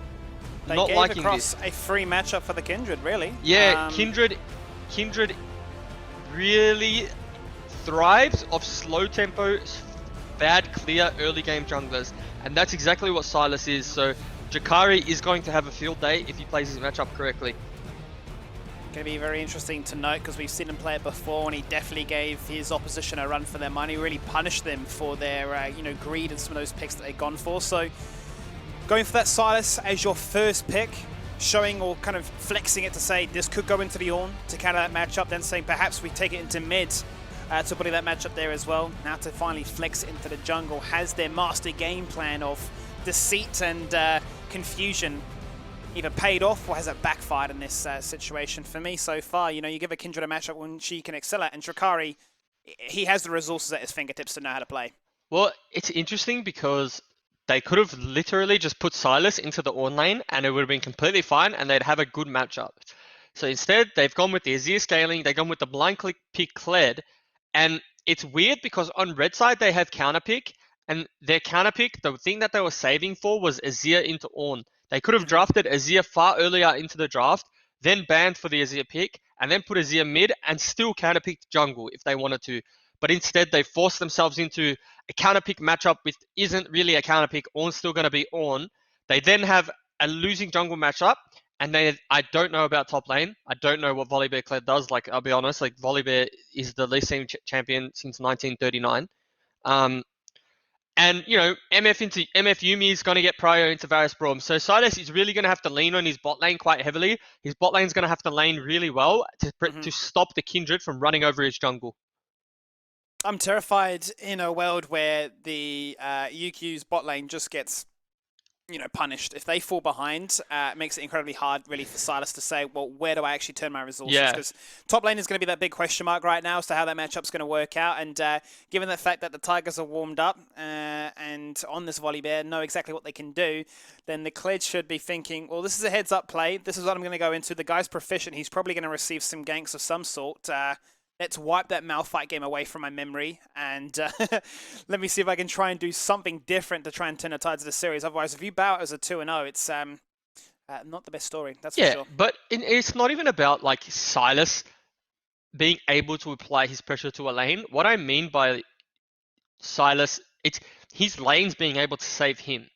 So Silas is his own worst enemy in the early game in clearing jungle, right? He can do 2 jungle camps, burn all of his pots, and be like 2/3 health. Kindred can literally full clear jungle and be full health, right? With pots available. Yeah. And that's not even going to happen. Kindred will do red buff, will invade Silas. And so what Silas needs is he needs lanes to be able to collapse. His lanes have to protect him to protect his jungle camps, right? Silas pressuring lanes is out of the equation until his first base. He's not even going to be, it's not even a conversation if Kindred plays the game properly. So Silas is really going to have to path to his priority, and I hope that it's his bot lane who play the matchup out how it's meant to be played out. This could be an ugly game. Because I tell you right now, what we can see. I'm a Silas jungle fan in the sense that it's really fun. Yes. But that's all it is. It's fun. Like, it's a coin flip. Fun is one thing, right? Yeah. But like on a platform like this, where you are potentially going to be, knocked out of this situation, and this is your run over, is this the way you want to bow out? You know what's going to happen? We talked about Silas jungle being the weakest early game jungle, blah, blah, blah, blah, blah, blah, blah. Silas is going to get really fed, and I'm going to look really stupid. That's what's going to happen. Yeah. It happens every time. It's like we're, what are we, enchanters, wizards, which, I don't know, we're putting a summon on this person, right? And we're like casting a spell, and then suddenly it's just like, look, he's just hard carrying. He's probably like, you know what? I queued into this game. I didn't really want to win, but now that I heard what they said, I kind of want to win. I'm going to smurf. I'm going to show them what I can do, and I'm very excited to see what that can actually equate in towards. But as I say, top lane for me has to be the big part of excitement of where they go. I have a feeling that if Kindred says, well, we know that Silas is going to be weak, I can look to try and force a gank out early. I can afford to get the early tempo to assist my lanes. I feel like you start to wonder, okay, Silas, are you going to start playing that desperation style of League of Legends where I've just got a Hail Mary jump in and pick up a Scuttle, or pick up a Dragon or a Rift Herald, and then suddenly, you're behind another 5k gold, and it becomes a situation like Game 1. I'll be honest, I've died on the opposite side of the coin. As Kindred, I've died for crabs. I've died for my marks. It's worth. I don't care what anyone says, dude. If I can int and smite and get my mark, it's worth. I don't care how many deaths they can add up. But if I've got 10 marks from those 10 deaths, then we're winning the game. Well, let's see what happens when we kick it off with game number 2. The QT Tigers lead this series currently 1-0. You can check out how the rest of the bracket is playing out so far by heading on over to unisport.com.au. All the information is available over on their website. But for the meantime, all eyes are firmly fixated on this game here. Jungle matchup is the one to watch. Silas not having any easiest of times in the early stages. How can he navigate this? Can he keep himself in the game? Can the rest of his lanes be of assistance? Many questions that require multiple answers as this game unfolds. Yeah, this might be one of the games we actually have today that doesn't get ruined level 1. Or like there doesn't get an advantage level 1. It's just a gentleman's agreement, fan out, put your wards down. We'll start, whatever buffs we want to start and have a bit of fun. Yeah, we've seen a fair few shenanigans in recent times at level 1. Why not? Maybe a few misplays with people skilling up abilities when maybe they should have a bit of restraint, and the punishment has then really shown and been, preyed upon by their opposition. I like to see that. Yeah, I'm a firm believer that almost something should always happen level 1. I've changed. I never used to be like that when I played professionally. I was kind of like, just fan out, man. I can't be bothered invading. I hate passive play. Yeah, but like, the more I've played solo queue and the more that I just, watch the game, I feel like if you really, analyze teams level 1s and try and exploit, or think of new strategies, you can always get an advantage level 1, in my opinion, as we see a level 2 game. Well, this is going to be Scott saying, listen to what I can do. I'm going to rock up to this lane straight away. Volibear, you're in no man's land. You're going to get taken on down for a first blood as Tekka comes in with the teleport, looking to try and do something. But at level 1, all he can do is breathe sweet, sweet fire. Drakari coming in with the flash over that pit. Needs one final auto. Doesn't have the red buff. The burn won't be there. Very explosive start. The caster curse well on its way to making something happen with their first blood juice. Yeah, but it's also that thing that it's something that needed to happen, right? Like, I guess Scott knows how to play Sylas. He knows he's not going to be able to full clear his jungle, and he's not going to be able to have the traditional jungle path and remain healthy and clear really quickly. So he's able to identify that this is something cheesy, this might work, and let's flip the game. And he's coin flipped it, to be honest. That's a flip, because if that doesn't work, you know, the game's all but over. So really, you know, high risk, high reward play there for Scott. He's able to go base after doing those, you know, topside jungle camps to get his jungle item. And once Sylas gets jungle item, Sylas then becomes okay. The main part I was talking about was before jungle item. So yeah, really well played from him, really well played from UQ. High risk, high reward. Good on him. Plays out. 4 summoners had to be burnt in that situation. Double teleports on the side of the Tigers as well. So a big lead actually here from the University of Queensland, which ideally they can look to execute upon from a macro perspective if they can find a window. Something that I think is a little bit capper from Scott is that he's gone the Omni Stone as opposed to the Conqueror. Conqueror is always going to benefit you far more when there's like a tanky lineup. And so he's going to be able to stack Conqueror on the Volibear, on the Braum even. And he's going to be able to get 10 stacks easy. So I think he's messed up a little bit in his rune choice. But hey, you know, cast the curse again. Let's see what happens as we now turn our attention to the bottom side, where we're going to get a Arcane Comet build coming out of this Varus now. So we will actually get to see some of those opportunities where he can look to outrange the Azir, snipe from afar, add some poke, add some pressure, and pad up these members so that the bruisers that surround him can lay down the law for an execution cleanup. And so Varus, Lethality Varus will probably win early lane, right? Like as we saw them get pushed, because the first few waves that Varus lands Q, they have to seed Prio a little bit. But you know, once we see those bases come through from Misfortune, from Yuumi, they'll just fare better and better in this lane. As we see the all-in from Kled, that damage coming through is actually insane. It's actually painful, and not only that, you obviously got to get through 2 health bars as well. I always hate it when he dismounts, has that little shotgun. Kled also has inbuilt heal cut into his kit, so that means that, you know, the Volibear passive is less prevalent, less OP. I think this is a pretty, like, from what I'm seeing, it's a really good matchup for Kled. Heads up, little matchup there to try and turn around what was a disastrous game number 1 going into this Volibear. Finding some merit so far, able to utilize that gold lead with 2 long swords to get the Volibear locked in place underneath his tower. Now we're going to see a skirmish between both the junglers. This is what you said, you need to have some protection from your laners. And Myrtle is there, but doesn't have any mana, so what can he do? He may fall down in quick succession as well, forced to burn the flash. Yeah. Scott goes down, and they get punished. I mean, this is my thing about Omnistone jungling, is like you can't decide your rune in the river there. So he's left with the Dark Harvest, and really it doesn't do anything for him there, you know? Like in that skirmish, that exchange, his Conqueror would stack up, and Conqueror would actually give Sylas much more damage in that exchange than like the Dark Harvest would. So potentially that goes from, you know, him being dead to forcing the Kindred completely out and getting the Scuttle Crab. So yeah, we won't touch on the rune choice again, but I just thought it was interesting that he had a Dark Harvest there, and and Kindred face checked him, but still ended up winning the exchange. Yeah, multiple members showing up in that situation as well. I suppose it was a 3 versus 2, so a bit of tempo now swinging back towards Drakari's end of the court after the very creative level 2 gank that Scott procured. We have to now keep our eyes once again on this bottom lane, because you can see that Eden is looking to try and keep this lane frozen just within touching distance of his tower. Make sure that this MF Yuumi combo have to try and overexert themselves if they are to force anything. Kindred continues to be a menace around the map. Maybe now looking for a double skull acquisition. Yep. Has the blue buff on timer. Has a control wall down very deep as well. Maybe looking to go for in contest for a 1v1. And so here's where Scott should be telling his bot lane to be playing for Prio, right?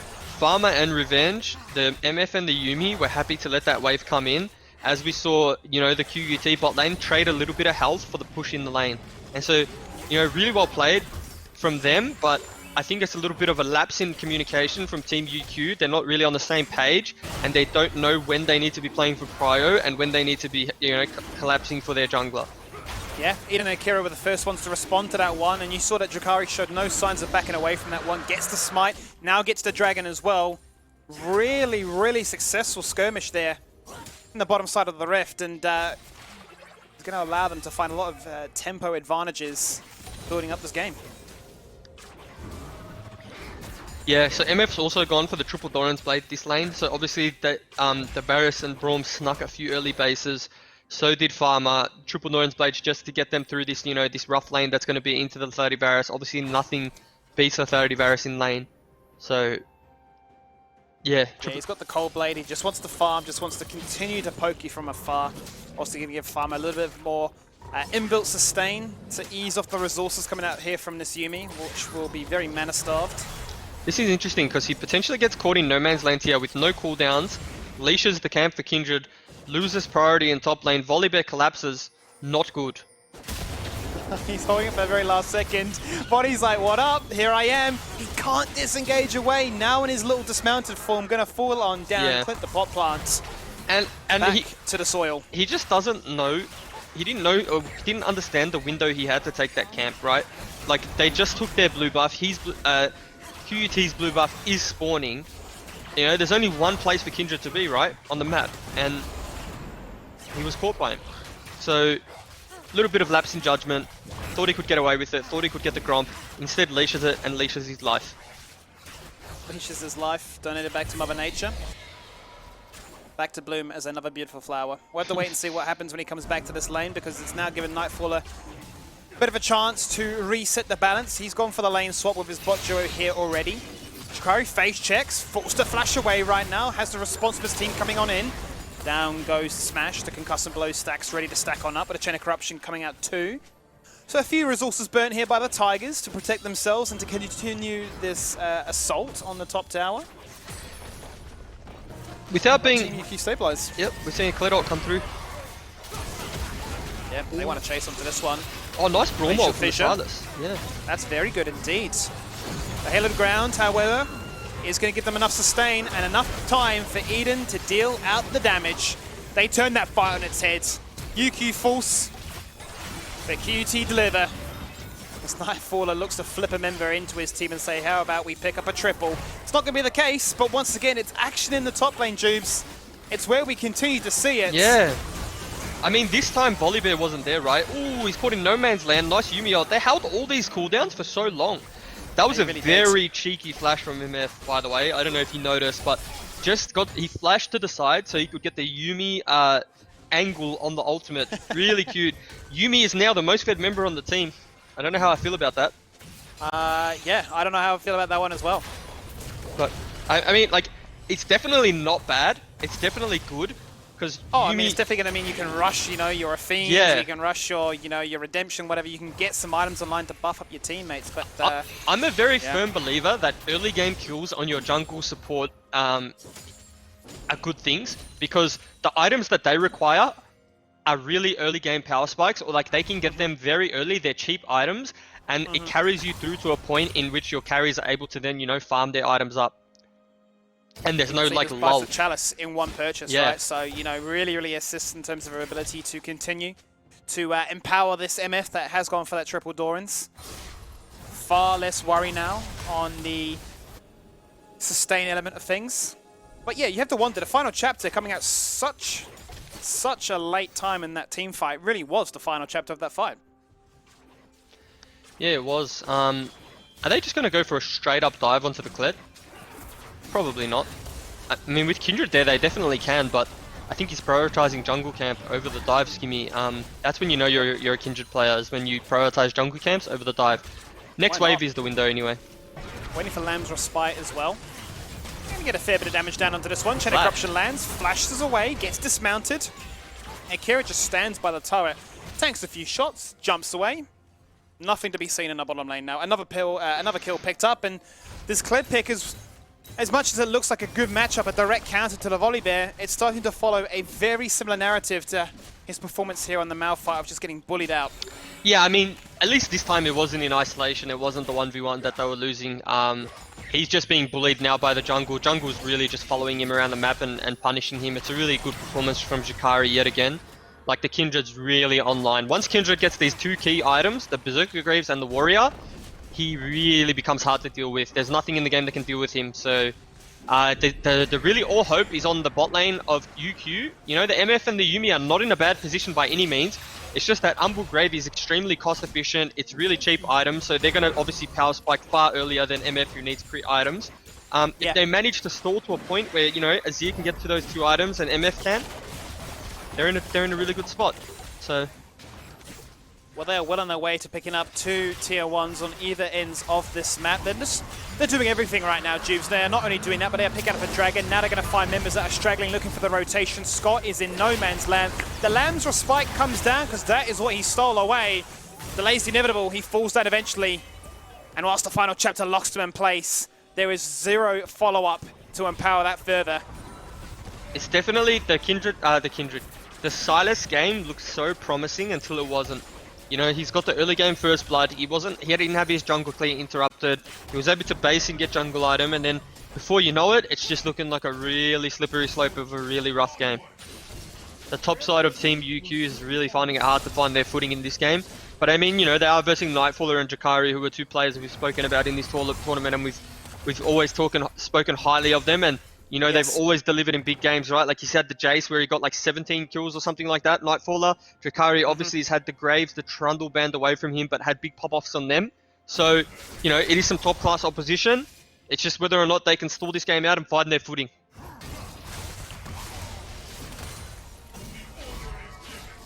Find their footing, they will need to do. They have a lifeline in the mid lane right now. The Azir continues to be neutral, has the Nash's Tooth completed. Be incredibly strong if given a window in which to fight within. But as we fast approach that 15-minute mark with the Tigers up 5,000 gold and 2 dragons to their name, the window of opportunity for Team UQ to turn this around is falling through the cracks. Yes, it is indeed. But looks like the play is on mid lane here. Turn on towards him.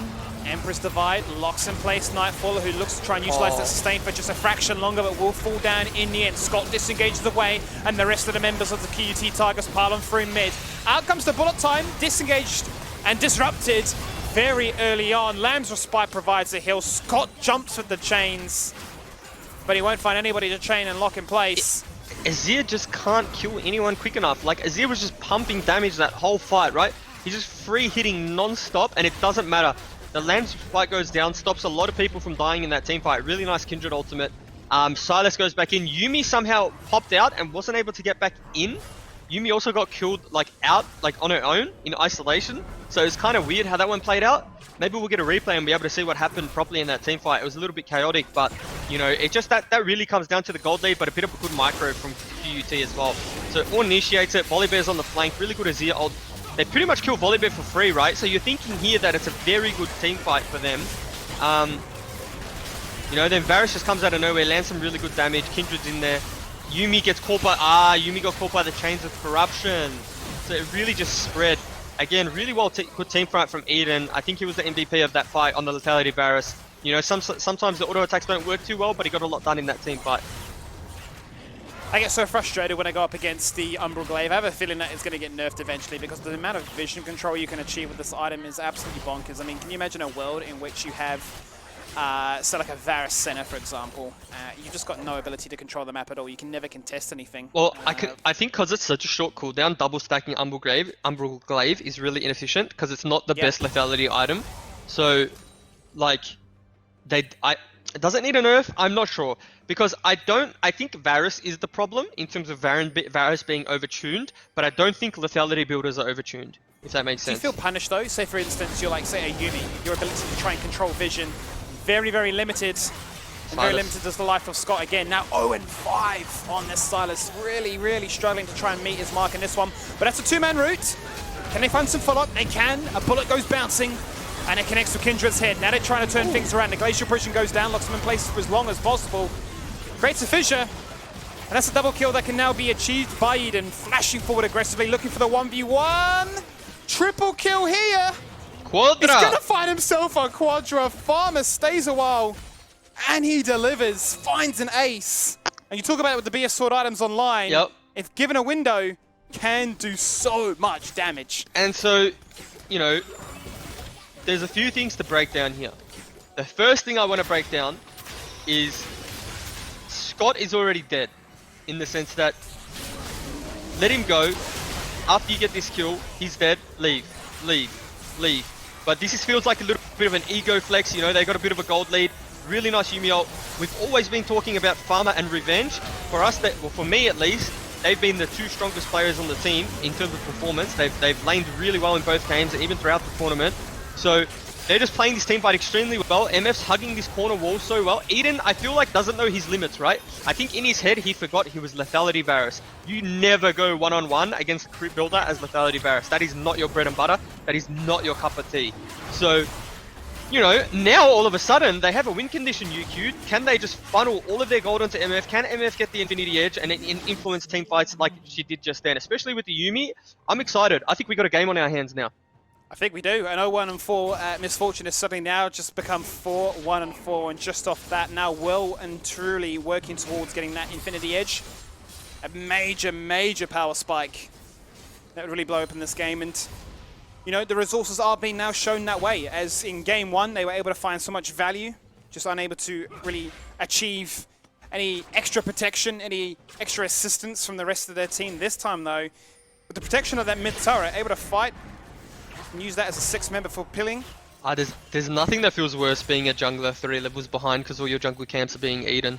It's really a miserable experience. Like, at this point, he's just got to steal a really efficient ultimate, probably the Kindred ult, and put it down on his carries and just pray for the best. So, like, you know, while he's down and he's out, he still has a job in this team and he can still play an important role because the champion has some very good ultimates that he can steal. Like, you know, if he takes a Braum, Varus, or any ultimate besides the Volley Bear is really can influence a team fight. Big time indeed.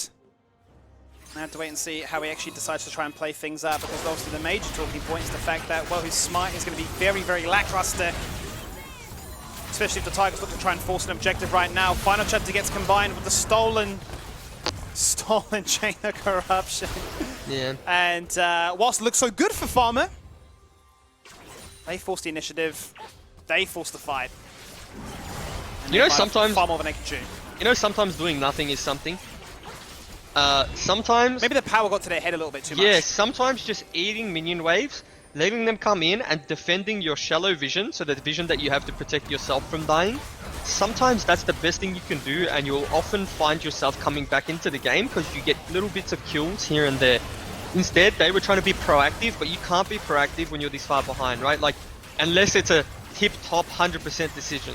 So, I think Scott might go for the smite still here if he's in range. No, he's not. He's in base. Never mind. He's far too far away. It's not going to be a possibility. So,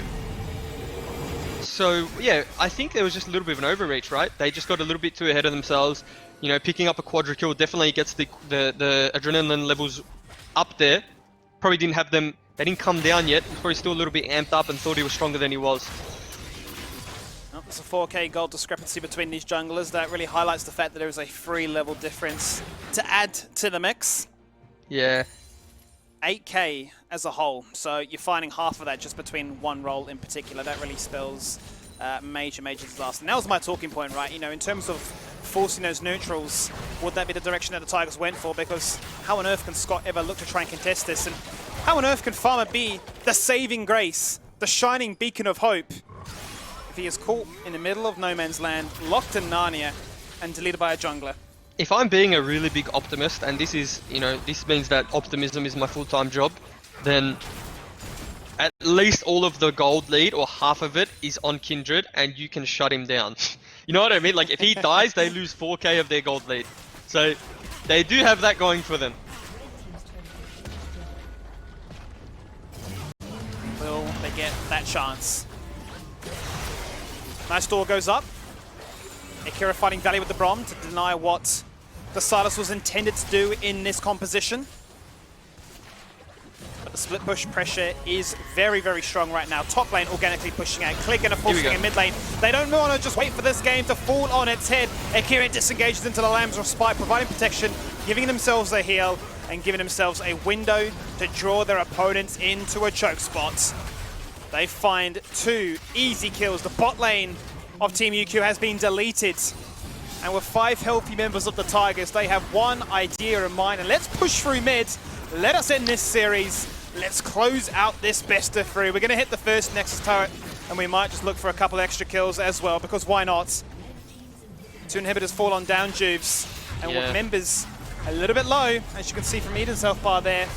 Look, we've still got the Baron recall. Let's get out harm's way. Let's go for that soul point up in 30 seconds. It's another Ocean, by the way.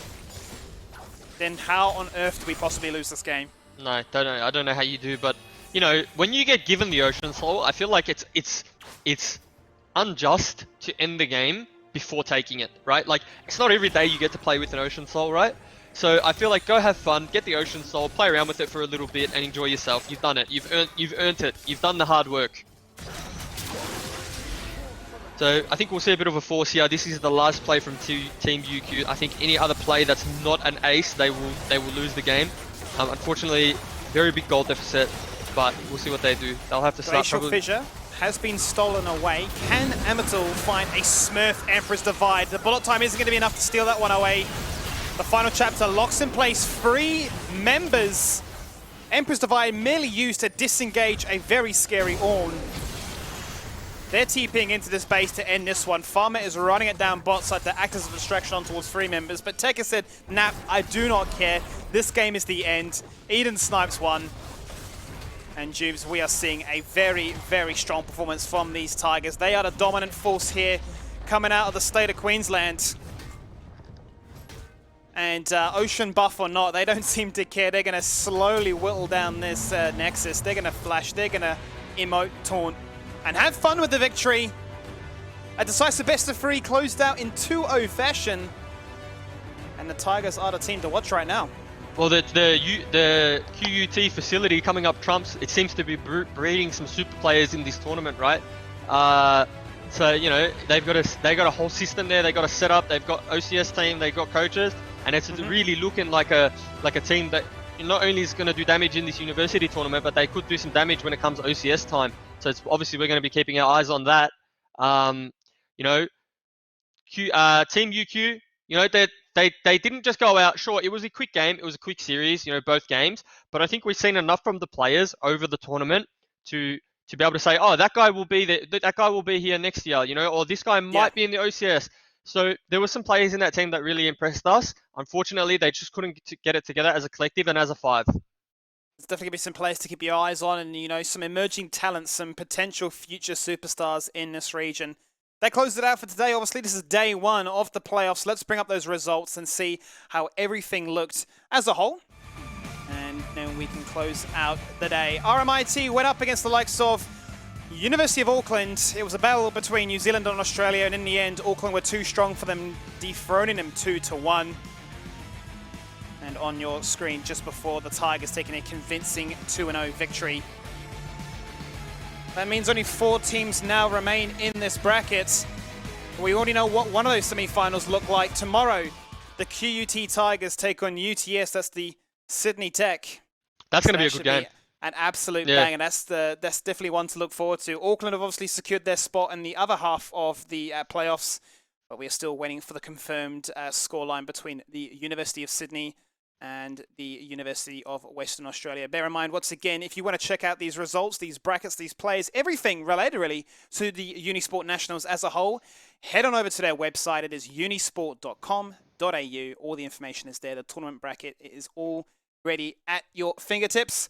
And Juice, that pretty much closes us up for the day. Is there anything final that you want to add on to, I suppose, what has already been witnessed today? No, well, I'll just say that, you know, tomorrow is probably the battle of the junglers, right? I see a lot of Twitch chat love and spam for Jakari, so it'd be interesting to see how, because he's with that team's Ubisoft's team, right?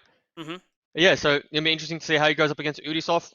You know, Ubisoft won a game at Worlds. Ubisoft's been in the OPL, so be a battle of the Titans in the jungle.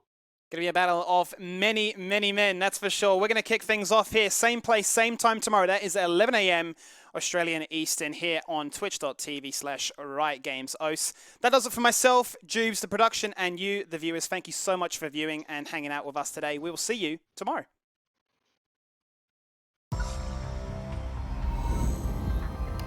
when the difference Between winning and losing. is measured in milliseconds. Everything counts. The Alienware Legendary Battle Station.